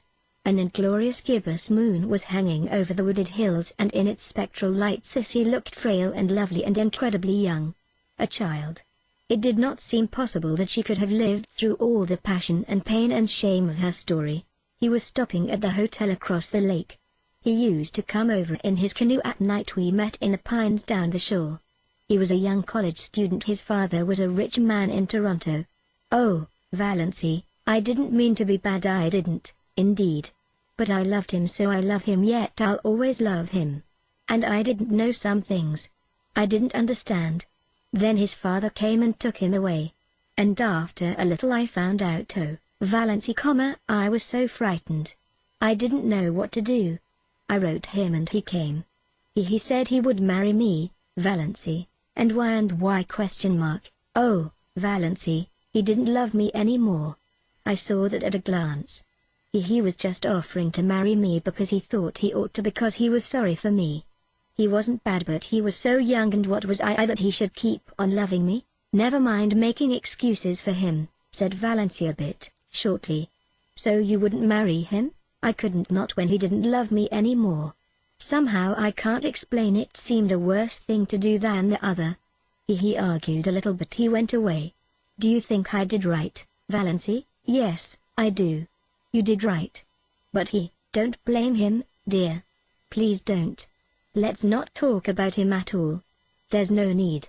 I wanted to tell you how it was. I didn't want you to think me bad. I never did think so. Yes, I felt that whenever you came. Oh, Valency, what you've been to me. I can never tell you, but God will bless you for it. I know he will, with what measure ye meet. Sissy sobbed for a few minutes in Valency's arms. Then she wiped her eyes. Well, that's almost all. I came home. I wasn't really so very unhappy. I suppose I should have been, but I wasn't. Father wasn't hard on me. And my baby was so sweet, Valency, with such lovely blue eyes and little rings of pale gold hair like silk floss and tiny dimpled hands. I used to bite his satin smooth little face all over softly, so as not to hurt him, you know. I know, said Valency, wincing. I know, a woman always knows and dreams, and he was all mine. Nobody else had any claim on him. When he died, oh, Valency, I thought I must die too. I didn't see how anybody could endure such anguish and live. To see his dear little eyes and know he would never open them again, to miss his warm little body nestled against mine at night, and think of him sleeping alone and cold, his wee face under the hard frozen earth. It was so awful. For the first year after that it was a little easier. One didn't keep thinking this day last year, but I was so glad when I found out I was dying. Who could endure life if it were not for the hope of death?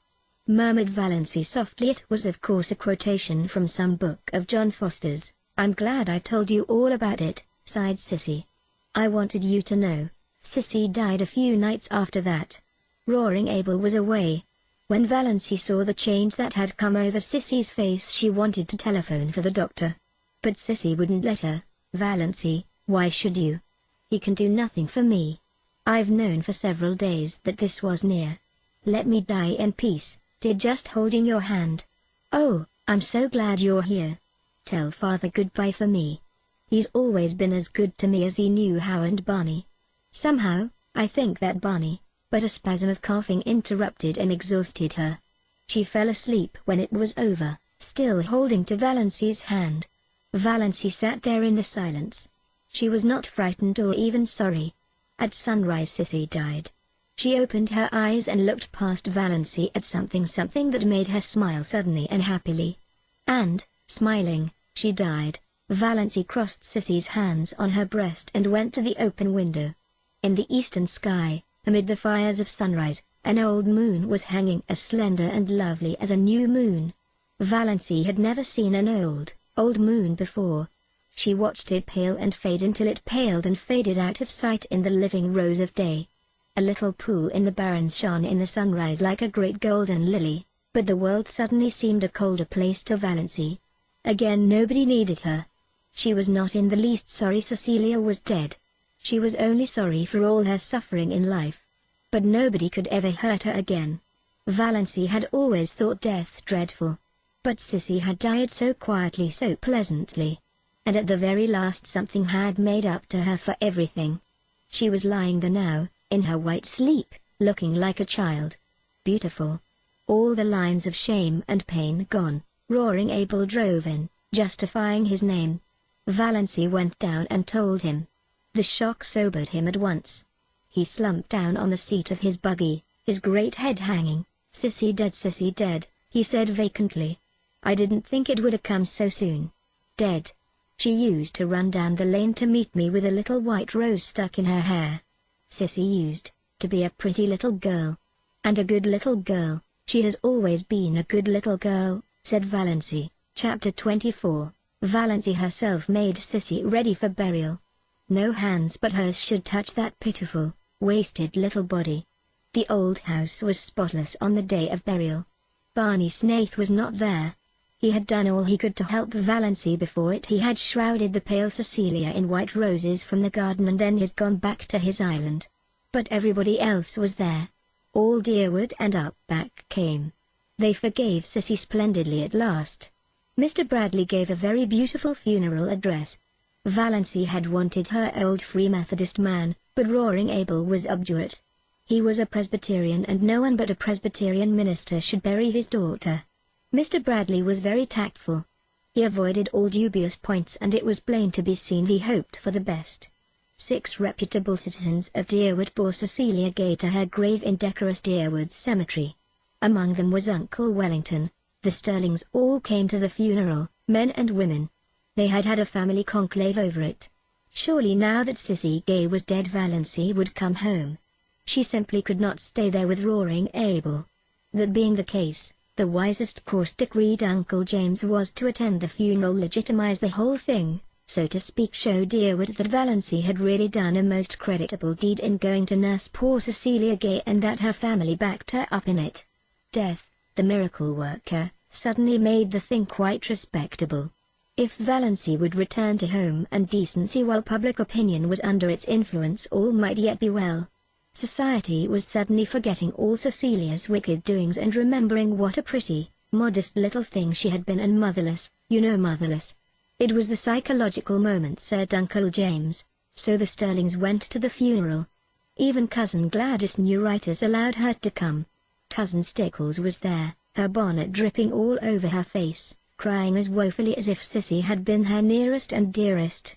Funerals always brought Cousin Stickles' own sad bereavement back, and Uncle Wellington was a pallbearer.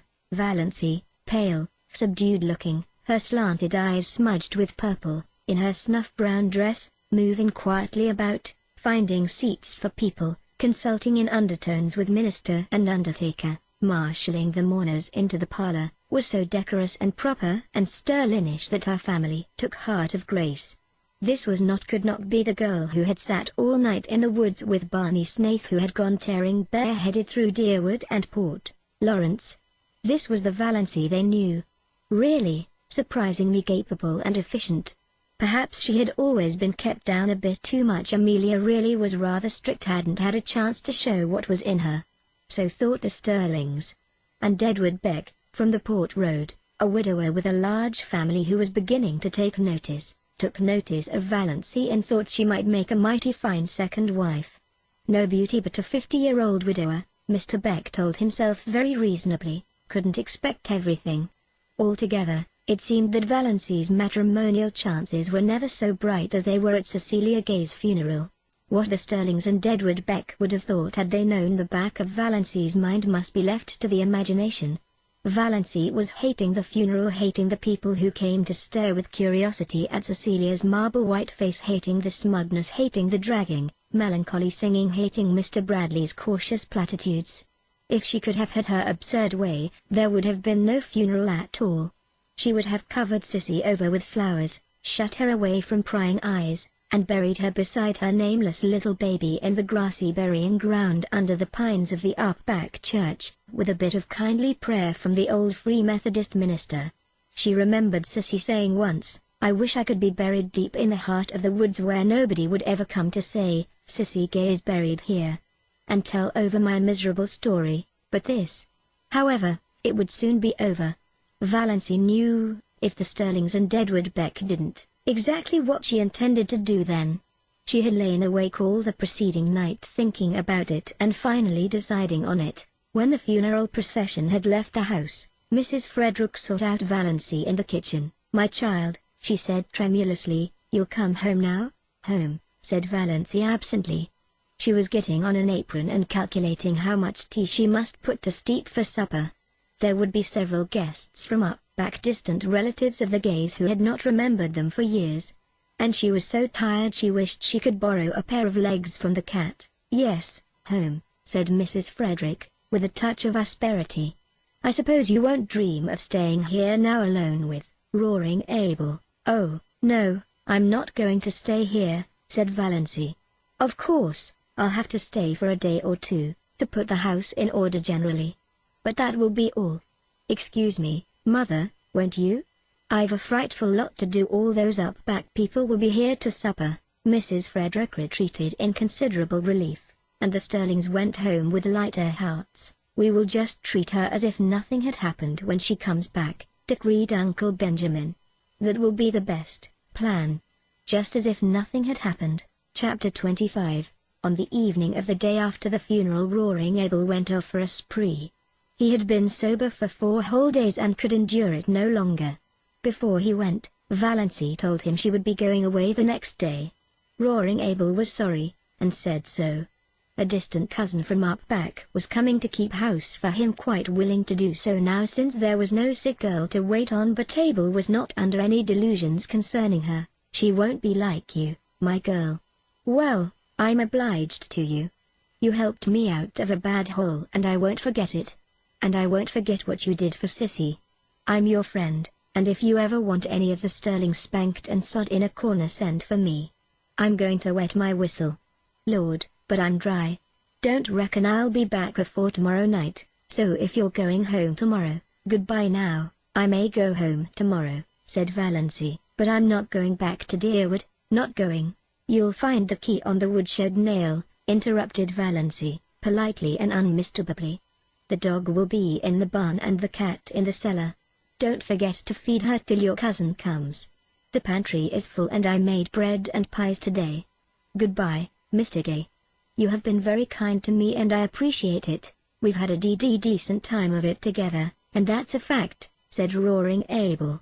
"You're the best small sport in the world, and your little finger is worth the whole Sterling clan tied together. Goodbye and good luck." Valancy went out to the garden. Her legs trembled a little, but otherwise she felt and looked composed. She held something tightly in her hand. The garden was lying in the magic of the warm, odorous July twilight. A few stars were out and the robins were calling through the velvety silences of the barrens. Valancy stood by the gate expectantly. Would he come? If he did not, he was coming. Valancy heard Lady Jane Grey far back in the woods. Her breath came a little more quickly. Nearer and nearer she could see Lady Jane now bumping down the lane. Nearer. He had sprung from the car and leaning over the gate, looking at her. "Going home, Miss Sterling?" "I don't know yet," said Valancy slowly. Her mind was made up, with no shadow of turning, but the moment was very tremendous. "I thought I'd run down and ask if there was anything I could do for you," said Barney. Valancy took it with a canter. "Yes, there is something you can do for me," she said, evenly and distinctly. "Will you marry me?" For a moment Barney was silent. There was no particular expression on his face. Then he gave an odd laugh. "Come, now.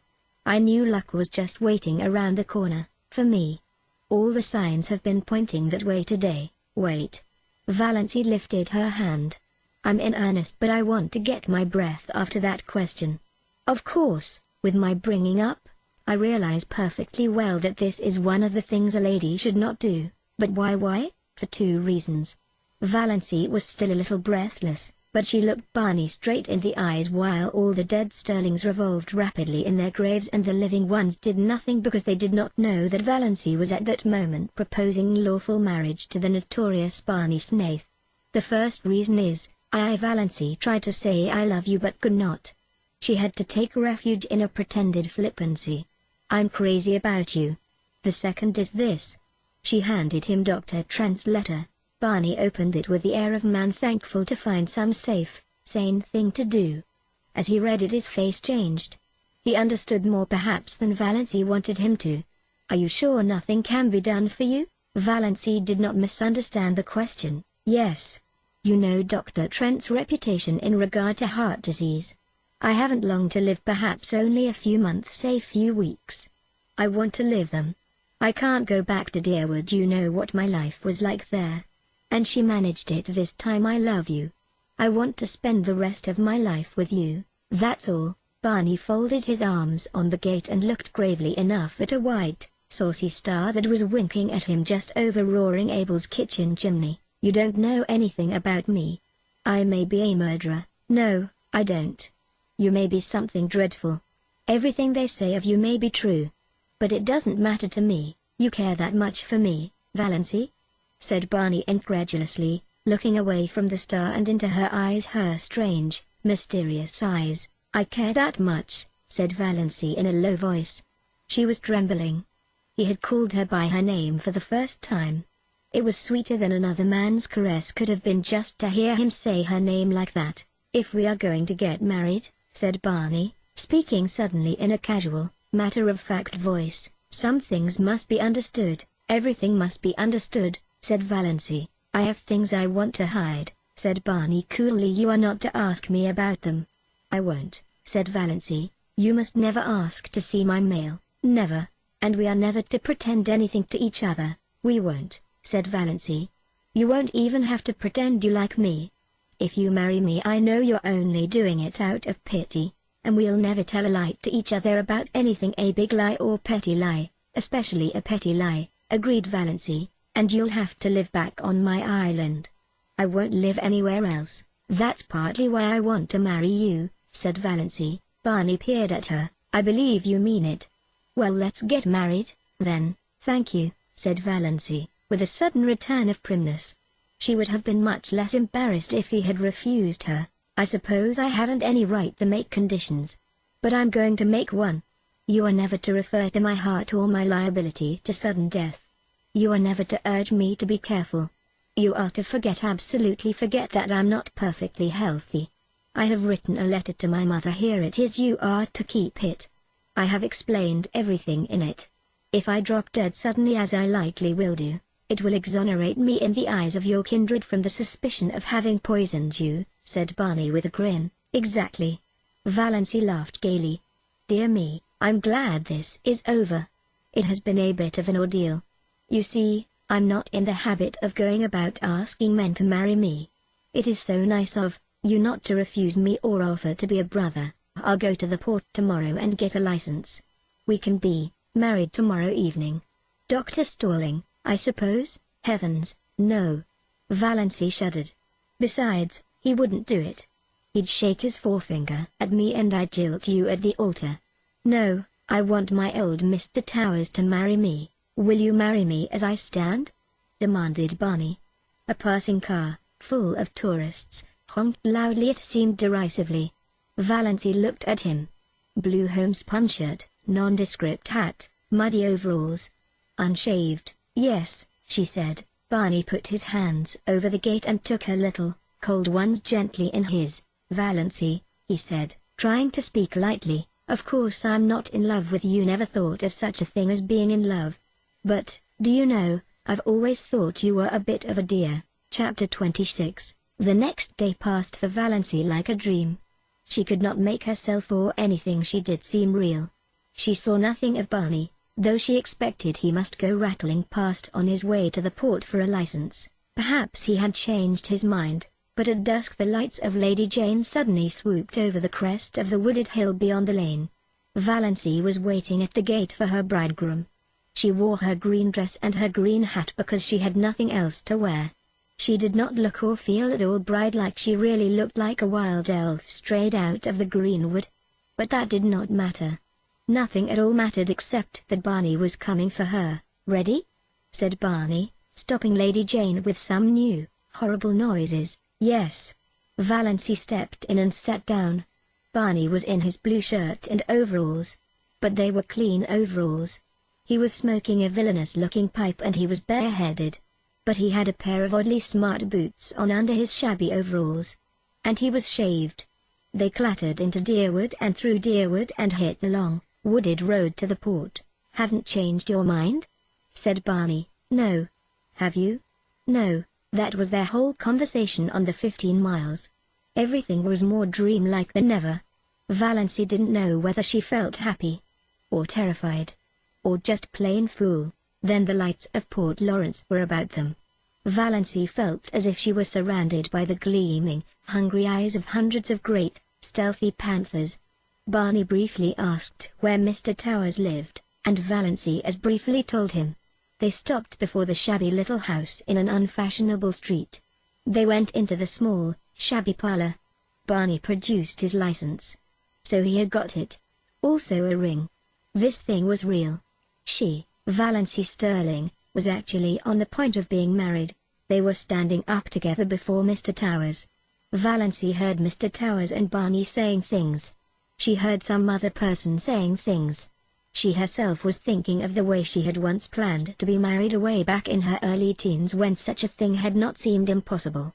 White silk and tulle veil and orange blossoms, no bridesmaid, but one flower girl, in a frock of cream shadow lace over pale pink, with a wreath of flowers in her hair, carrying a basket of roses and lilies of the valley. And the groom, a noble-looking creature, irreproachably clad in whatever the fashion of the day decreed. Valancy lifted her eyes and saw herself and Barney in the little slanting, distorting mirror over the mantelpiece. She in her odd, unbridled green hat and dress, Barney in shirt and overalls. But it was Barney. That was all that mattered. No veil, no flowers, no guests, no presents, no wedding cake, but just Barney.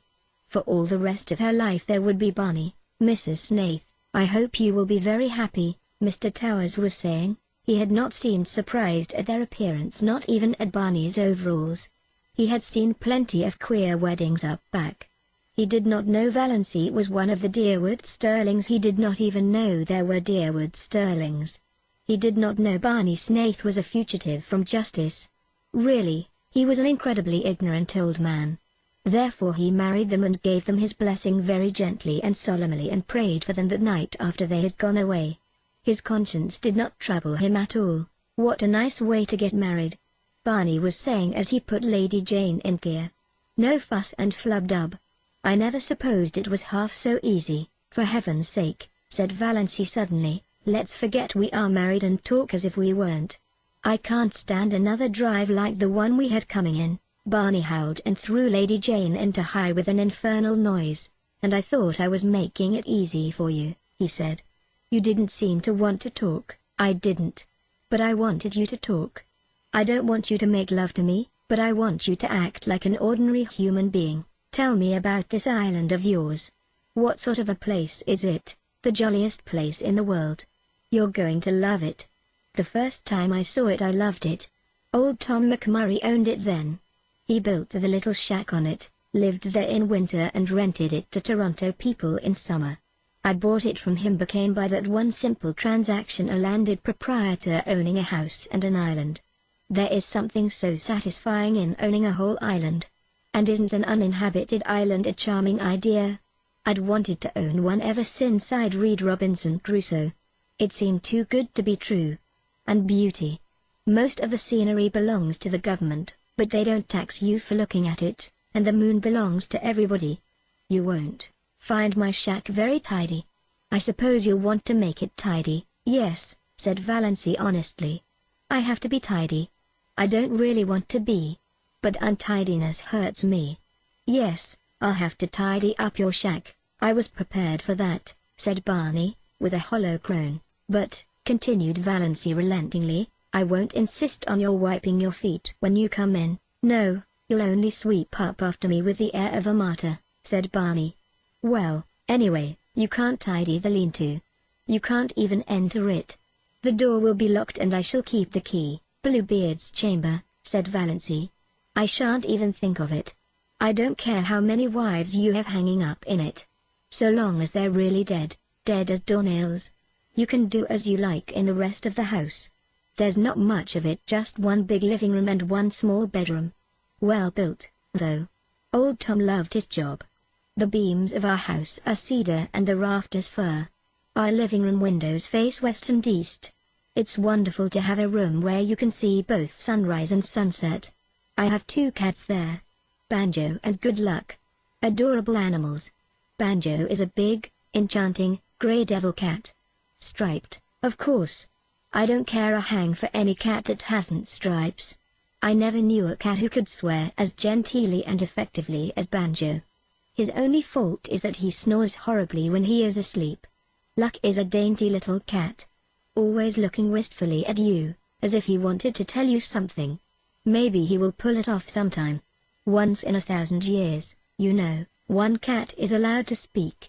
My cats are philosophers, neither of them ever cries over spilt milk. 2 old crows live in a pine tree on the point and are reasonably neighborly. Call them Nip and Tuck.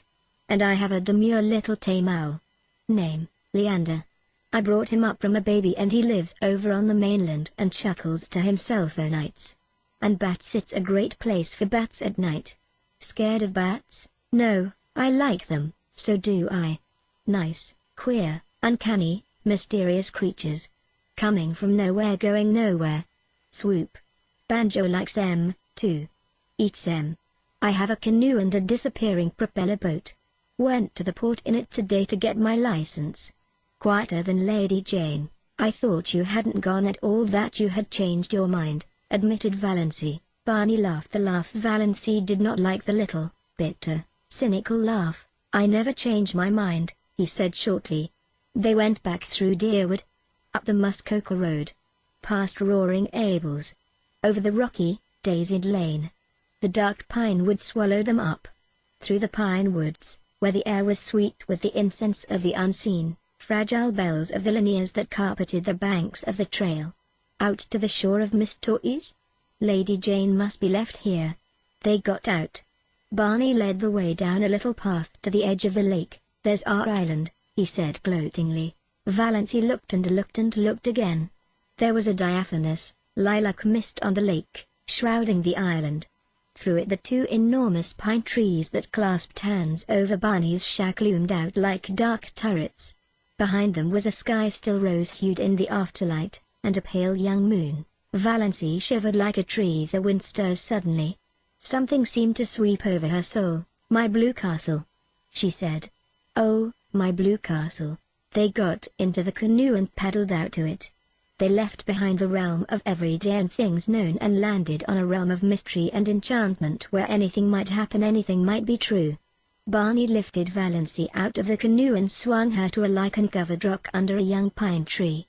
His arms were about her and suddenly his lips were on hers. Valency found herself shivering with the rapture of her first kiss. Welcome home, dear, Barney was saying. Chapter 27. Cousin Georgiana came down the lane leading up to her little house. She lived half a mile out of Deerwood and she wanted to go into Amelia's and find out if Dos had come home yet. Cousin Georgiana was anxious to see Dos. She had something very important to tell her. Something, she was sure, Dos would be delighted to hear. Poor Dos. She had had rather a dull life of it. Cousin Georgiana owned to herself that she would not like to live under Amelia's thumb. But that would be all changed now. Cousin Georgiana felt tremendously important. For the time being, she quite forgot to wonder which of them would go next, and here was Dos herself, coming along the road from Roaring Abel's in such a queer green dress and hat. Talk about luck. Cousin Georgiana would have a chance to impart her wonderful secret right away, with nobody else about to interrupt. It was, you might say, a providence. Valency, who had been living for 4 days on her enchanted island, had decided that she might as well go into Deerwood and tell her relatives that she was married. Otherwise, finding that she had disappeared from Roaring Abel's, they might get out a search warrant for her. Barney had offered to drive her in, but she had preferred to go alone. She smiled very radiantly at Cousin Georgiana, who, she remembered, as of someone known a long time ago, had really been not a bad little creature.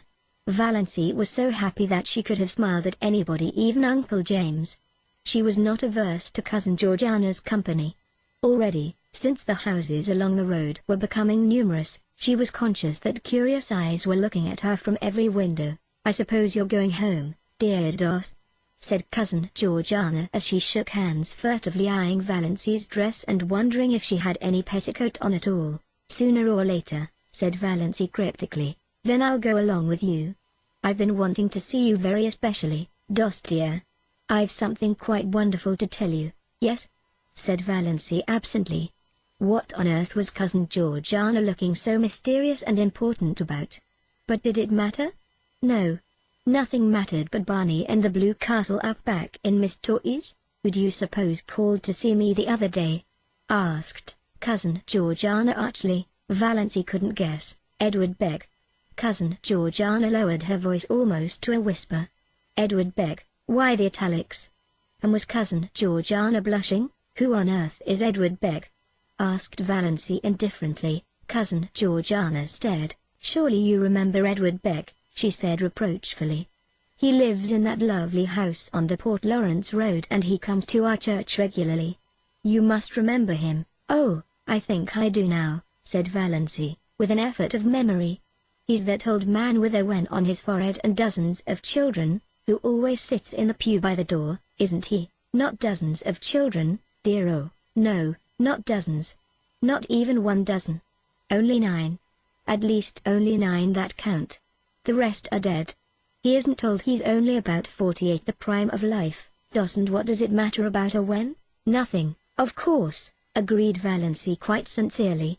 It certainly did not matter to her whether Edward Beck had a wen or a dozen wens or no wen at all. But Valency was getting vaguely suspicious. There was certainly an air of suppressed triumph about Cousin Georgiana. Could it be possible that Cousin Georgiana was thinking of marrying again? Marrying Edward Beck? Absurd.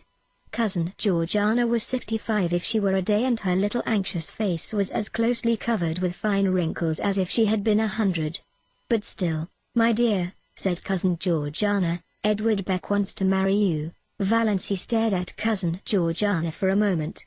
Then she wanted to go off into a peal of laughter. But she only said, "Me? Yes, you. He fell in love with you at the funeral.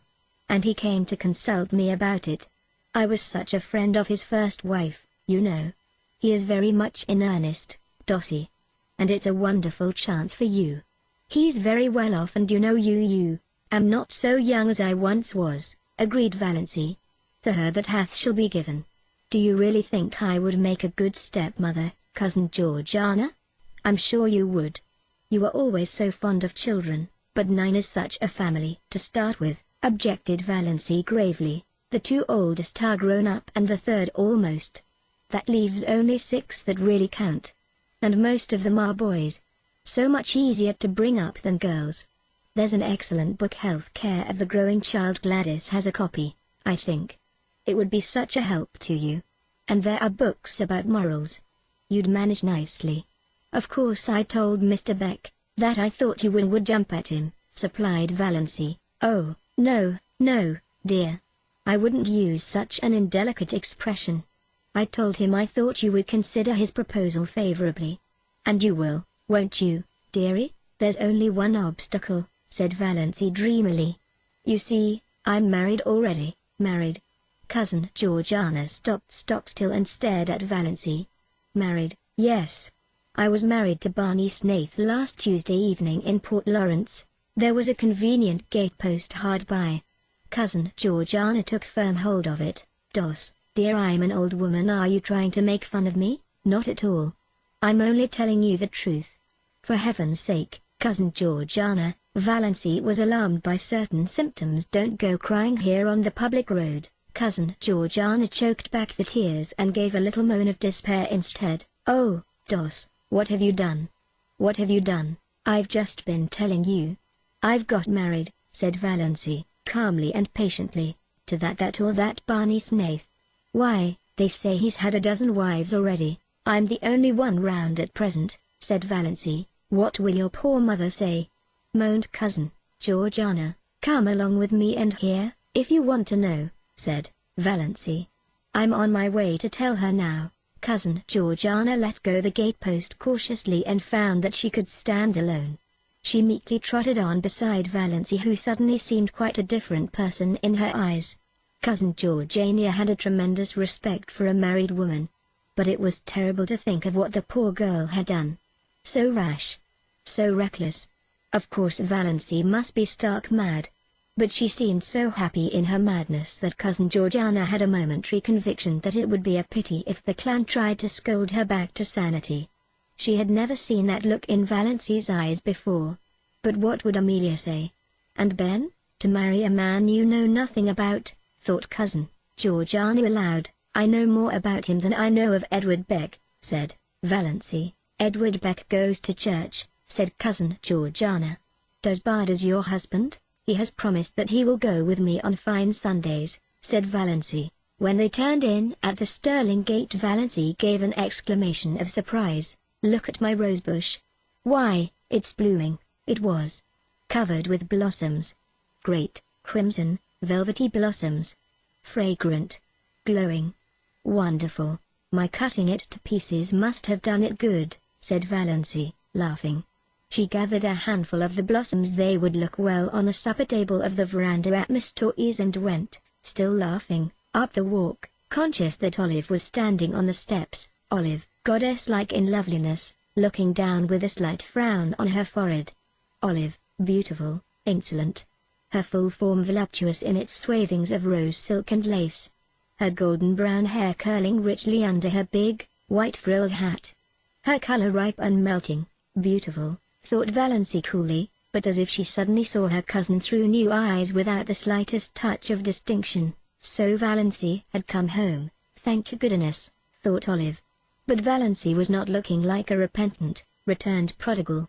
This was the cause of Olive's frown. She was looking triumphant, graceless.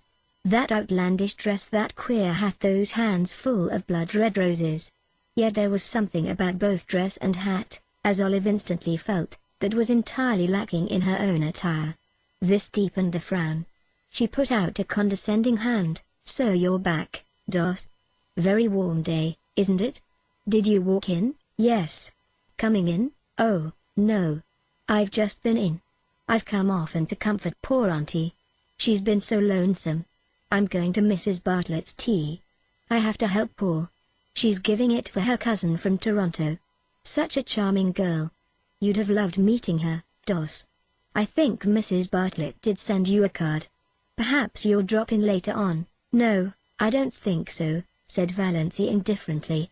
I'll have to be home to get Barney's supper. We're going for a moonlit canoe ride around Miss Tower tonight. Barney? Supper? Gasped Olive. What do you mean? Valency Sterling? Valency Snaith, by the grace of God. Valency flaunted her wedding ring in Olive's stricken face. Then she nimbly stepped past her and into the house. Cousin Georgiana followed. She would not miss a moment of the great scene, even though Olive did look as if she were going to faint. Olive did not faint. She went stupidly down the street to Mrs. Bartlett's.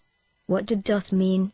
She couldn't have that ring. Oh, what fresh scandal was that wretched girl bringing on her defenseless family now? She should have been shut up long ago. Valency opened the sitting-room door and stepped unexpectedly right into grim assemblage of Sterlings. They had not come together of malice prepense. Aunt Wellington and Cousin Gladys and Aunt Mildred and Cousin Sarah had just called in on their way home from a meeting of the Missionary Society. Uncle James had dropped in to give Amelia some information regarding a doubtful investment. Uncle Benjamin had called, apparently, to tell them it was a hot day and ask them what was the difference between a bee and a donkey. Cousin Stickles had been tactless enough to know the answer: one gets all the honey, the other all the wax, and Uncle Benjamin was in a bad humor.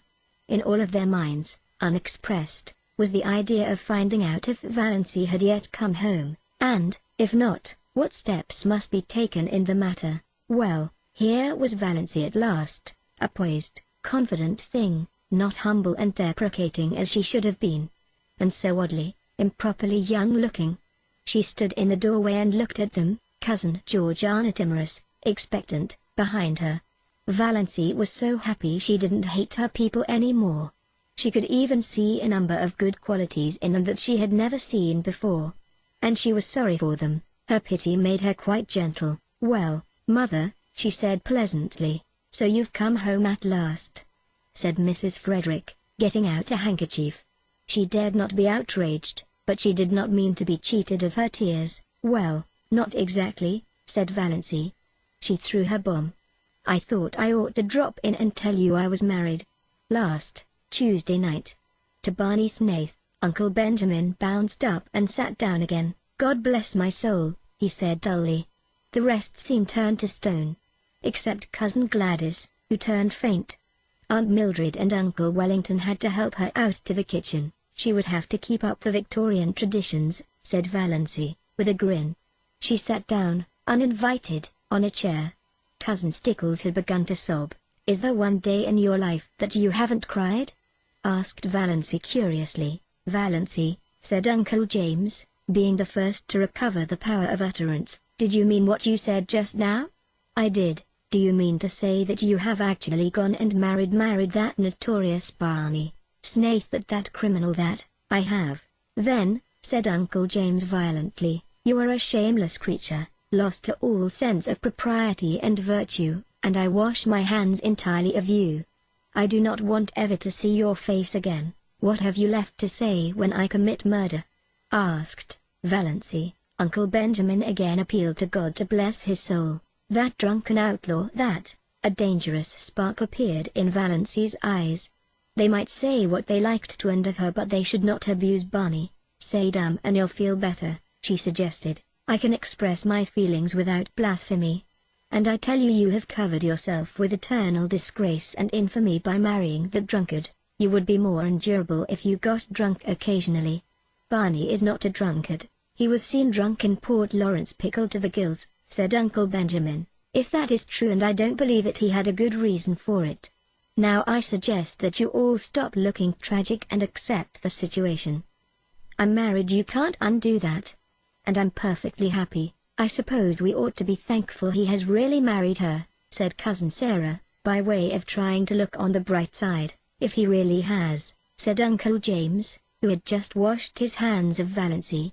"Who married you, Mr. Towers, of Port Lawrence, by a Free Methodist?" groaned Mrs. Frederick, as if to have been married by an imprisoned Methodist would have been a shade less disgraceful. It was the first thing she had said. Mrs. Frederick didn't know what to say. The whole thing was too horrible, too nightmarish. She was sure she must wake up soon. After all their bright hopes at the funeral. "It makes me think of those what d'ye call ems," said Uncle Benjamin helplessly. "Those yarns, you know, of fairies taking babies out of their cradles." "Valancy could hardly be a changeling at 29, said Aunt Wellington satirically. "She was the oddest looking baby I ever saw." "Anyway," averted Uncle Benjamin. "I said so at the time, you remember." "Amelia?" "I said I had never seen such eyes in a human head." "I'm glad I never had any children," said Cousin Sarah.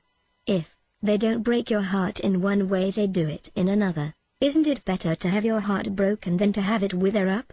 queried Valancy. "Before it could be broken, it must have felt something splendid. That would be worth the pain." "Dip clean dippy," muttered Uncle Benjamin, with a vague, unsatisfactory feeling that somebody had said something like that before. "Valancy," said Mrs. Frederick solemnly, "do you ever pray to be forgiven for disobeying your mother?" "I should pray to be forgiven for obeying you so long," said Valancy stubbornly. "But I don't pray about that at all. I just thank God every day for my happiness. I would rather," said Mrs. Frederick, beginning to cry rather belatedly, "see you dead before me than listen to what you have told me today." Valancy looked at her mother and aunts, and wondered if they could ever have known anything of the real meaning of love. She felt sorrier for them than ever. They were so very pitiable. And they never suspected it. "Barney Snaith is a scoundrel to have deluded you into marrying him," said Uncle James violently. "Oh, I did the deluding. I asked him to marry me," said Valancy, with a wicked smile. "Have you no pride?" demanded Aunt Wellington. "Lots of it. I am proud that I have achieved a husband by my own unaided efforts.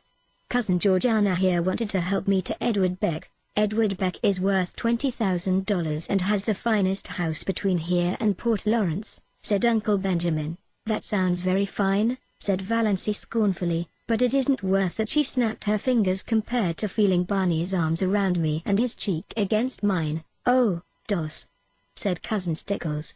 Cousin Sarah said, "Oh, Doss." Aunt Wellington said, "Valancy, you need not be indecent." "Why, it surely isn't indecent to like to have your husband put his arm around you." "I should think it would be indecent if you didn't," Why expect decency from her?" inquired Uncle James sarcastically. "She has cut herself off from decency forevermore. She has made her bed. Let her lie on it." "Thanks," said Valancy very gratefully. "How you would have enjoyed being Torquemada. Now, I must really be getting back. Mother, may I have those 3 woolen cushions I worked last winter?" "Take them, take everything," said Mrs. Frederick. "Oh, I don't want everything or much. I don't want my blue castle cluttered. Just the cushions. I'll call for them some day when we motor in." Valancy rose and went to the door. There she turned. She was sorrier than ever for them all. They had no blue castle in the purple solitudes of Miss Torres. "The trouble with you people is that you don't laugh enough," she said. "Dos dear," said Cousin Georgiana mournfully, "some day, you will discover that blood is thicker than water." "Of course it is. But who wants water to be thick?" parried Valancy. "We want water to be thin, sparkling crystal clear." Cousin Stickles groaned. Valancy would not ask any of them to come and see her. She was afraid they would come out of curiosity. But she said, "Do you mind if I drop in and see you once in a while?" "Mother, my house will always be open to you," said Mrs. Frederick, with a mournful dignity. "You should never recognize her again," said Uncle James sternly, as the door closed behind Valancy. "I cannot quite forget that I am a mother," said Mrs. Frederick. "My poor, unfortunate girl. I dare say the marriage isn't legal," said Uncle James comfortingly. "He has probably been married half a dozen times before. But I am through with her. I have done all I could, Amelia. I think you will admit that." Henceforth Uncle James was terribly solemn about it. "Valancy is to me as one dead." "Mrs. Barney Snaith," said Cousin Georgiana, as if trying it out to see how it would sound. "He has a score of aliases, no doubt," said Uncle Benjamin. "For my part, I believe the man is half Indian. I haven't a doubt they're living in a wigwam. If he has married her under the name of Snaith and it isn't his real name, wouldn't that make the marriage null and void?" asked Cousin Stickles hopefully. Uncle James shook his head. "No, it is the man who marries, not the name, you know," said Cousin Gladys, who had recovered and returned but was still shaky. "I had a distinct premonition of this at Herbert's silver dinner. I remarked it at the time, when she was defending Snaith. You remember, of course. It came over me like a revelation. I spoke to David when I went home about it." What?" demanded Aunt Wellington of the universe. "Has come over Valancy?" "Valancy?" The universe did not answer, but Uncle James did. "Isn't there something coming up of late about secondary personalities cropping out? I don't hold with many of those newfangled notions, but there may be something in this one. It would account for her incomprehensible conduct." "Valancy is so fond of mushrooms," sighed Cousin Georgiana. "I'm afraid she'll get poisoned eating toadstools by mistake living up back in the woods." "There are worse things than death," said Uncle James, believing that it was the first time in the world that such statement had been made. "Nothing can ever be the same again," sobbed Cousin Stickles. Valancy, hurrying along the dusty road, back to cool Miss Torres and her Purple Island, had forgotten all about them, just as she had forgotten that she might drop dead at any moment if she hurried. 139, Chapter 28, Chapter 28, New Chapter. Summer passed by. The Sterling clan, with the insignificant exception of Cousin Georgiana, had tacitly agreed to follow Uncle James' example and look upon Valancy as one dead. To be sure, Valancy had an unquiet, ghostly habit of recurring resurrections when she and Barney clattered through Deerwood and out to the port in that unspeakable car. Valancy bareheaded, with stars in her eyes. Barney, bareheaded, smoking his pipe. But shaved. Always shaved now, if any of them had noticed it. They even had the audacity to go into Uncle Benjamin's store to buy groceries. Twice Uncle Benjamin ignored them. Was not Valancy one of the dead? Well, Snaith had never existed. But the third time he told Barney he was a scoundrel who should be hung for luring an unfortunate, weak-minded girl away from her home and friends. Barney's one straight eyebrow went up. "I have made her happy," he said coolly, "and she was miserable with her friends. So that's that." Uncle Benjamin stared. It had never occurred to him that women had to be, or ought to be, made happy. You pup," he said, "why be so unoriginal? queried Barney amiably. "Anybody could call me a pup. Why not think of something worthy of the Sterlings? Besides, I'm not a pup. I'm really quite a middle-aged dog. 35, if you're interested in knowing." Uncle Benjamin remembered just in time that Valancy was dead. He turned his back on Barney. Valancy was happy, gloriously and entirely so. She seemed to be living in a wonderful house of life, and every day opened a new, mysterious room. It was in a world which had nothing in common with the one she had left behind, a world where time was not, which was young with immortal youth, where there was neither past nor future but only the present. She surrendered herself utterly to the charm of it. The absolute freedom of it all was unbelievable. They could do exactly as they liked. No Mrs. Grundy. No traditions. No relatives. Or in-laws. Peace, perfect peace, with loved ones far away, as Barney quoted shamelessly. Valancy had gone home once and got her cushions. And Cousin Georgiana had given her one of her famous candlewick spreads of most elaborate design. "For your spare room bed, dear," she said. "But I haven't got any spare room," said Valancy. Cousin Georgiana looked horrified. A house without a spare room was monstrous to her. "But it's a lovely spread," said Valancy, with a kiss, "and I'm so glad to have it. I'll put it on my own bed. Barney's old patchwork quilt is getting ragged. I don't see how you can be contented to live up back," sighed Cousin Georgiana. "It's so out of the world, contented." Valancy laughed. What was the use of trying to explain to Cousin Georgiana? "It is," she agreed, "most gloriously and entirely out of the world." "And you are really happy, dear?" asked Cousin Georgiana wistfully. "I really am," said Valancy gravely, her eyes dancing. "Marriage is such a serious thing," sighed Cousin Georgiana. "When it's going to last long," agreed Valancy. Cousin Georgiana did not understand this at all. But it worried her, and she lay awake at nights wondering what Valancy meant by it. Valancy loved her blue castle and was completely satisfied with it. The big living room had 3 windows, all commanding exquisite views of exquisite mysteries. The one in the end of the room was an oral window which Tom Montgomery, Barney explained, had got out of some little, old up-back church that had been sold. It faced the west, and when the sunsets flooded it, Valancy's whole being knelt in prayer as if in some great cathedral. The new moons always looked down through it, the lower pine boughs swayed about the top of it, and all through the nights the soft, dim silver of the lake dreamed through it. There was a stone fireplace on the other side. No desecrating gas imitation, but a real fireplace where you could burn real logs. With a big grizzly bear skin on the floor before it, and beside it a hideous, red plush sofa of Tom Montgomery's regime. But its ugliness was hidden by silver grey timber wolf skins, and Valancy's cushions made it gay and comfortable. In a corner a nice, tall, lazy old clock ticked, the right kind of a clock. One that did not hurry the hours away but ticked them off deliberately. It was the jolliest looking old clock. A fat, corpulent clock with a great, round, man's face painted on it, the hands stretching out of its nose and the hours encircling it like a halo. There was a big glass case of stuffed owls and several deer heads, likewise of Tom Montgomery's vintage. Some comfortable old chairs that asked to be sat upon. A squat little chair with a cushion was prescriptively Banjo's. If anybody else dared sit on it, Banjo glared him out of it with his topaz-hued, black-ringed eyes. Banjo had an adorable habit of hanging over the back of it, trying to catch his own tail. Losing his temper because he couldn't catch it. Giving it a fierce bite for spite when he did catch it. Yowling malignantly with pain. Barney and Valancy laughed at him until they ached. But it was good luck they loved. They were both agreed that good luck was so lovable that he practically amounted to an obsession.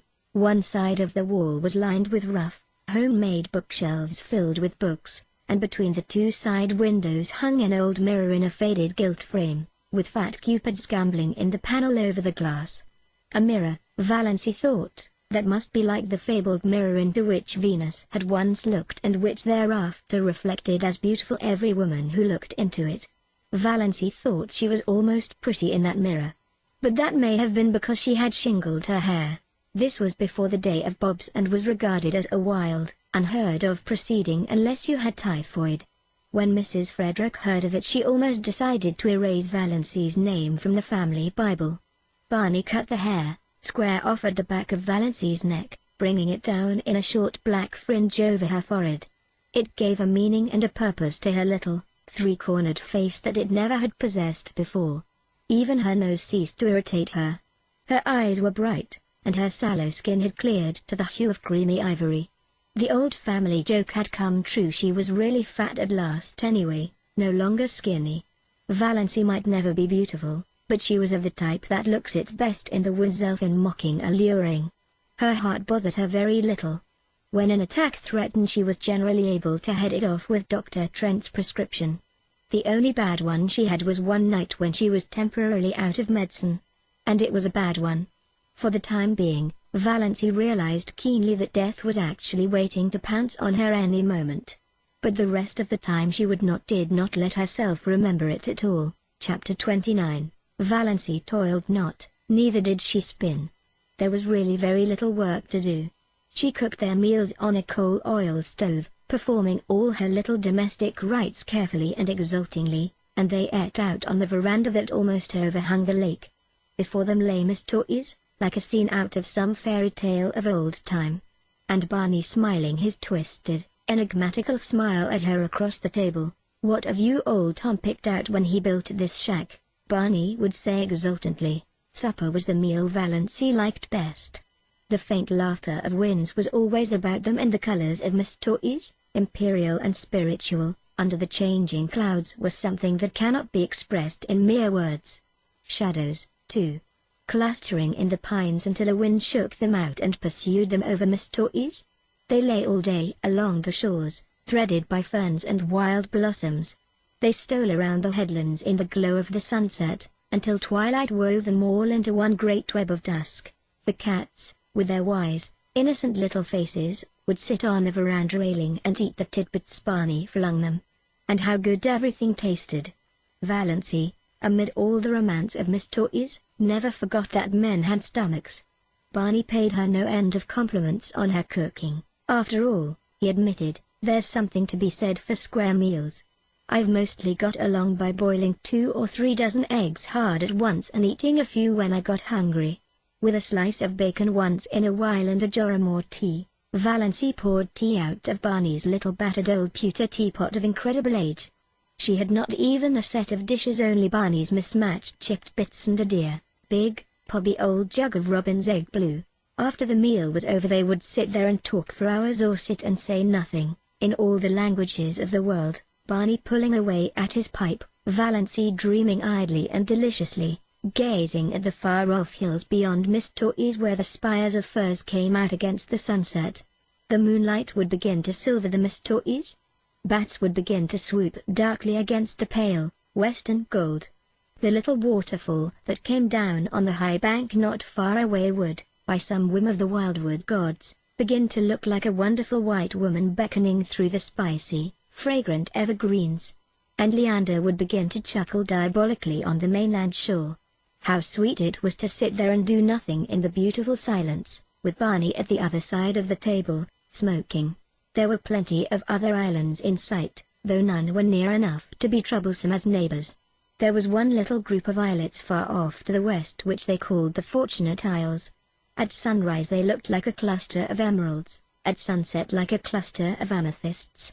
They were too small for houses, but the lights on the larger islands would bloom out all over the lake, and bonfires would be lighted on their shores, streaming up into the wood shadows and throwing great, blood-red ribbons over the waters. Music would drift to them alluringly from boats here and there, or from the verandas on the big house of the millionaire on the biggest island. "Would you like a house like that, Moonlight?" Barney asked once, waving his hand at it. He had taken to calling her Moonlight, and Valency loved it. "No," said Valency, who had once dreamed of a mountain castle 10 times the size of the rich man's cottage and now pitied the poor inhabitants of palaces. "No. It's too elegant. I would have to carry it with me everywhere I went. On my back like a snail. It would own me, possess me, body and soul. I like a house I can love and cuddle and boss. Just like ours here. I don't envy Hamilton Gossard, the finest summer residence in Canada. It is magnificent, but it isn't my blue castle." Away down at the far end of the lake they got every night a glimpse of a big, continental train rushing through a clearing. Valency liked to watch its lighted windows flash by and wonder who was on it and what hopes and fears it carried. She also amused herself by picturing Barney and herself going to the dances and dinners in the houses on the islands, but she did not want to go in reality. Once they did go to a masquerade dance in the pavilion at one of the hotels up the lake, and had a glorious evening, but slipped away in their canoe, before unmasking time, back to the Blue Castle. "It was lovely, but I don't want to go again," said Valency. So many hours a day Barney shut himself up in Bluebeard's chamber. Valency never saw the inside of it. From the smells that filtered through at times she concluded he must be conducting chemical experiments or counterfeiting money. Valency supposed there must be smelly processes in making counterfeit money. But she did not trouble herself about it. She had no desire to peer into the locked chambers of Barney's house of life. His past and his future concerned her not. Only this rapturous present. Nothing else mattered. Once he went away and stayed away 2 days and nights. He had asked Valency if she would be afraid to stay alone and she had said she would not. He never told her where he had been. She was not afraid to be alone, but she was horribly lonely. The sweetest sound she had ever heard was Lady Jane's clatter through the woods when Barney returned. And then his signal whistle from the shore. She ran down to the landing rock to greet him, to nestle herself into his eager arms. They did seem eager. "Have you missed me, Moonlight?" Barney was whispering. "It seems 100 years since you went away," said Valency. "I won't leave you again." "You must," protested Valency, "if you want to. I'd be miserable if I thought you wanted to go and didn't, because of me. I want you to feel perfectly free." Barney laughed a little cynically. "There is no such thing as freedom on Earth," he said. "Only different kinds of bondages. And comparative bondages. You think you are free now because you've escaped from a peculiarly unbearable kind of bondage. But are you? You love me, that's a bondage. Who said or wrote that the prison unto which we doom ourselves no prison is?" asked Valency dreamily, clinging to his arm as they climbed up the rock steps. "Ah, now you have it," said Barney. "That's all the freedom we can hope for, the freedom to choose our prison. But, Moonlight," he stopped at the door of the Blue Castle and looked about him at the glorious lake, the great, shadowy woods, the bonfires, the twinkling lights. "Moonlight, I'm glad to be home again. When I came down through the woods and saw my home lights mine gleaming out under the old pines, something I'd never seen before, oh, girl, I was glad. But in spite of Barney's doctrine of bondage, Valency thought they were splendidly free. It was amazing to be able to sit up half the night and look at the moon if you wanted to be late for meals if you wanted to, she who had always been rebuked so sharply by her mother and so reproachfully by Cousin Stickles if she were 1 minute late. To dawdle over meals, as long as you wanted to. Leave your crusts if you wanted to. Not come home at all for meals if you wanted to. Sit on a sun-warm rock and paddle your bare feet in the hot sand if you wanted to. Just sit and do nothing in the beautiful silence if you wanted to. In short, do any fool thing you wanted to whenever the notion took you. If that wasn't freedom, what was? Chapter 30. They didn't spend all their days on the island. They spent more than half of them wandering all through the enchanted Muskoka country. Barney knew the woods as a book and he taught their lore and craft to Valency. He could always find trail and haunt of the shy wood people. Valency learned the different fairy likenesses of the mosses, their charm and exquisiteness of woodland blossoms. She learned to know every bird at sight and mimic its call, though never so perfectly as Barney. She made friends with every kind of tree. She learned to paddle a canoe as well as Barney himself. She liked to be out in the rain and she never caught cold. Sometimes they took a lunch with them and went berrying strawberries and blueberries. How pretty blueberries were, the dainty green of the unripe berries, the glossy pinks and scarlets of the half-ripes, the misty blue of the fully matured. And Valency learned the real flavor of the strawberry in its highest perfection. There was a certain sunlit dell on the banks of Mistois along which white birches grew on one side and on the other still, changeless ranks of young spruces. There were long grasses at the roots of the birches, combed down by the winds and wet with morning dew late into the afternoons. Here they found berries that might have graced the banquets of Lucullus, great ambrosial sweetnesses hanging like rubies to long, rosy stalks. They lifted them by the stalk and ate them from it, uncrushed and virgin, tasting each berry by itself with all its wild fragrance enslaved therein. When Valancy carried any of these berries home, that elusive essence escaped and they became nothing more than the common berries of the marketplace, very kitchenly good indeed, but not as they would have been, eaten in their birch dell until her fingers were stained as pink as Aurora's eyelids, or they went after water lilies. Barney knew where to find them in the creeks and bays of Miss Torres. Then the Blue Castle was glorious with them, every receptacle that Valancy could contrive filled with the exquisite things.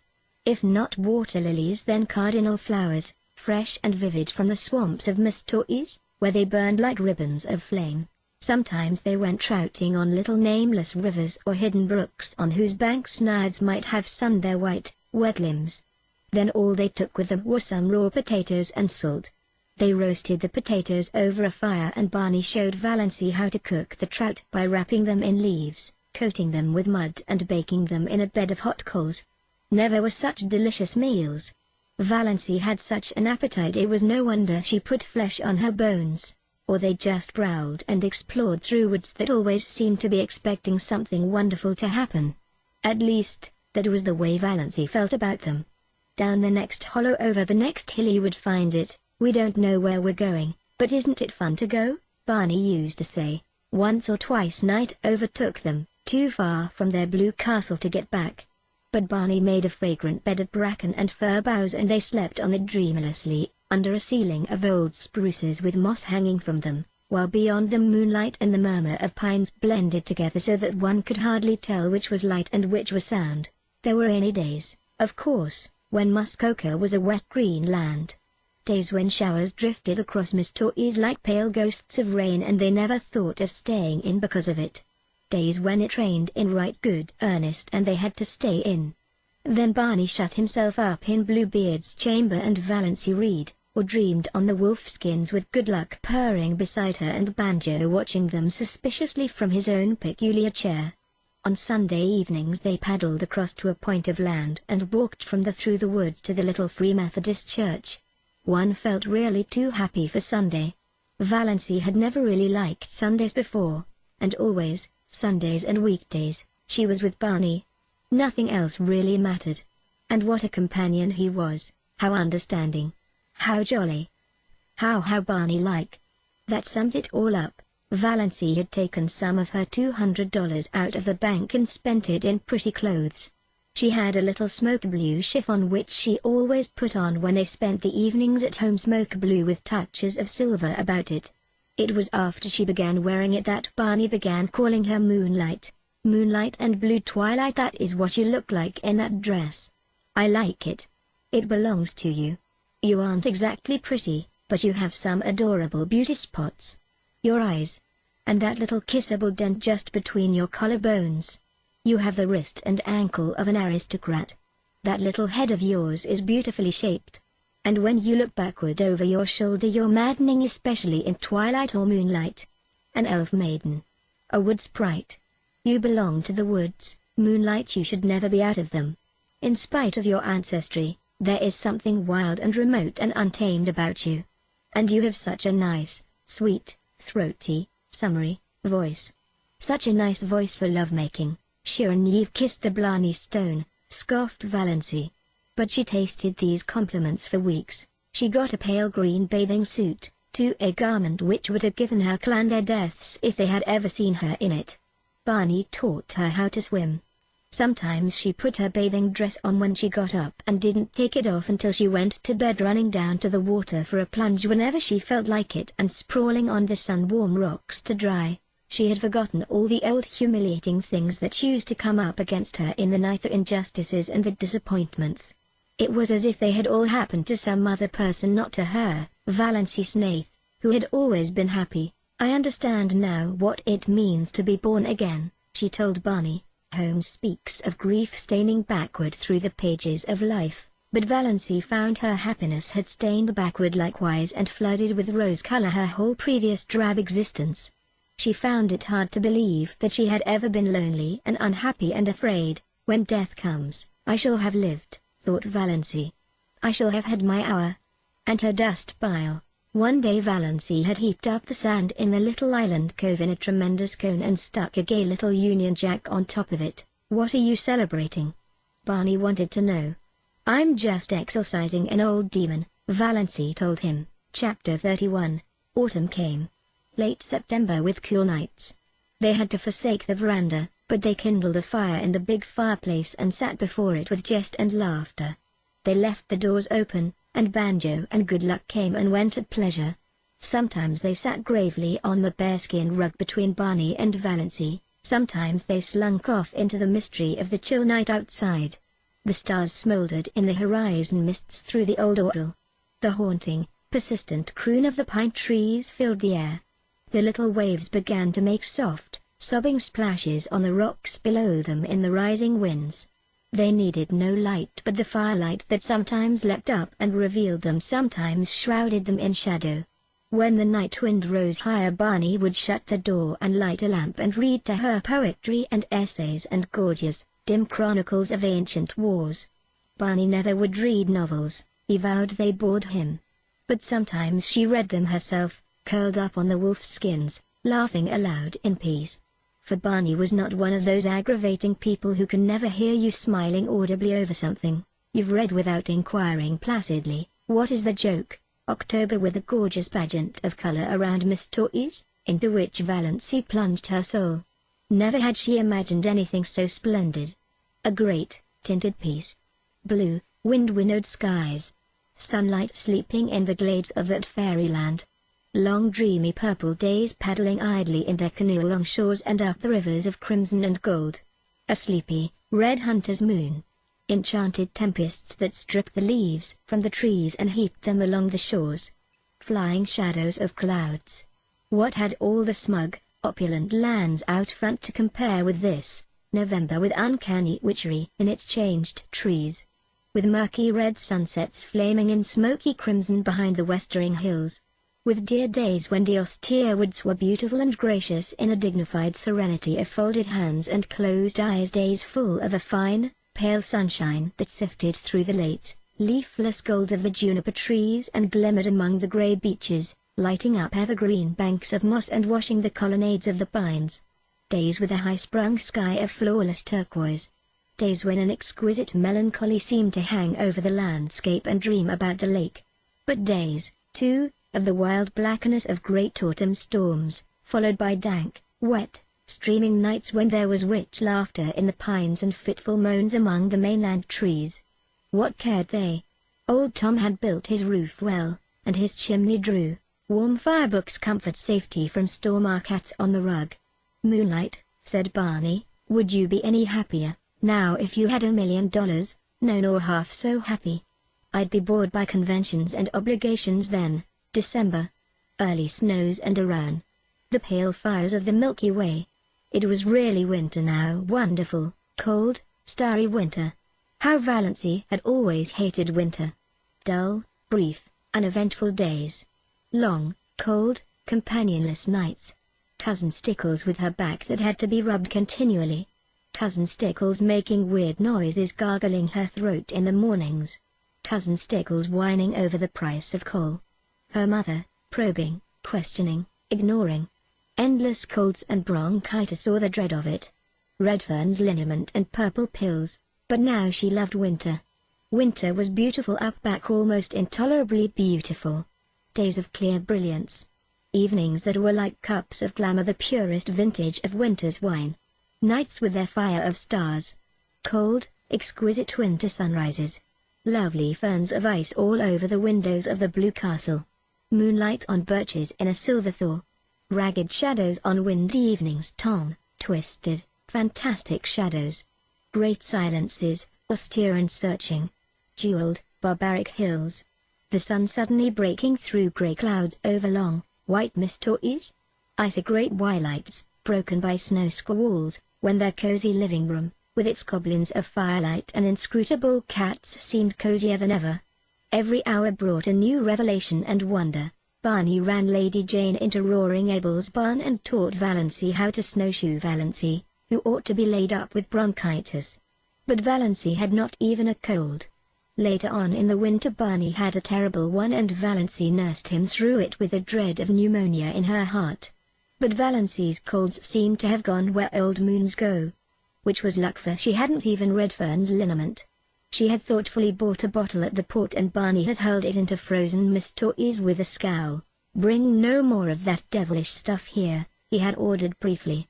It was the first and last time he had spoken harshly to her. They went for long tramps through the exquisite reticence of winter woods and the silver jungles of frosted trees, and found loveliness everywhere. At times they seemed to be walking through a spellbound world of crystal and pearl, so white and radiant were clearings and lakes and sky. The air was so crisp and clear that it was half intoxicating. Once they stood in a hesitation of ecstasy at the entrance of a narrow path between ranks of birches. Every twig and spray was outlined in snow.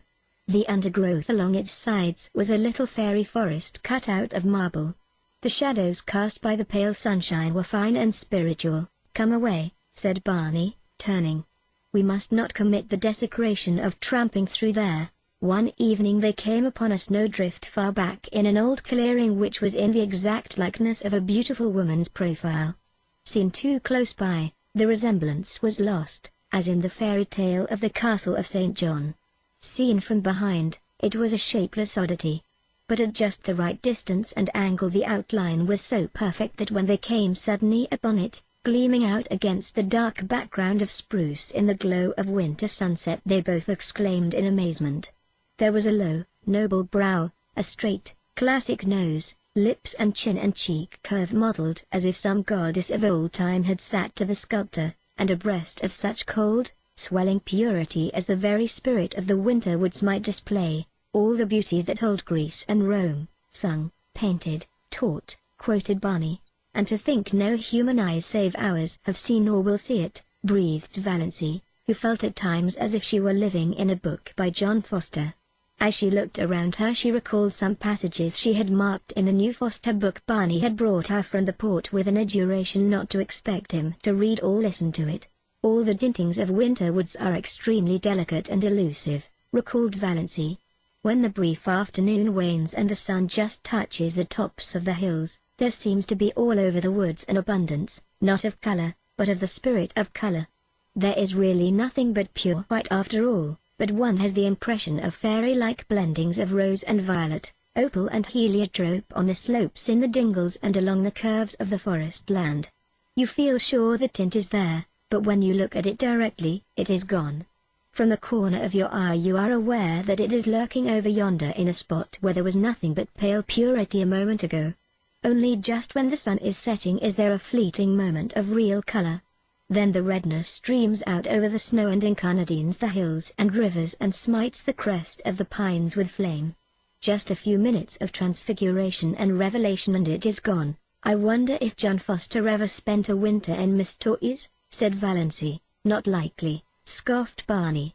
People who write tosh like that generally write it in a warm house on some smug city street. You are too hard on John Foster, said Valency severely.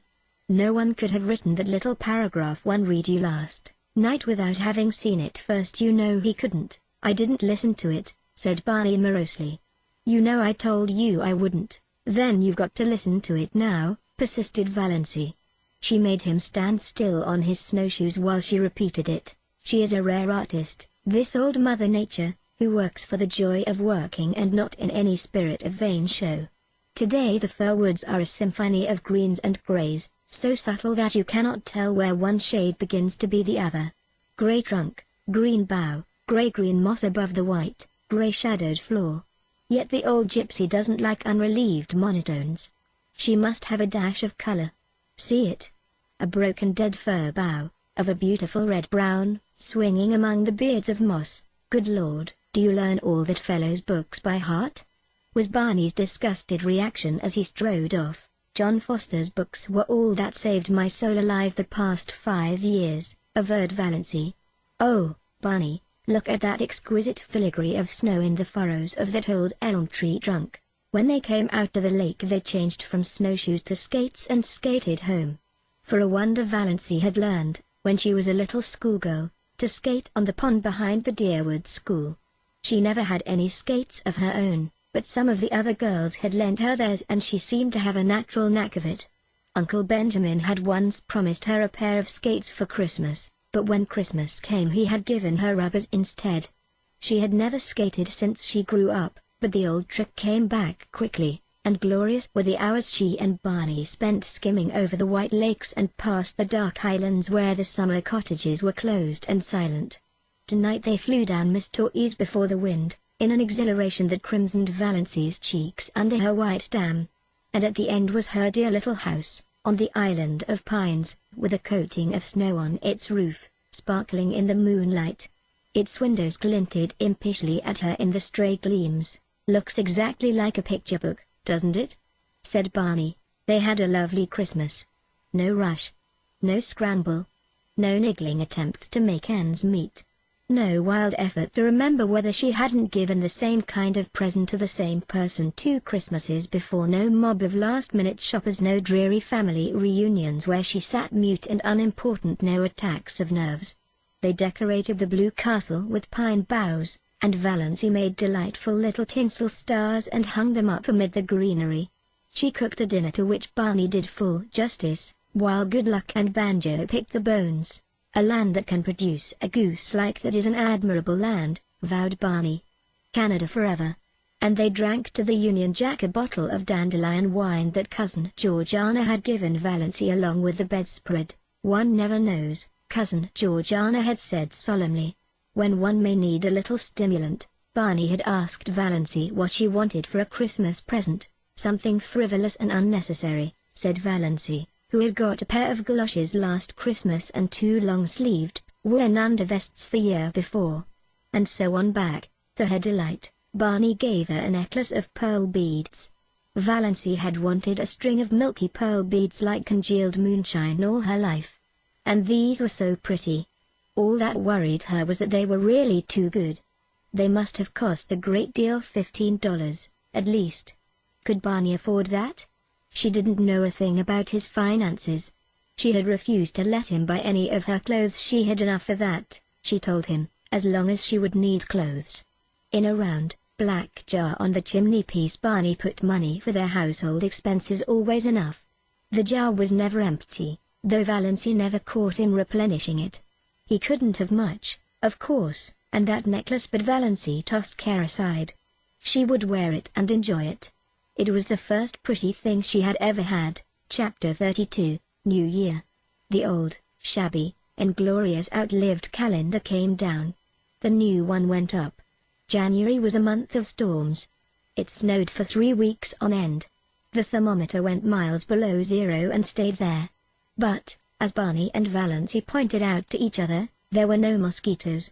And the roar and crackle of their big fire drowned the howls of the north wind. Good Luck and Banjo waxed fat and developed resplendent coats of thick, silky fur.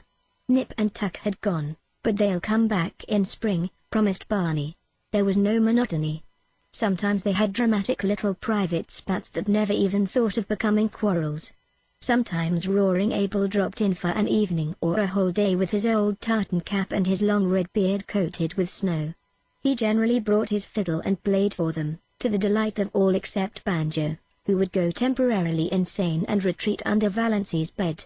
Sometimes Abel and Barney talked while Valency made candy for them. Sometimes they sat and smoked in silence ale at Tennyson and Carlyle, until the blue castle reeked and Valency fled to the open. Sometimes they played checkers fiercely and silently the whole night through. Sometimes they all ate the russet apples Abel had brought, while the jolly old clock ticked the delightful minutes away. A plate of apples, an open fire, and a jolly good book are a fair substitute for heaven, vowed Barney.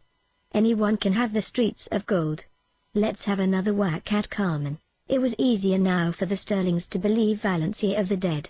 Not even dim rumors of her having been over at the port came to trouble them, though she and Barney used to skate there occasionally to see a movie and eat hot dogs shamelessly at the corner stand afterwards.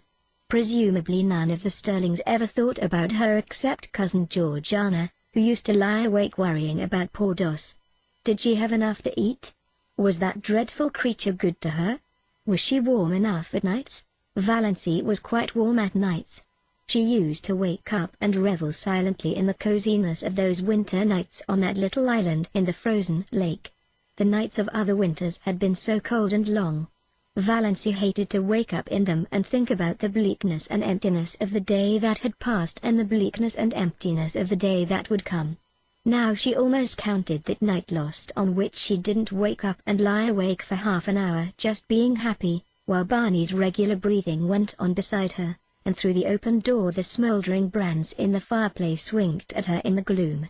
It was very nice to feel a little lucky cat jump up on your bed in the darkness and snuggle down at your feet, purring, but Banjo would be sitting early by himself out in front of the fire like a brooding demon.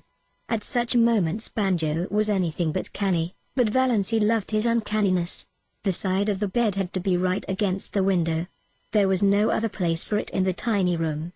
Valancy, lying there, could look out of the window, through the big pine boughs that actually touched it, away up Miss Toys, white and lustrous as a pavement of pearl, or dark and terrible in the storm. Sometimes the pine boughs tapped against the panes with friendly signals. Sometimes she heard the little hissing whisper of snow against them right at her side. Some nights the whole outer world seemed given over to the empery of silence. Then came nights when there would be a majestic sweep of wind in the pines, nights of dear starlight when it whistled freakishly and joyously around the blue castle, brooding nights before storm when it crept along the floor of the lake with a low, wailing cry of brooding and mystery.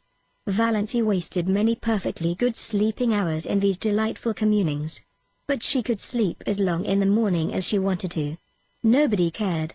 Barney cooked his own breakfast of bacon and eggs and then shut himself up in Bluebeard's chamber till supper time. Then they had an evening of reading and talk. They talked about everything in this world and a good many things in other worlds. They laughed over their own jokes until the blue castle re-echoed. "You do laugh beautifully," Barney told her once. "It makes me want to laugh just to hear you laugh. There's a trick about your laugh, as if there were so much more fun back of it that you wouldn't let out. Did you laugh like that before you came to Miss Toys, Moonlight?" "I never laughed at all really. I used to giggle foolishly when I felt I was expected to. But now the laugh just comes." It struck Valancy more than once that Barney himself laughed a great deal oftener than he used to and that his laugh had changed. It had become wholesome. She rarely heard the little cynical note in it now. Could a man laugh like that who had crimes on his conscience? Yet Barney must have done something. Valancy had indifferently made up her mind as to what he had done. She concluded he was a defaulting bank cashier. She had found in one of Barney's books an old clipping cut from a Montreal paper in which a vanished, defaulting cashier was described. The description applied to Barney as well as to half a dozen other men Valancy knew, and from some casual remarks he had dropped from time to time she concluded he knew Montreal rather well. Valancy had it all figured out in the back of her mind. Barney had been in a bank. He was tempted to take some money to speculate, meaning, of course, to put it back.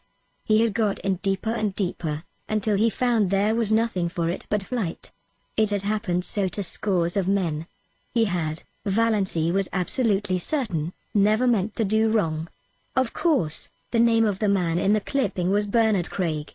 But Valancy had always thought Snaith was an alias. Not that it mattered. Valancy had only one unhappy night that winter. It came in late March when most of the snow had gone and Nip and Tuck had returned. Barney had gone off in the afternoon for a long, woodland tramp, saying he would be back by dark if all went well. Soon after he had gone it had begun to snow. The wind rose and presently Miss Toys was in the grip of one of the worst storms of the winter. It tore up the lake and struck at the little house. The dark angry woods on the mainland scowled at Valancy, menace in the toss of their boughs, threats in their windy gloom, terror in the roar of their hearts. The trees on the island crouched in fear. Valancy spent the night huddled on the rug before the fire, her face buried in her hands, when she was not vainly peering from the oriel in a futile effort to see through the furious smoke of wind and snow that had once been blue-dimpled Miss Toys. Where was Barney? Lost on the merciless lakes? Sinking exhausted in the drifts of the pathless woods? Valancy died 100 deaths that night and paid in full for all the happiness of her blue castle. When morning came the storm broke and cleared, The sun shone gloriously over Miss Torres, and at noon Barney came home. Valancy saw him from the Oral as he came around a wooded point, slender and black against the glistening white world. She did not run to meet him. Something happened to her knees and she dropped down on Banjo's chair. Luckily Banjo got out from under in time, his whiskers bristling with indignation. Barney found her there, her head buried in her hands. "Barney, I thought you were dead," she whispered. Barney hooted. "After 2 years of the Klondike, did you think a baby storm like this could get me? I spent the night in that old lumber shanty over by Muskoka. A bit cold but snug enough. Little goose. Your eyes look like burnt holes in a blanket. Did you sit up here all night worrying over an old woodsman like me?" "Yes," said Valancy. "I couldn't help it. The storm seemed so wild. Anybody might have been lost in it. When I saw you come round the point, something happened to me. I don't know what. It was as if I had died and come back to life. I can't describe it any other way." Chapter 33, Spring. Ms. Torres black and sullen for a week or two, then flaming in sapphire and turquoise, lilac and rose again, laughing through the Oral, caressing its amethyst highlands, rippling under winds soft as silk. Frogs, little green wizards of swamp and pool, singing everywhere in the long twilights and long into the nights, islands fairy-like in a green haze, the evanescent beauty of wild young trees in early leaf, frost-like loveliness of the new foliage of juniper trees, the woods putting on a fashion of spring flowers, dainty, spiritual things akin to the soul of the wilderness, red mist on the maples, willows decked out with glossy silver pussies, all the forgotten violets of Miss Torres blooming again, lure of April moons. "Think how many thousands of springs have been here on Miss Torres, and all of them beautiful," said Valancy. "Oh, Barney, look at that wild plum. I must quote from John Foster. There's a passage in one of his books I've reread it 100 times. He must have written it before a tree just like that. Behold the young wild plum tree which has adorned herself after immemorial fashion in a wedding veil of fine lace. The fingers of wood pixies must have woven it, for nothing like it ever came from an earthly loom. I vow the tree is conscious of its loveliness. It is bridling before our very eyes as if its beauty were not the most ephemeral thing in the woods, as it is the rarest and most exceeding, for today it is and tomorrow it is not. Every south wind purring through the boughs will winnow away a shower of slender petals. But what matter? Today it is, queen of the wild places, and it is always today in the woods. I'm sure you feel much better since you've got that out of your system," said Barney heartlessly. "Here's a patch of dandelions," said Valancy, unsubdued. "Dandelions shouldn't grow in the woods, though. They haven't any sense of the fitness of things at all. They are too cheerful and self-satisfied. They haven't any of the mystery and reserve of the real wood flowers. In short, they've no secrets," said Barney. "But wait a bit. The woods will have their own way even with those obvious dandelions.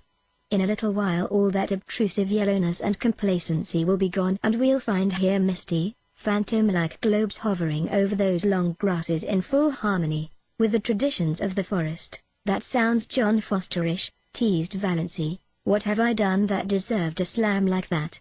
complained Barney. One of the earliest signs of spring was the renaissance of Lady Jane. Barney put her on roads that no other car would look at, and they went through Deerwood in mud to the axles. They passed several Sterlings, who groaned and reflected that now spring was come they would encounter that shameless bear everywhere. Valancy, prowling about Deerwood shops, met Uncle Benjamin on the street, but he did not realize until he had gone 2 blocks further on that the girl in the scarlet-colored blanket coat, with cheeks reddened in the sharp April air and the fringe of black hair over laughing, slanted eyes, was Valancy. When he did realize it, Uncle Benjamin was indignant. What business had Valancy to look like a young girl? The way of the transgressor was hard. Had to be scriptural and proper. Yet Valancy's path couldn't be hard. She wouldn't look like that if it were. There was something wrong. It was almost enough to make a man turn modernist. Barney and Valancy clanged onto the port, so that it was dark when they went through Deerwood again. At her old home Valancy, seized with a sudden impulse, got out, opened the little gate and tiptoed around to the sitting-room window. There sat her mother and cousin Stickles drearily, grimly knitting. Baffling and inhuman as ever. If they had looked the least bit lonesome, Valency would have gone in. But they did not. Valency would not disturb them for worlds. Chapter 34. Valency had two wonderful moments that spring. One day, coming home through the woods, with her arms full of trailing arbutus and creeping spruce, she met a man who she knew must be Alan Tierney. Alan Tierney, the celebrated painter of beautiful women. He lived in New York in winter, but he owned an island cottage at the northern end of Mistories, to which he always came the minute the ice was out of the lake. He was reputed to be a lonely, eccentric man. He never flattered his sitters. There was no need to, for he would not paint anyone who required flattery. To be painted by Alan Tierney was all the cachet of beauty a woman could desire. Valency had heard so much about him that she couldn't help turning her head back over her shoulder for another shy, curious look at him. A shaft of pale spring sunlight fell through a great pine athwart her bare black head and her slanted eyes. She wore a pale green sweater and had bound a fillet of linear vine about her hair. The feathery fountain of trailing spruce overflowered her arms and fell around her. Alan Tierney's eyes lighted up. "I've had a caller," said Barney the next afternoon, when Valency had returned from another flower quest. "Who?" Valency was surprised but indifferent. She began filling a basket with arbutus. "Alan Tierney. He wants to paint you, Moonlight, me." Valency dropped her basket and her arbutus. "You're laughing at me, Barney." "I'm not. That's what Tierney came for. To ask my permission to paint my wife as the spirit of Muskoka, or something like that." But stammered Valency, "Alan Tierney never paints any but beautiful women," finished Barney. "Conceded. Q.E.D. Mistress Barney Snaith is a beautiful woman." "Nonsense," said Valency, stooping to retrieve her arbutus. "You know that's nonsense, Barney. I know I'm a heap better looking than I was a year ago, but I'm not beautiful." "Alan Tierney never makes a mistake," said Barney. "You forget, Moonlight, that there are different kinds of beauty. Your imagination is obsessed by the very obvious type of your cousin Olive." "Oh, I've seen her. She's a stunner, but you'd never catch Alan Tierney wanting to paint her." In the horrible but expressive slang phrase, "She keeps all her goods in the shop window." But in your subconscious mind you have a conviction that nobody can be beautiful who doesn't look like Olive. Also, you remember your face as it was in the days when your soul was not allowed to shine through it. Tierney said something about the curve of your cheek as you looked back over your shoulder. You know, I've often told you it was distracting. And he's quite batty about your eyes. If I wasn't absolutely sure it was solely professional, he's really a crabbed old bachelor, you know I'd be jealous." "Well, I don't want to be painted," said Valency. "I hope you told him that." "I couldn't tell him that. I didn't know what you wanted. But I told him I didn't want my wife painted hung up in a salon for the mob to stare at. Belonging to another man. For of course I couldn't buy the picture. So even if you had wanted to be painted, Moonlight, your tyrannous husband would not have permitted it." Tierney was a bit squiffy. "He isn't used to being turned down like that. His requests are almost like royalties." "But we are outlaws," laughed Valency. "We bow to no decrees, we acknowledge no sovereignty." In her heart she thought unashamedly, "I wish Olive could know that Alan Tierney wanted to paint me." Me.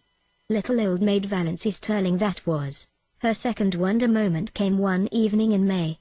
She realized that Barney actually liked her. She had always hoped he did, but sometimes she had a little disagreeable, haunting dread that he was just kind and nice and chummy out of pity, knowing that she hadn't long to live and determined she should have a good time as long as she did live, but away back in his mind rather looking forward to freedom again, with no intrusive woman creature in his island fastness and no chattering thing beside him in his woodland prowls. She knew he could never love her. She did not even want him to. If he loved her he would be unhappy when she died. Valency never flinched from the plain word. No passing away for her. And she did not want him to be the least unhappy. But neither did she want him to be glad or relieved. She wanted him to like her and miss her as a good chum. But she had never been sure until this night that he did. They had walked over the hills in the sunset. They had the delight of discovering a virgin spring in a ferny hollow and have drunk together from it out of a birch bark cup. They had come to an old tumble-down rail fence and sat on it for a long time. They didn't talk much, but Valency had a curious sense of oneness. She knew that she couldn't have felt that if he hadn't liked her. "You nice little thing," said Barney suddenly. "Oh, you nice little thing. Sometimes I feel you're too nice to be real, that I'm just dreaming you. Why can't I die now this very minute when I am so happy?" thought Valency. Well, it couldn't be so very long now. Somehow, Valency had always felt she would live out the year Dr. Trent had allotted. She had not been careful, she had never tried to be. But, somehow, she had always counted on living out her year. She had not let herself think about it at all. But now, sitting here beside Barney, with her hand in his, a sudden realization came to her. She had not had a heart attack for a long while, 2 months at least. The last one she had had was 2 or 3 nights before Barney was out in the storm. Since then she had not remembered she had a heart. Well, no doubt, it betokened the nearness of the end. Nature had given up the struggle. There would be no more pain. "I'm afraid heaven will be very dull after this past year," thought Valency. "But perhaps one will not remember. Would that be nice? No, no. I don't want to forget Barney. I'd rather be miserable in heaven remembering him than happy forgetting him. And I'll always remember through all eternity that he really, really liked me." Chapter 35. 30 seconds can be very long sometimes. Long enough to work a miracle or a revolution. In 30 seconds life changed wholly for Barney and Valency Snaith. They had gone around the lake one June evening in their disappearing propeller, fished for an hour in a little creek, left their boat there, and walked up through the woods to Port Lawrence 2 miles away. Valency prowled a bit in the shops and got herself a new pair of sensible shoes.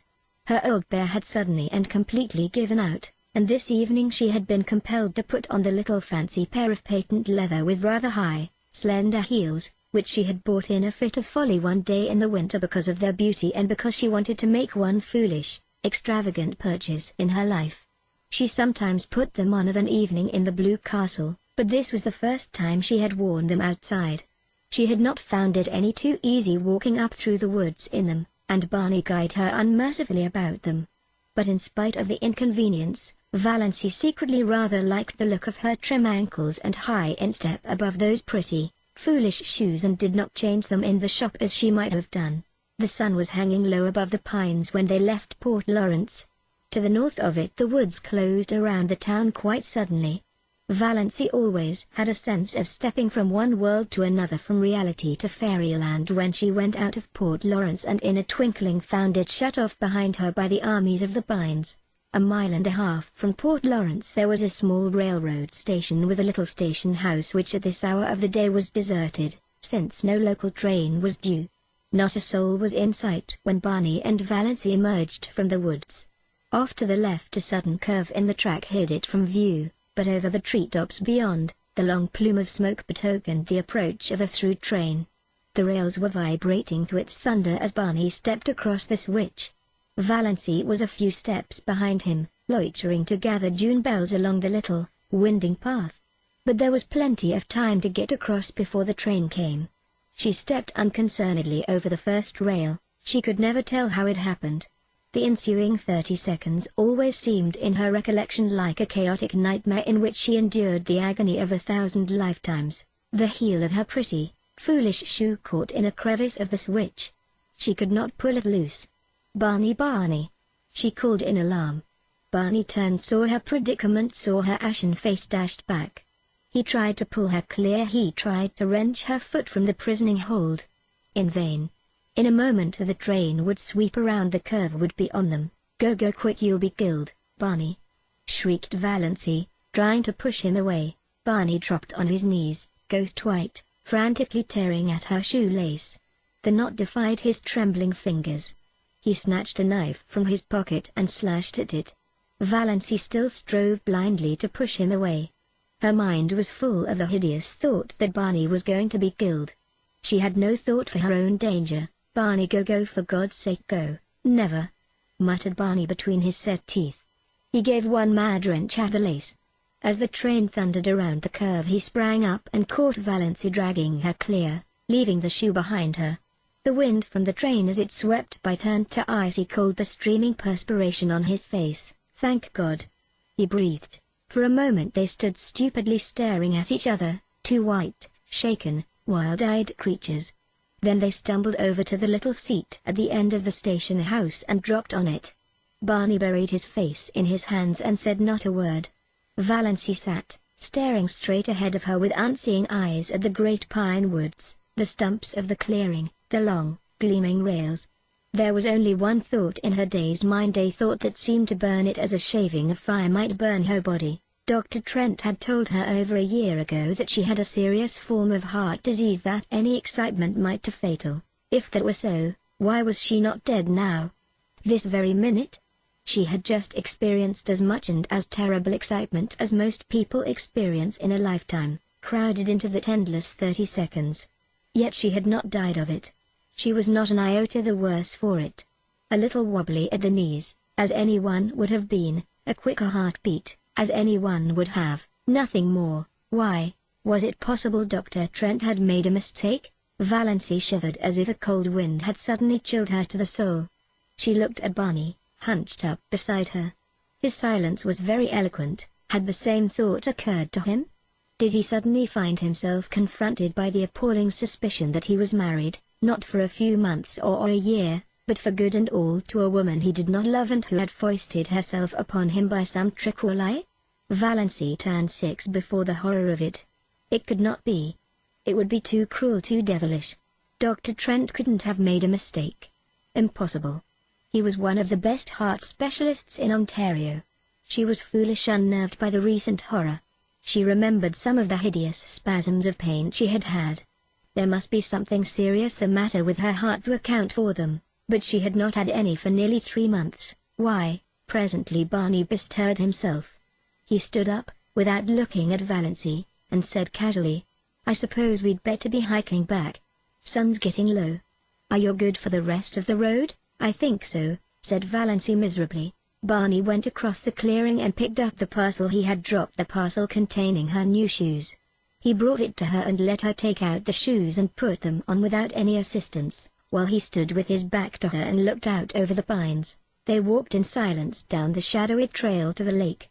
In silence Barney steered his boat into the sunset miracle that was Miss Toys. In silence they went around feathery headlands and across coral bays and silver rivers where canoes were slipping up and down in the afterglow. In silence they went past cottages echoing with music and laughter. In silence drew up at the landing place below the blue castle. Valancy went up the rock steps and into the house. She dropped miserably on the first chair she came to and sat there staring through the aural, oblivious of good luck's frantic purrs of joy and Banjo's savage glares of protest at her occupancy of his chair. Barney came in a few minutes later. He did not come near her, but he stood behind her and asked gently if she felt any the worse for her experience.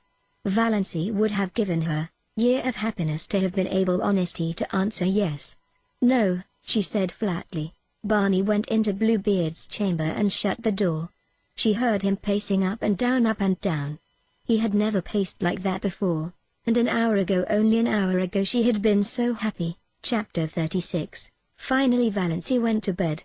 Before she went she reread Dr. Trent's letter. It comforted her a little. So positive. So assured. The writing so black and steady. Not the writing of a man who didn't know what he was writing about. But she could not sleep. She pretended to be asleep when Barney came in. Barney pretended to go to sleep. But Valancy knew perfectly well he wasn't sleeping any more than she was. She knew he was lying there, staring through the darkness. Thinking of what? Trying to face what? Valancy, who had spent so many happy wakeful hours of night lying by that window, now paid the price of them all in this one night of misery.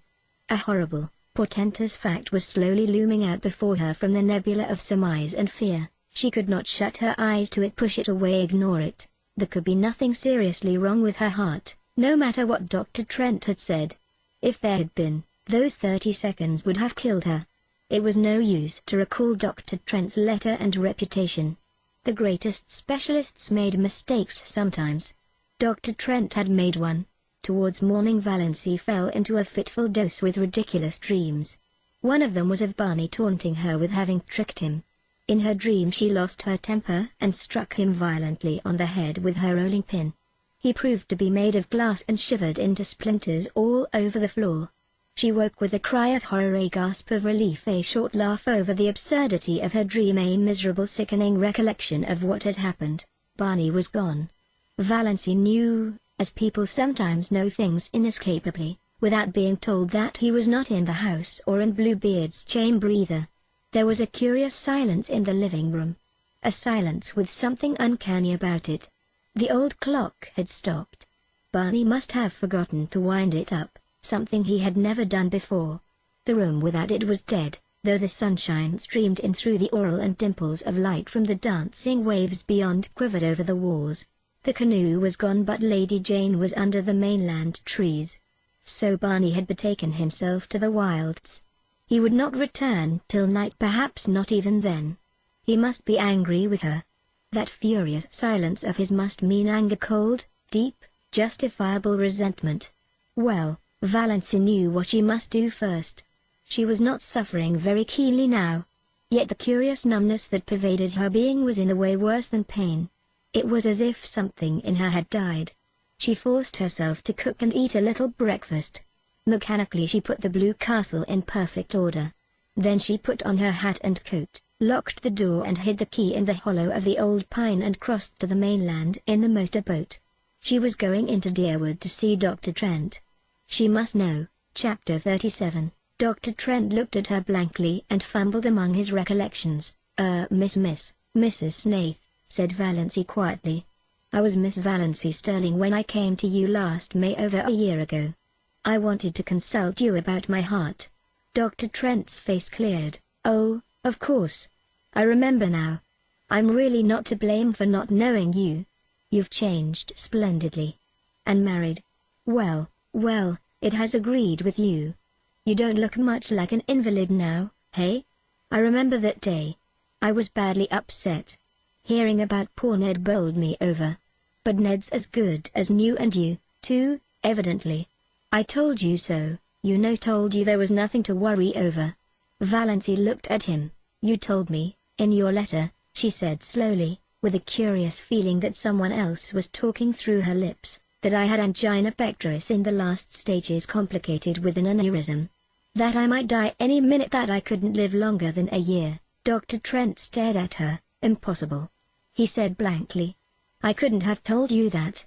Valancy took his letter from her bag and handed it to him. Miss Valancy Sterling, he read.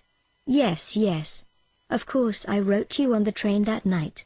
But I told you there was nothing serious. Read your letter, insisted Valancy. Dr. Trent took it out, unfolded it, glanced over it. A dismayed look came into his face. He jumped to his feet and strode agitatedly about the room. Good heavens! This is the letter I meant for old Miss Jane Sterling. From Port Lawrence. She was here that day, too. I sent you the wrong letter. What unpardonable carelessness. But I was beside myself that night. My God, and you believed that? You believed, but you didn't. You went to another doctor. Valancy stood up, turned round, looked foolishly about her and sat down again. I believed it, she said faintly. I didn't go to any other doctor. It would take too long to explain. But I believed I was going to die soon. Dr. Trent halted before her. I can never forgive myself. What a year you must have had, but you don't look. I can't understand. Never mind, said Valancy dully. And so there's nothing the matter with my heart? Well, nothing serious. You had what is called pseudoangina. It's never fatal, passes away completely with proper treatment. Or sometimes with a shock of joy. Have you been troubled much with it? Not at all since March, answered Valancy. She remembered the marvelous feeling of recreation she had had when she saw Barney coming home safe after the storm. Had that shock of joy cured her? Then likely you're all right. I told you what to do in the letter you should have got. And of course I supposed you'd go to an other doctor. Child, why didn't you? I didn't want anybody to know. Idiot, said Dr. Trent bluntly. I can't understand such folly. And poor old Miss Sterling. She must have got your letter telling her there was nothing serious the matter. Well, it couldn't have made any difference. Her case was hopeless. Nothing that she could have done or left undone could have made any difference. I was surprised she lived as long as she did, 2 months. She was here that day not long before you. I hated to tell her the truth. You think I'm a blunt old curmudgeon and my letters air blunt enough. I can't soften things. But I'm a sniveling coward when it comes to telling a woman face to face that she's got to die soon. I told her I'd look up some features of the case I wasn't quite sure of and let her know next day. But you got her letter. Look here, dear Miss Sterling. Yes. I noticed that. But I thought it a mistake. I didn't know there were any Sterlings in Port Lawrence. She was the only one. A lonely old soul. Lived by herself with only a little home girl. She died 2 months after she was here, died in her sleep. My mistake couldn't have made any difference to her. But you. I can't forgive myself for inflicting a year's misery on you. It's time I retired, all right, when I do things like that, even if my son was supposed to be fatally injured. Can you ever forgive me? A year of misery. Valency smiled a tortured smile as she thought of all the happiness Dr. Trent's mistake had brought her. But she was paying for it now. Oh, she was paying. If to feel was to live, she was living with a vengeance. She let Dr. Trent examine her and answered all his questions. When he told her she was fit as a fiddle and would probably live to be 100, she got up and went away silently. She knew that there were a great many horrible things outside waiting to be thought over. Dr. Trent thought she was odd. Anybody would have thought, from her hopeless eyes and woebegone face, that he had given her a sentence of death instead of life. Snaith? Snaith? Who the devil had she married? He had never heard of Snaiths in Deerwood. And she had been such a sallow, faded, little old maid. Gad, but marriage had made a difference in her, anyhow, whoever Snaith was. Snaith? Dr. Trent remembered. That rapscallion up back. Had Valency Sterling married him? And her clan had let her. Well, probably that solved the mystery. She had married in haste and repented at leisure, and that was why she wasn't overjoyed at learning she was a good insurance prospect, after all.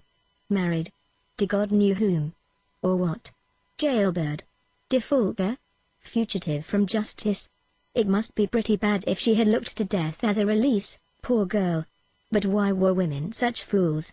Dr. Trent dismissed Valency from his mind, though to the day of his death he was ashamed of putting those letters into the wrong envelopes. Chapter 38. Valency walked quickly through the back streets and through Lover's Lane. She did not want to meet anyone she knew. She didn't want to meet even people she didn't know. She hated to be seen. Her mind was so confused, so torn, so messy. She felt that her appearance must be the same.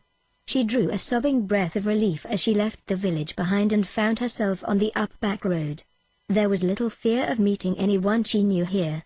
The cars that fled by her with raucous shrieks were filled with strangers. One of them was packed with young people who whirled past her singing uproariously. My wife has the fever, oh then. My wife has the fever, oh then. My wife has the fever. Oh, I hope it won't leave her. For I want to be single again. Valency flinched as if one of them had leaned from the car and cut her across the face with a whip. She had made a covenant with death and death had cheated her. Now life stood mocking her. She had trapped Barney. Trapped him into marrying her. And divorce was so hard to get in Ontario. So expensive. And Barney was poor, with life. Fear had come back into her heart. Sickening fear. Fear of what Barney would think. Would say. Fear of the future that must be lived without him. Fear of her insulted, repudiated clan. She had had one draught from a divine cup and now it was dashed from her lips. With no kind, friendly death to rescue her. She must go on living and longing for it. Everything was spoiled, smirched, defaced. Even that year in the Blue Castle. Even her unashamed love for Barney. It had been beautiful because death waited. Now it was only sordid because death was gone. How could anyone bear an unbearable thing? She must go back and tell him. Make him believe she had not meant to trick him. She must make him believe that. She must say goodbye to her Blue Castle and return to the brick house on Elm Street. Back to everything she had thought left behind forever. The old bondage, the old fears. But that did not matter. All that mattered now was that Barney must somehow be made to believe she had not consciously tricked him. When Valancy reached the pines by the lake, she was brought out of her daze of pain by a startling sight. There, parked by the side of old, battered, ragged Lady Jane, was another car. A wonderful car. A purple car.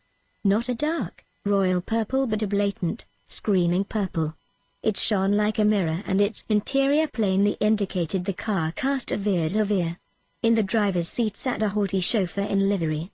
And in the tonne sat a man who opened the door and bounced out nimbly as Valancy came down the path to the landing place. He stood under the pines waiting for her, and Valancy took in every detail of him. A stout, short, pudgy man, with a broad, rubicund, good-humoured face, a clean-shaven face, though an unparalyzed little imp at the back of Valancy's paralyzed mind suggested the thought, such a face should have a fringe of white whisker around it. Old-fashioned, steel-rimmed spectacles on prominent blue eyes. A pursy mouth, a little round, knobby nose. Where, groped Valancy, had she seen that face before? It seemed as familiar to her as her own. The stranger wore a green hat and a light fawn overcoat over a suit of a loud check pattern. His tie was a brilliant green of lighter shade. On the plump hand he outstretched to intercept Valancy an enormous diamond winked at her. But he had a pleasant, fatherly smile, and in his hearty, unmodulated voice was a ring of something that attracted her. "Can you tell me, miss, if that house yonder belongs to a Mr. Redfern? And if so, how can I get to it, Redfern?" A vision of bottles seemed to dance before Valancy's eyes. Long bottles of bitters, round bottles of hair tonic, square bottles of liniment, short, corpulent little bottles of purple pills, and all of them bearing that very prosperous, beaming moon face and steel-rimmed spectacles on the label. "Dr. Redfern?" "No," said Valancy faintly. "No, that house belongs to Mr. Snaith." Dr. Redfern nodded. "Yes, I understand Bernie's been calling himself Snaith. Well, it's his middle name was his poor mother's. Bernard Snaith Redfern, that's him. And now, miss, you can tell me how to get over to that island? Nobody seems to be home there. I've done some waving and yelling. Henry, there, wouldn't yell. He's a one-job man. But old Doc Redfern can yell with the best of them yet, and ain't above doing it. Raised nothing but a couple of crows. Guess Bernie's out for the day. He was away when I left this morning," said Valancy. "I suppose he hasn't come home yet." She spoke flatly and tonelessly. This last shock had temporarily bereft her of whatever little power of reasoning had been left her by Dr. Trent's revelation. In the back of her mind the aforesaid little imp was jeeringly repeating a silly old proverb, "It never rains but it pours." But she was not trying to think. What was the use? Dr. Redfern was gazing at her in perplexity. "When you left this morning. Do you live over there?" He waved his diamond at the blue castle. "Of course," said Valancy stupidly. "I'm his wife." Dr. Redfern took out a yellow silk handkerchief, removed his hat and mopped his brow. He was very bald, and Valancy's imp whispered, "Why be bald? Why lose your manly beauty? Try Redfern's hair vigor. It keeps you young." "Excuse me," said Dr. Redfern. "This is a bit of a shock. Shocks seem to be in the air this morning." The imp said this out loud before Valancy could prevent it. "I didn't know Bernie was married. I didn't think he would have got married without telling his old dad." Were Dr. Redfern's eyes misty? Amid her own dull ache of misery and fear and dread, Valancy felt a pang of pity for him. "Don't blame him," she said hurriedly. It wasn't his fault. It was all my doing. You didn't ask him to marry you, I suppose," twinkled Dr. Redfern. "He might have let me know. I'd have got acquainted with my daughter-in-law before this if he had. But I'm glad to meet you now, my dear, very glad. You look like a sensible young woman. I used to sort of Barney'd pick out some pretty bit of fluff just because she was good-looking. They were all after him, of course. Wanted his money? Eh? Didn't like the pills and the bitters but liked the dollars. Eh? Wanted to dip their pretty little fingers in old Doc's millions. Eh? Millions," said Valancy faintly. She wished she could sit down somewhere. She wished she could have a chance to think. She wished she and the blue castle could sink to the bottom of Miss Torres and vanish from human sight forevermore. "Millions," said Dr. Redfern complacently. "And Bernie chucks them for that. Again he shook the diamond contemptuously at the blue castle. Wouldn't you think he'd have more sense? And all on account of a white bit of a girl. He must have got over that feeling, anyhow, since he's married. You must persuade him to come back to civilization. All nonsense wasting his life like this. Ain't you going to take me over to your house, my dear? I suppose you've some way of getting there. Of course, said Valancy stupidly. She led the way down to the little cove where the disappearing propeller boat was snuggled. Does your man want to come, too? Who? Henry. Not he. Look at him sitting there disapproving. Disapproves of the whole expedition. The trail up from the road nearly gave him a conniption. Well, it was a devilish road to put a car on. Whose old bus is that up there? Barney's, good lord. Does Bernie Redfern ride in a thing like that? It looks like the great-great-grandmother of all the Fords. It isn't a Ford. It's a Grace Lawson, said Valancy spiritedly. For some occult reason, Dr. Redfern's good-humored ridicule of dear old Lady Jane stung her to life. A life that was all pain but still life. Better than the horrible half-dead and half-aliveness of the past few minutes or years. She waved Dr. Redfern curtly into the boat and took him over to the Blue Castle. The key was still in the old pine, the house still silent and deserted. Valancy took the doctor through the living room to the western veranda. She must at least be out where there was air. It was still sunny, but in the southwest a great thundercloud, with white crests and gorges of purple shadow, was slowly rising over Miss Torres. The doctor dropped with a gasp on a rustic chair and mopped his brow again. Warm, eh? Lord, what a view! Wonder if it would soften, Henry, if he could see it. Have you had dinner? Asked Valancy. Yes, my dear, had it before we left Port Lawrence. Didn't know what sort of wild hermit's hollow we were coming to, you see. Hadn't any idea I was going to find a nice little daughter-in-law here all ready to toss me up a meal. Cats, eh? Puss, puss. See that? Cats love me. Bernie was always fond of cats. It's about the only thing he took from me. He's his poor mother's boy. Valancy had been thinking idly that Barney must resemble his mother. She had remained standing by the steps, but Dr. Redfern waved her to the swing seat. Sit down, dear. Never stand when you can sit. I want to get a good look at Barney's wife. Well, well, I like your face. No beauty, you don't mind my saying that you've sense enough to know it, I reckon. Sit down. Valancy sat down. To be obliged to sit still when mental agony urges us to stride up and down is the refinement of torture. Every nerve in her being was crying out to be alone, to be hidden. But she had to sit and listen to Dr. Redfern, who didn't mind talking at all. When do you think Bernie will be back? I don't know, not before night probably. Where did he go? I don't know that either. Likely to the woods up back, so he doesn't tell you his comings and goings, either? Bernie was always a secretive young devil. Never understood him. Just like his poor mother. But I thought a lot of him. It hurts me when he disappeared as he did.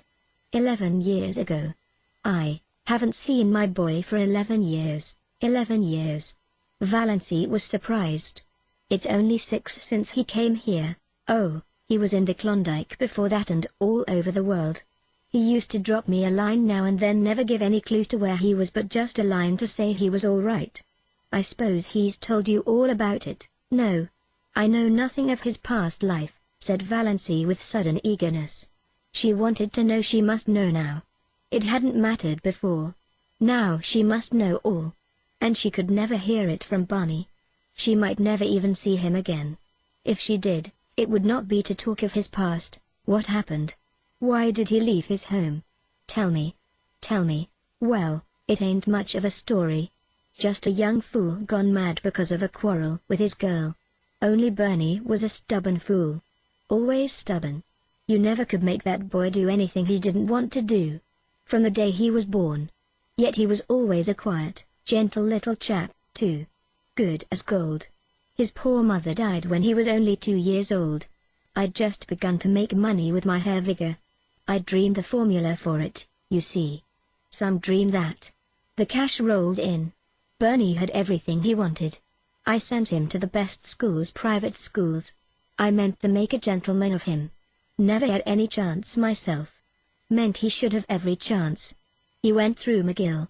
Got honors and all that. I wanted him to go in for law.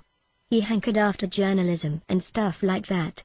Wanted me to buy a paper for him or back him in publishing what he called a real, worthwhile, honest-to-goodness Canadian magazine. I suppose I'd have done it. I always did what he wanted me to do. Wasn't he all I had to live for? I wanted him to be happy. And he never was happy.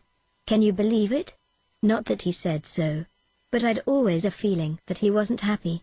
Everything he wanted, all the money he could spend, his own bank account, travel, seeing the world, but he wasn't happy. Not till he fell in love with Ethel Travers. Then he was happy for a little while. The cloud had reached the sun and a great, chill, purple shadow came swiftly over Miss Torres. It touched the blue castle, rolled over it. Valancy shivered. Yes, she said, with painful eagerness, though every word was cutting her to the heart. What was she like? Prettiest girl in Montreal, said Dr. Redfern.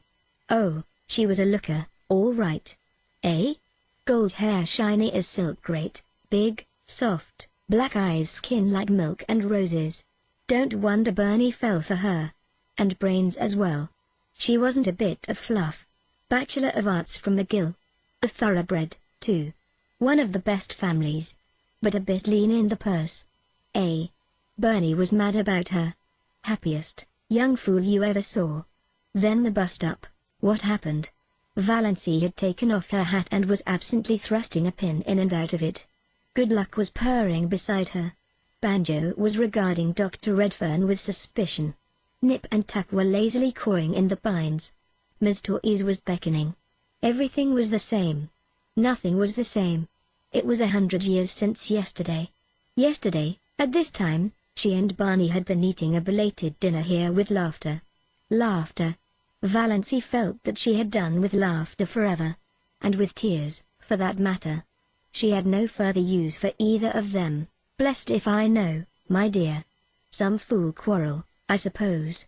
Bernie just let out disappeared. He wrote me from the Yukon. Said his engagement was broken and he wasn't coming back. And not to try to hunt him up because he was never coming back. I didn't. What was the use? I knew Bernie. I went on piling up money because there wasn't anything else to do.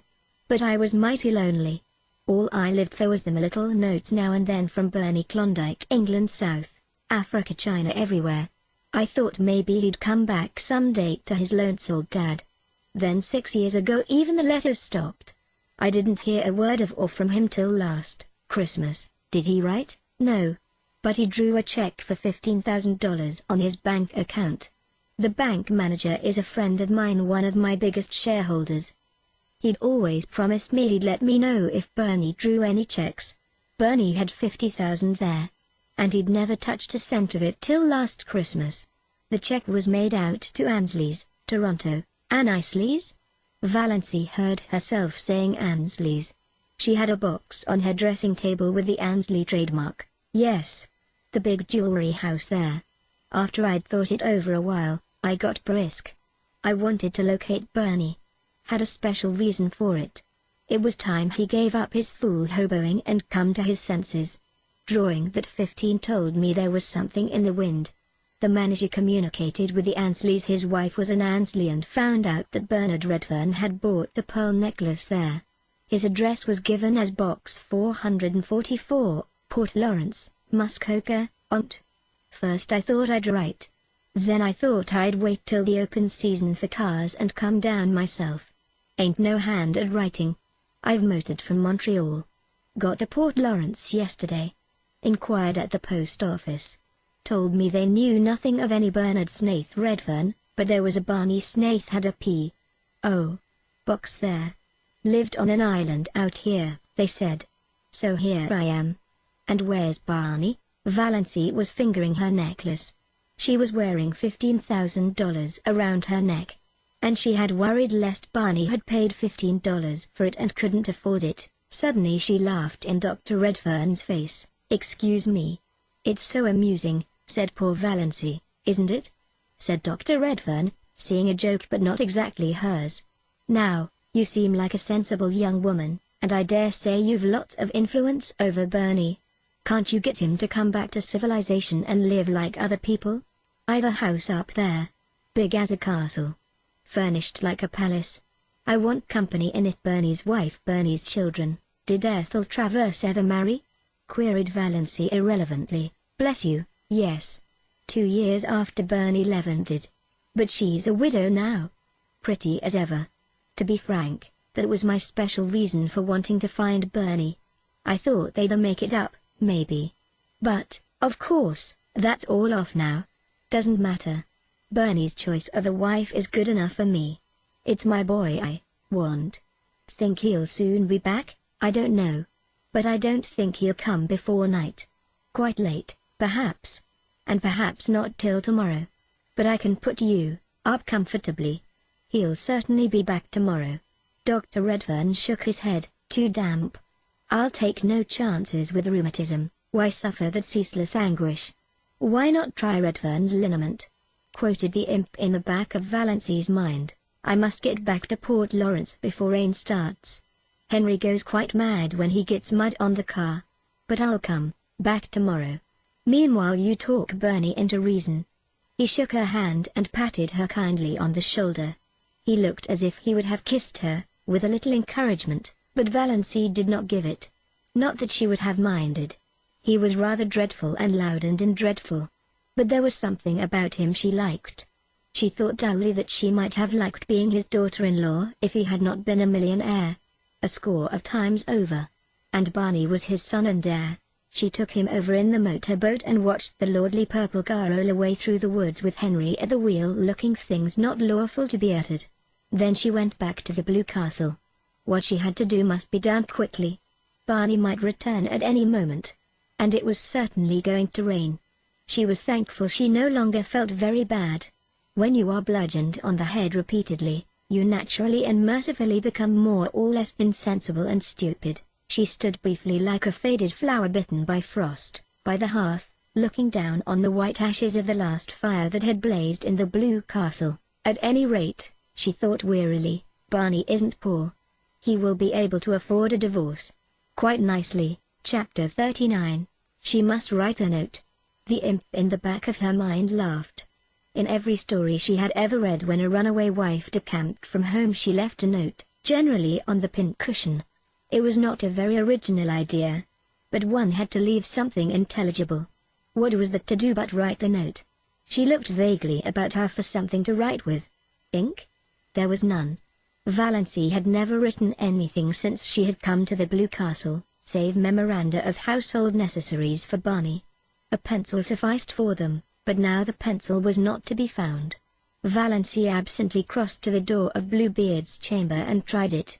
She vaguely expected to find it locked, but it opened unresistingly. She had never tried it before, and did not know whether Barney habitually kept it locked or not. If he did, he must have been badly upset to leave it unlocked. She did not realize that she was doing something he had told her not to do. She was only looking for something to write with. All her faculties were concentrated on deciding just what she would say and how she would say it. There was not the slightest curiosity in her as she went into the lean-to. There were no beautiful women hanging by their hair on the walls. It seemed a very harmless apartment, with a commonplace little sheet iron stove in the middle of it, its pipe sticking out through the roof.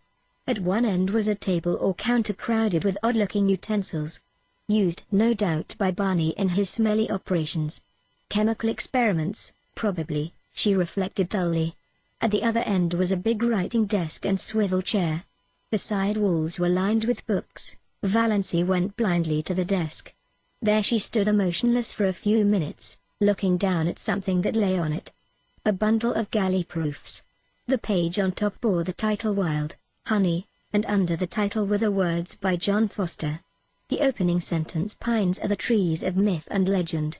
They strike their roots deep into the traditions of an older world, but wind and star love their lofty tops. What music when old Aeolus draws his bow across the branches of the pines. She had heard Barney say that one day when they walked under them. So Barney was John Foster. Valency was not excited. She had absorbed all the shocks and sensations that she could compass for one day.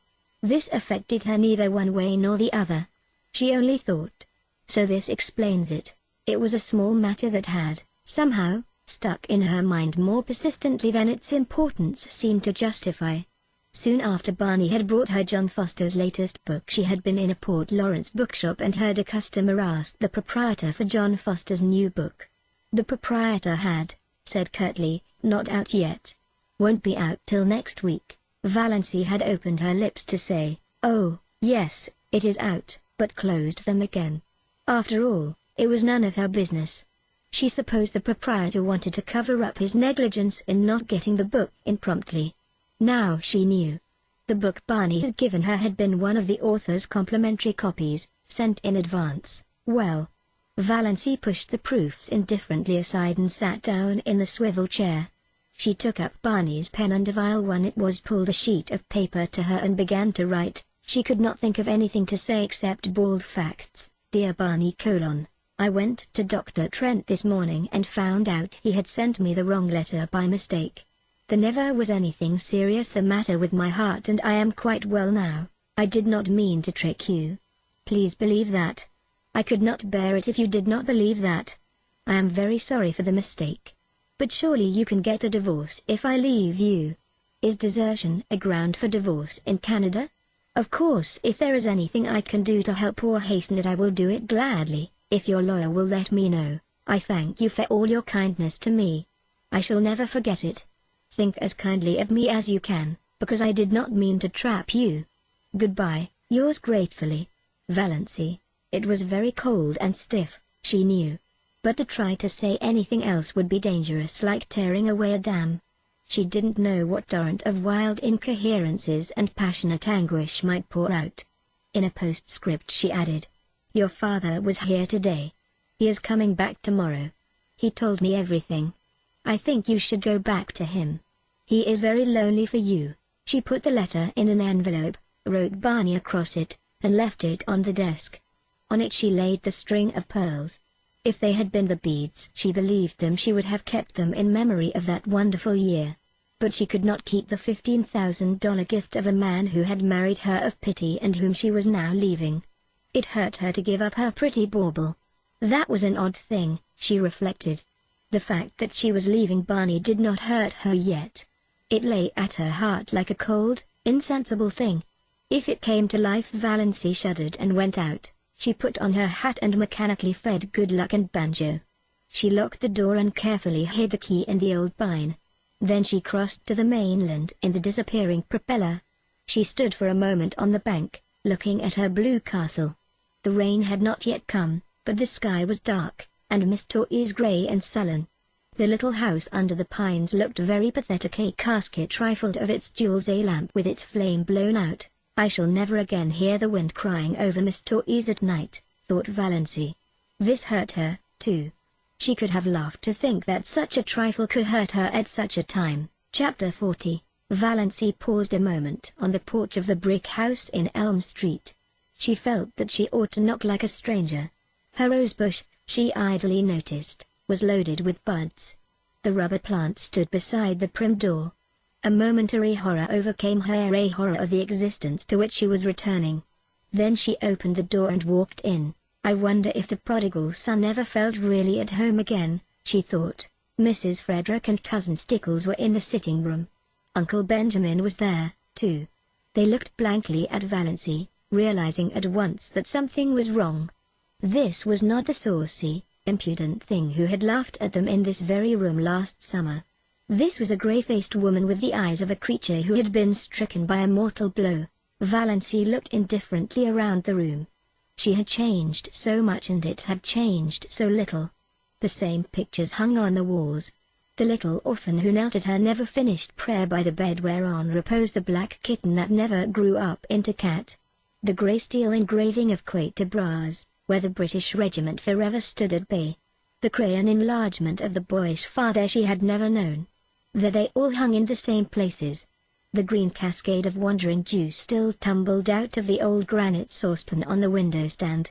The same elaborate, never-used pitcher stood at the same angle on the sideboard shelf. The blue and gilt vases that had been among her mother's wedding presents still primly adorned the mantelpiece, flanking the china clock of baroste and besprayed where that never went. the chairs in exactly the same places. Her mother and cousin Stickles, likewise unchanged, regarding her with stony unwelcome. Valancy had to speak first. "I've come home, Mother," she said tiredly, "so I see." Mrs. Frederick's voice was very icy. She had resigned herself to Valancy's desertion. She had almost succeeded in forgetting there was a Valancy.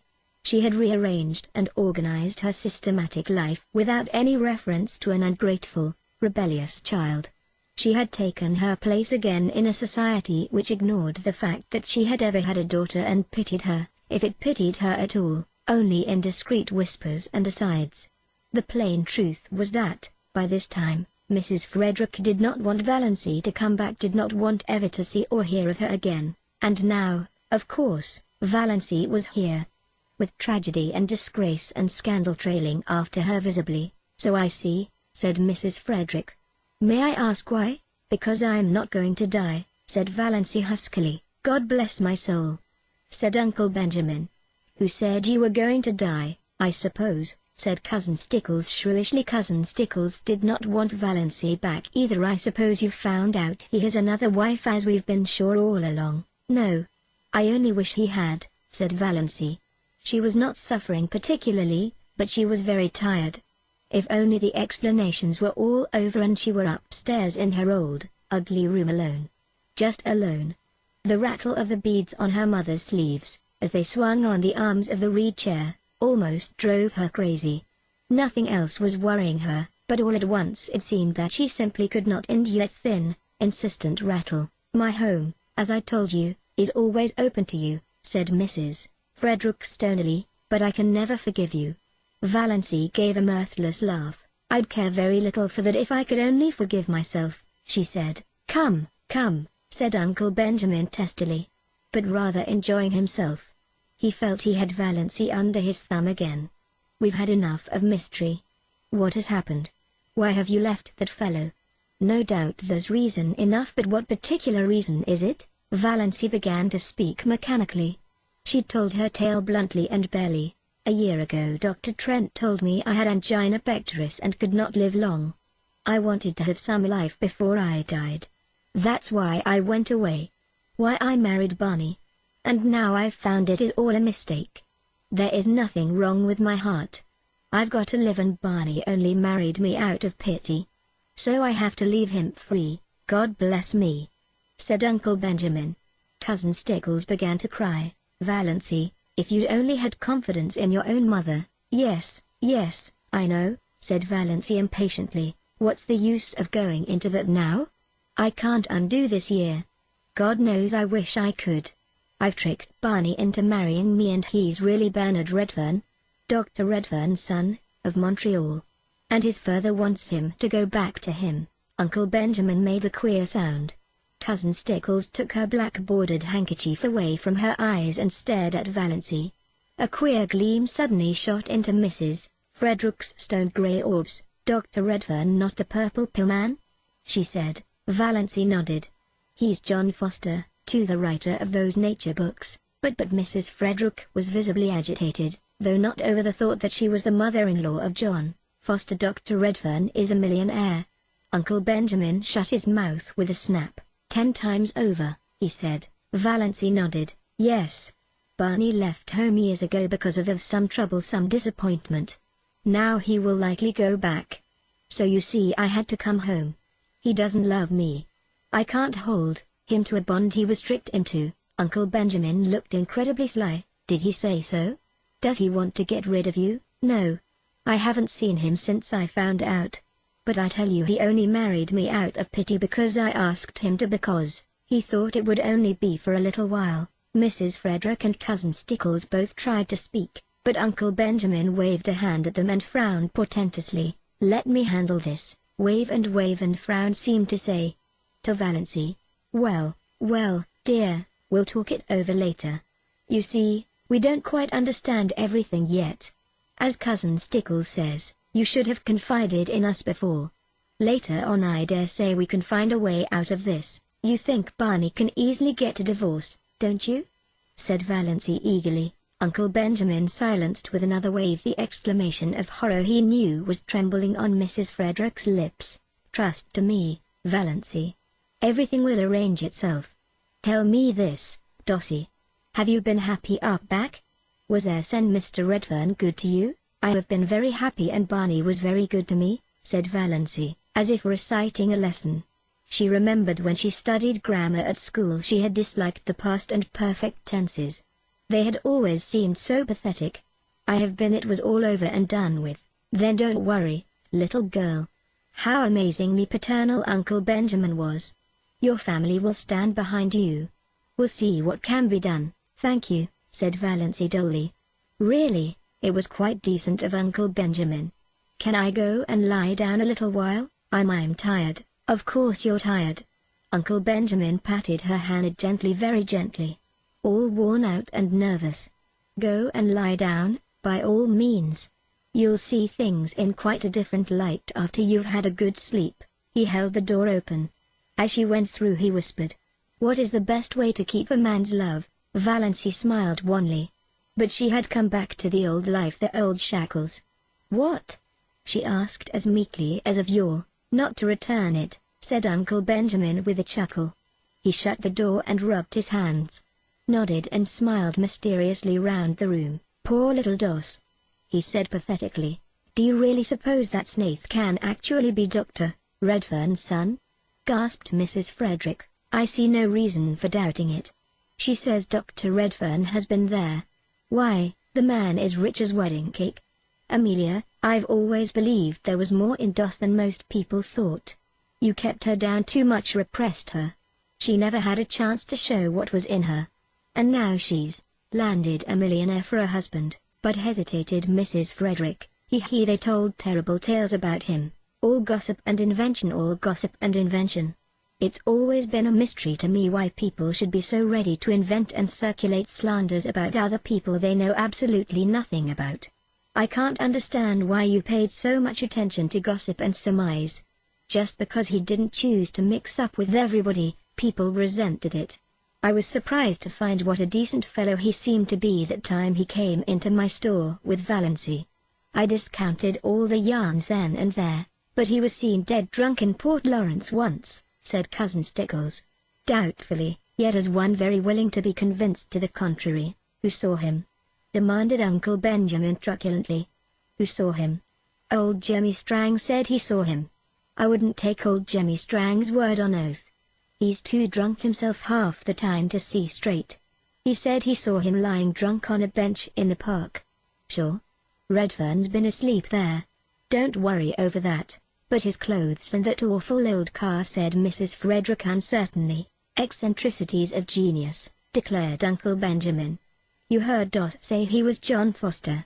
I'm not up in literature myself, but I heard a lecturer from Toronto say that John Foster's books had put Canada on the literary map of the world." "I suppose we must forgive her," yielded Mrs. Frederick. "Forgive her?" Uncle Benjamin snorted. Really, Amelia was an incredibly stupid woman. No wonder poor Doss had gone sick and tired of living with her. "Well, yes, I think you'd better forgive her. The question is, will Snaith forgive us? What if she persists in leaving him?" "You've no idea how stubborn she can be," said Mrs. Frederick. "Leave it all to me, Amelia. Leave it all to me. You women have muddled it enough. This whole affair has been bungled from start to finish. If you had put yourself to a little trouble years ago, Amelia, she would not have bolted over the traces as she did.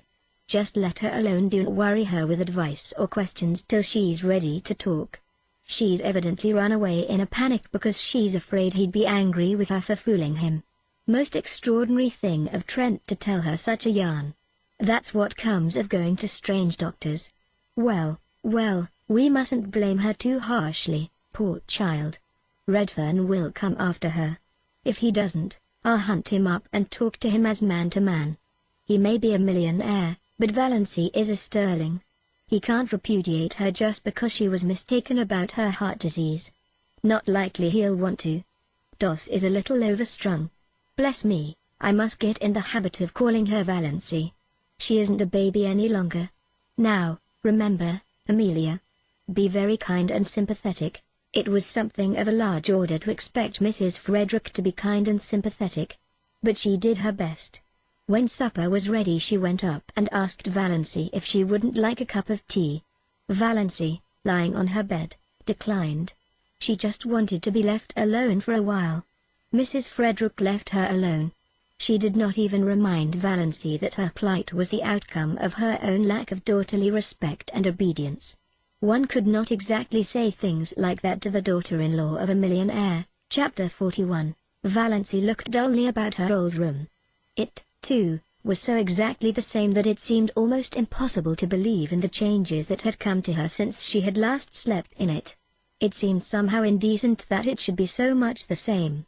There was Queen Louise everlastingly coming down the stairway, and nobody had let the forlorn puppy in out of the rain. Here was the purple paper blind and the greenish mirror. Outside, the old carriage shop with its blatant advertisements. Beyond it, the station with the same derelicts and flirtatious flappers. Here the old life waited for her, like some grim ogre that bided his time and licked his chops. A monstrous horror of it suddenly possessed her. When night fell and she had undressed and got into bed, the merciful numbness passed away and she lay in anguish and thought of her island under the stars. The campfires, all their little household jokes and phrases and catchwords, their fairy beautiful cats, the lights agleam on the fairy islands, canoes skimming over mysteries in the magic of morning, white birches shining among the dark spruces like beautiful women's bodies, winter snows and rosewood sunset fires, lakes drunken with moonshine, and all the delights of her lost paradise. She would not let herself think of Barney. Only of these lesser things. She could not endure to think of Barney. Then she thought of him inescapably. She ached for him. She wanted his arms around her, his face against hers, his whispers in her ear. She recalled all his friendly looks and quips and jests, his little compliments, his caresses. She counted them all over as a woman might count her jewels. Not one did she miss from the first day they had met. These memories were all she could have now. She shut her eyes and prayed, "Let me remember everyone, God. Let me never forget one of them." Yet it would be better to forget. This agony of longing and loneliness would not be so terrible if one could forget. And Ethel Travers, that shimmering witch woman with her white skin and black eyes and shining hair. The woman Barney had loved. The woman whom he still loved. Hadn't he told her he never changed his mind? Who was waiting for him in Montreal? Who was the right wife for a rich and famous man? Barney would marry her, of course, when he got his divorce. How Valancy hated her. And envied her. Barney had said, "I love you," to her. Valancy had wondered what tone Barney would say "I love you" in, how his dark blue eyes would look when he said it. Ethel Travers knew. Valancy hated her for the knowledge, hated and envied her. She can never have those hours in the Blue Castle. They are mine, thought Valancy savagely. Ethel would never make strawberry jam or dance to old Abel's fiddle or fry bacon for Barney over a campfire. She would never come to the little Miss Toy's shack at all. What was Barney doing, thinking, feeling now? Had he come home and found her letter? Was he still angry with her? Or a little pitiful? Was he lying on their bed looking out on stormy Miss Toy's and listening to the rain streaming down on the roof? Or was he still wandering in the wilderness, raging at the predicament in which he found himself? Hating her? Pain took her and wrung her like some great pitiless giant. She got up and walked the floor. Would morning never come to end this hideous night? And yet what could morning bring her? The old life without the old stagnation that was at least bearable. The old life with the new memories, the new longings, the new anguish. "Oh, why can't I die?" moaned Valancy. Chapter 42. It was not until early afternoon the next day that a dreadful old car clanked up Elm Street and stopped in front of the brick house. A hatless man sprang from it and rushed up the steps. The bell was rung as it had never been rung before, vehemently, intensely. The ringer was demanding entrance, not asking it. Uncle Benjamin chuckled as he hurried to the door. Uncle Benjamin had just dropped in to inquire how dear Dos Valancy was. Dear Dos Valancy, he had been informed, was the same. She had come down for breakfast which she didn't eat, gone back to the room, come down for dinner which she didn't eat, gone back to her room. That was all. She had not talked. And she had been let, kindly, considerately, alone. Very good.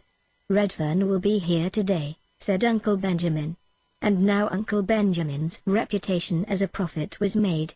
Redfern was here unmistakably so. Is my wife here? He demanded of Uncle Benjamin without preface. Uncle Benjamin smiled expressively. Mr. Redfern, I believe? Very glad to meet you, sir. Yes, that naughty little girl of yours is here. We have been. I must see her. Barney cut Uncle Benjamin ruthlessly short. Certainly, Mr. Redfern. Just step in here. Valancy will be down in a minute. He ushered Barney into the parlor and betook himself to the sitting room. And Mrs. Frederick, go up and tell Valancy to come down. Her husband is here. But so dubious was Uncle Benjamin as to whether Valancy could really come down in a minute or at all that he followed Mrs. Frederick on tiptoe up the stairs and listened in the hall. Valancy dear, said Mrs. Frederick tenderly, your husband is in the parlor, asking for you. Oh mother. Valancy got up from the window and wrung her hands. I cannot see him, I cannot. Tell him to go away, ask him to go away. I can't see him, tell her, hissed Uncle Benjamin through the keyhole, that Redfern says he won't go away until he has seen her. Redfern had not said anything of the kind, but Uncle Benjamin thought he was that sort of a fellow. Valancy knew he was. She understood that she might as well go down first as last. She did not even look at Uncle Benjamin as she passed him on the landing. Uncle Benjamin did not mind. Rubbing his hands and chuckling, he retreated to the kitchen, where he genially demanded of Cousin Stickles, why are good husbands like bread? Cousin Stickles asked why. Because women need them, beamed Uncle Benjamin. Valancy was looking anything but beautiful when she entered the parlor. Her white night had played fearful havoc with her face. She wore an ugly old brown and blue gingham, having left all her pretty dresses in the blue castle. But Barney dashed across the room and caught her in his arms. Valancy, darling, oh, you darling little idiot. Whatever possessed you to run away like that? When I came home last night and found your letter I went quite mad. It was 12 o'clock, I knew it was too late to come here then. I walked the floor all night. Then this morning Dad came, I couldn't get away till now. Valancy, whatever got into you? Divorce, forsooth. Don't you know? I know you only married me out of pity, said Valancy, brushing him away feebly. I know you don't love me, I know. You've been lying awake at 3 o'clock too long, said Barney, shaking her. That's all that's the matter with you. Love you? Oh, don't I love you? My girl, when I saw the train coming down on you I knew whether I loved you or not. Oh, I was afraid you would try to make me think you cared, cried Valancy passionately. Don't. I know all about Ethel Travers, your father told me everything. Oh, Barney, don't torture me. I could never go back to you. Barney released her and looked at her for a moment. Something in her pallid, resolute face spoke more convincingly than words of her determination. Valancy, he said quietly, father couldn't have told you everything because he didn't know it. Will you let me tell you everything? Yes, said Valancy wearily. Oh, how dear he was. How she longed to throw herself into his arms. As he put her gently down in a chair, she could have kissed the slender, brown hands that touched her arms. She could not look up as he stood before her. She dared not meet his eyes. For his sake, she must be brave. She knew him kind, unselfish. Of course he would pretend he did not want his freedom. She might have known he would pretend that, once the first shock of realization was over. He was so sorry for her. He understood her terrible position. When had he ever failed to understand? But she would never accept his sacrifice. Never. You've seen Dad and you know I'm Bernard Redfern. And I suppose you've guessed that I'm John Foster since you went into Bluebeard's chamber. Yes. But I didn't go in out of curiosity. I forgot you had told me not to go in. I forgot. Never mind. I'm not going to kill you and hang you up on the wall, so there's no need to call for Sister Anne. I'm only going to tell you my story from the beginning. I came back last night intending to do it. Yes, I'm Old Doc Redfern, son of Purple Pills and Bitters fame. Oh, don't I know it? Wasn't it rubbed into me for years? Barney laughed bitterly and strode up and down the room a few times. Uncle Benjamin, tiptoeing through the hall, heard the laugh and frowned. Surely Doss wasn't going to be a stubborn little fool. Barney threw himself into a chair before Valency. Yes. As long as I can remember I've been a millionaire's son. But when I was born Dad wasn't a millionaire. He wasn't even a doctor isn't yet. He was a veterinary and a failure at it. He and Mother lived in a little village up in Quebec and were abominably poor. I don't remember Mother. Haven't even a picture of her. She died when I was 2 years old. She was 15 years younger than Father Ray, little school teacher. When she died Dad moved into Montreal and formed a company to sell his hair tonic.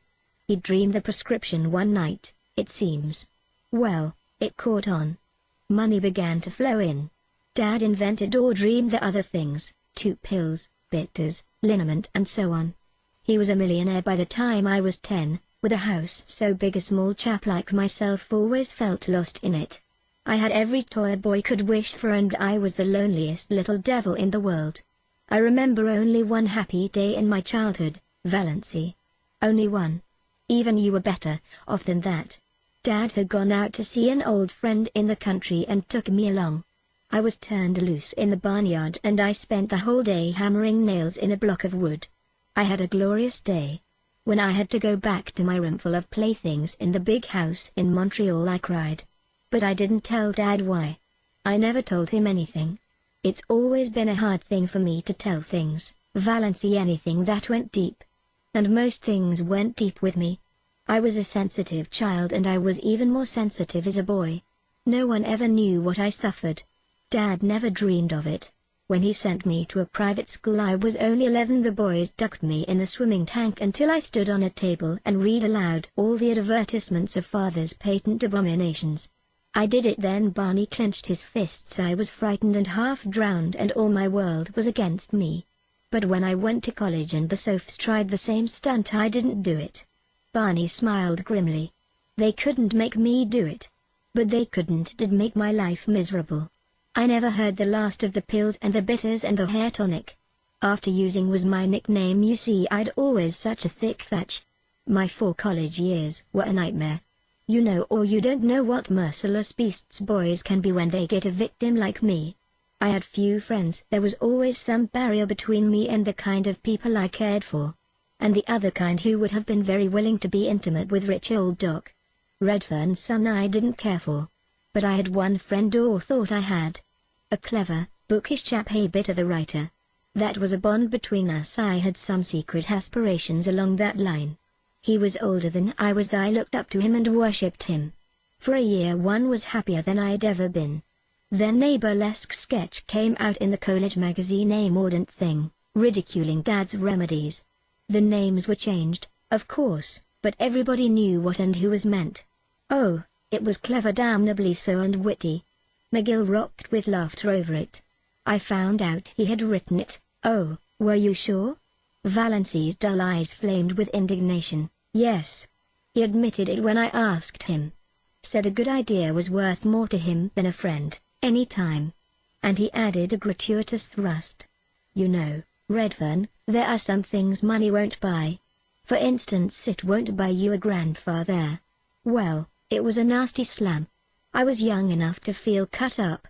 And it destroyed a lot of my ideals and illusions, which was the worst thing about it. I was a young misanthrope after that. Didn't want to be friends with anyone.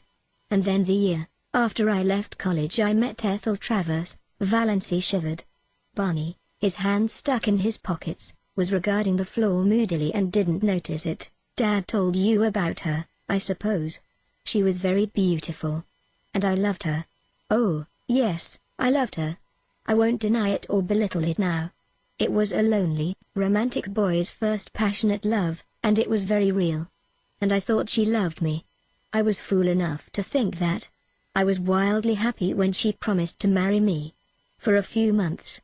Then I found out she didn't. I was an involuntary eavesdropper on a certain occasion for a moment. That moment was enough. The proverbial fate of the eavesdropper overtook me. A girlfriend of hers was asking her how she could stomach Doc Redfern's son and the patent medicine background. His money will gild the pills and sweeten the bitters, said Ethel, with a laugh. Mother told me to catch him if I could. We're on the rocks. But Pa, I smell turpentine whenever he comes near me. Oh, Barney. cried Valency, wrung with pity for him. She had forgotten all about herself and was filled with compassion for Barney and rage against Ethel Travers. How dared she? Well, Barney got up and began pacing round the room. That finished me. Completely. I left civilization and those accursed dopes behind me and went to the Yukon. For 5 years I knocked about the world in all sorts of outlandish places. I earned enough to live on. I wouldn't touch a cent of Dad's money. Then one day I woke up to the fact that I no longer cared to hang about Ethel, one way or another. She was somebody I'd known in another world, that was all. But I had no hankering to go back to the old life. None of that for me. I was free, and I meant to keep so. I came to Miss Toy's Tom Montgomery's Island. My first book had been published the year before, and made a hit. I had a bit of money from my royalties. I bought my island. But I kept away from people. I had no faith in anybody. I didn't believe there was such a thing as real friendship or true love in the world. Not for me, anyhow. The son of purple pills. I used to revel in all the wild yarns they told of me. In fact, I'm afraid I suggested a few of them myself. By mysterious remarks which people interpreted in the light of their own prepossessions. Then you came. I had to believe you loved me, really loved me, not my father's millions. There was no other reason why you should want to marry a penniless devil with my supposed record. And I was sorry for you. Oh, yes, I don't deny I married you because I was sorry for you.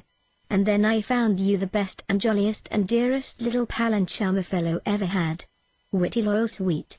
You made me believe again in the reality of friendship and love. The world seemed good again just because you were in it, honey.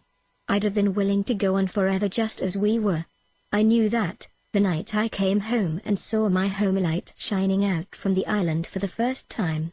And knew you were there waiting for me. After being homeless all my life, it was beautiful to have a home. To come home hungry at night and know there was a good supper and a cheery fire and you. But I didn't realize what you actually meant to me till that moment of the switch. Then it came like a lightning flash.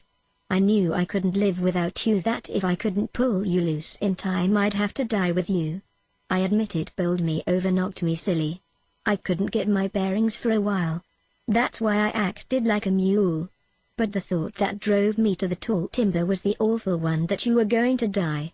I'd always hated the thought of it, but I suppose there wasn't any chance for you, so I put it out of my mind. Now I had to face it. You were under sentence of death and I couldn't live without you. When I came home last night I had made up my mind that I'd take you to all the specialists in the world, that something surely could be done for you. I felt sure you couldn't be as bad as Dr. Trent thought, when those moments on the track hadn't even hurt you. And I found your note and went mad with happiness and a little terror for fear you didn't care much for me, after all, and had gone away to get rid of me. But, now, it's all right, isn't it, darling? Was she, Valency, being called darling? I can't believe you care for me, she said helplessly. I know you can't. What's the use, Barney? Of course, you're sorry for me, of course you want to do the best you can to straighten out the mess. But it can't be straightened out that way. You couldn't love me. She stood up and pointed tragically to the mirror over the mantel. Certainly, not even Alan Tierney could have seen beauty in the woeful, haggard little face reflected there.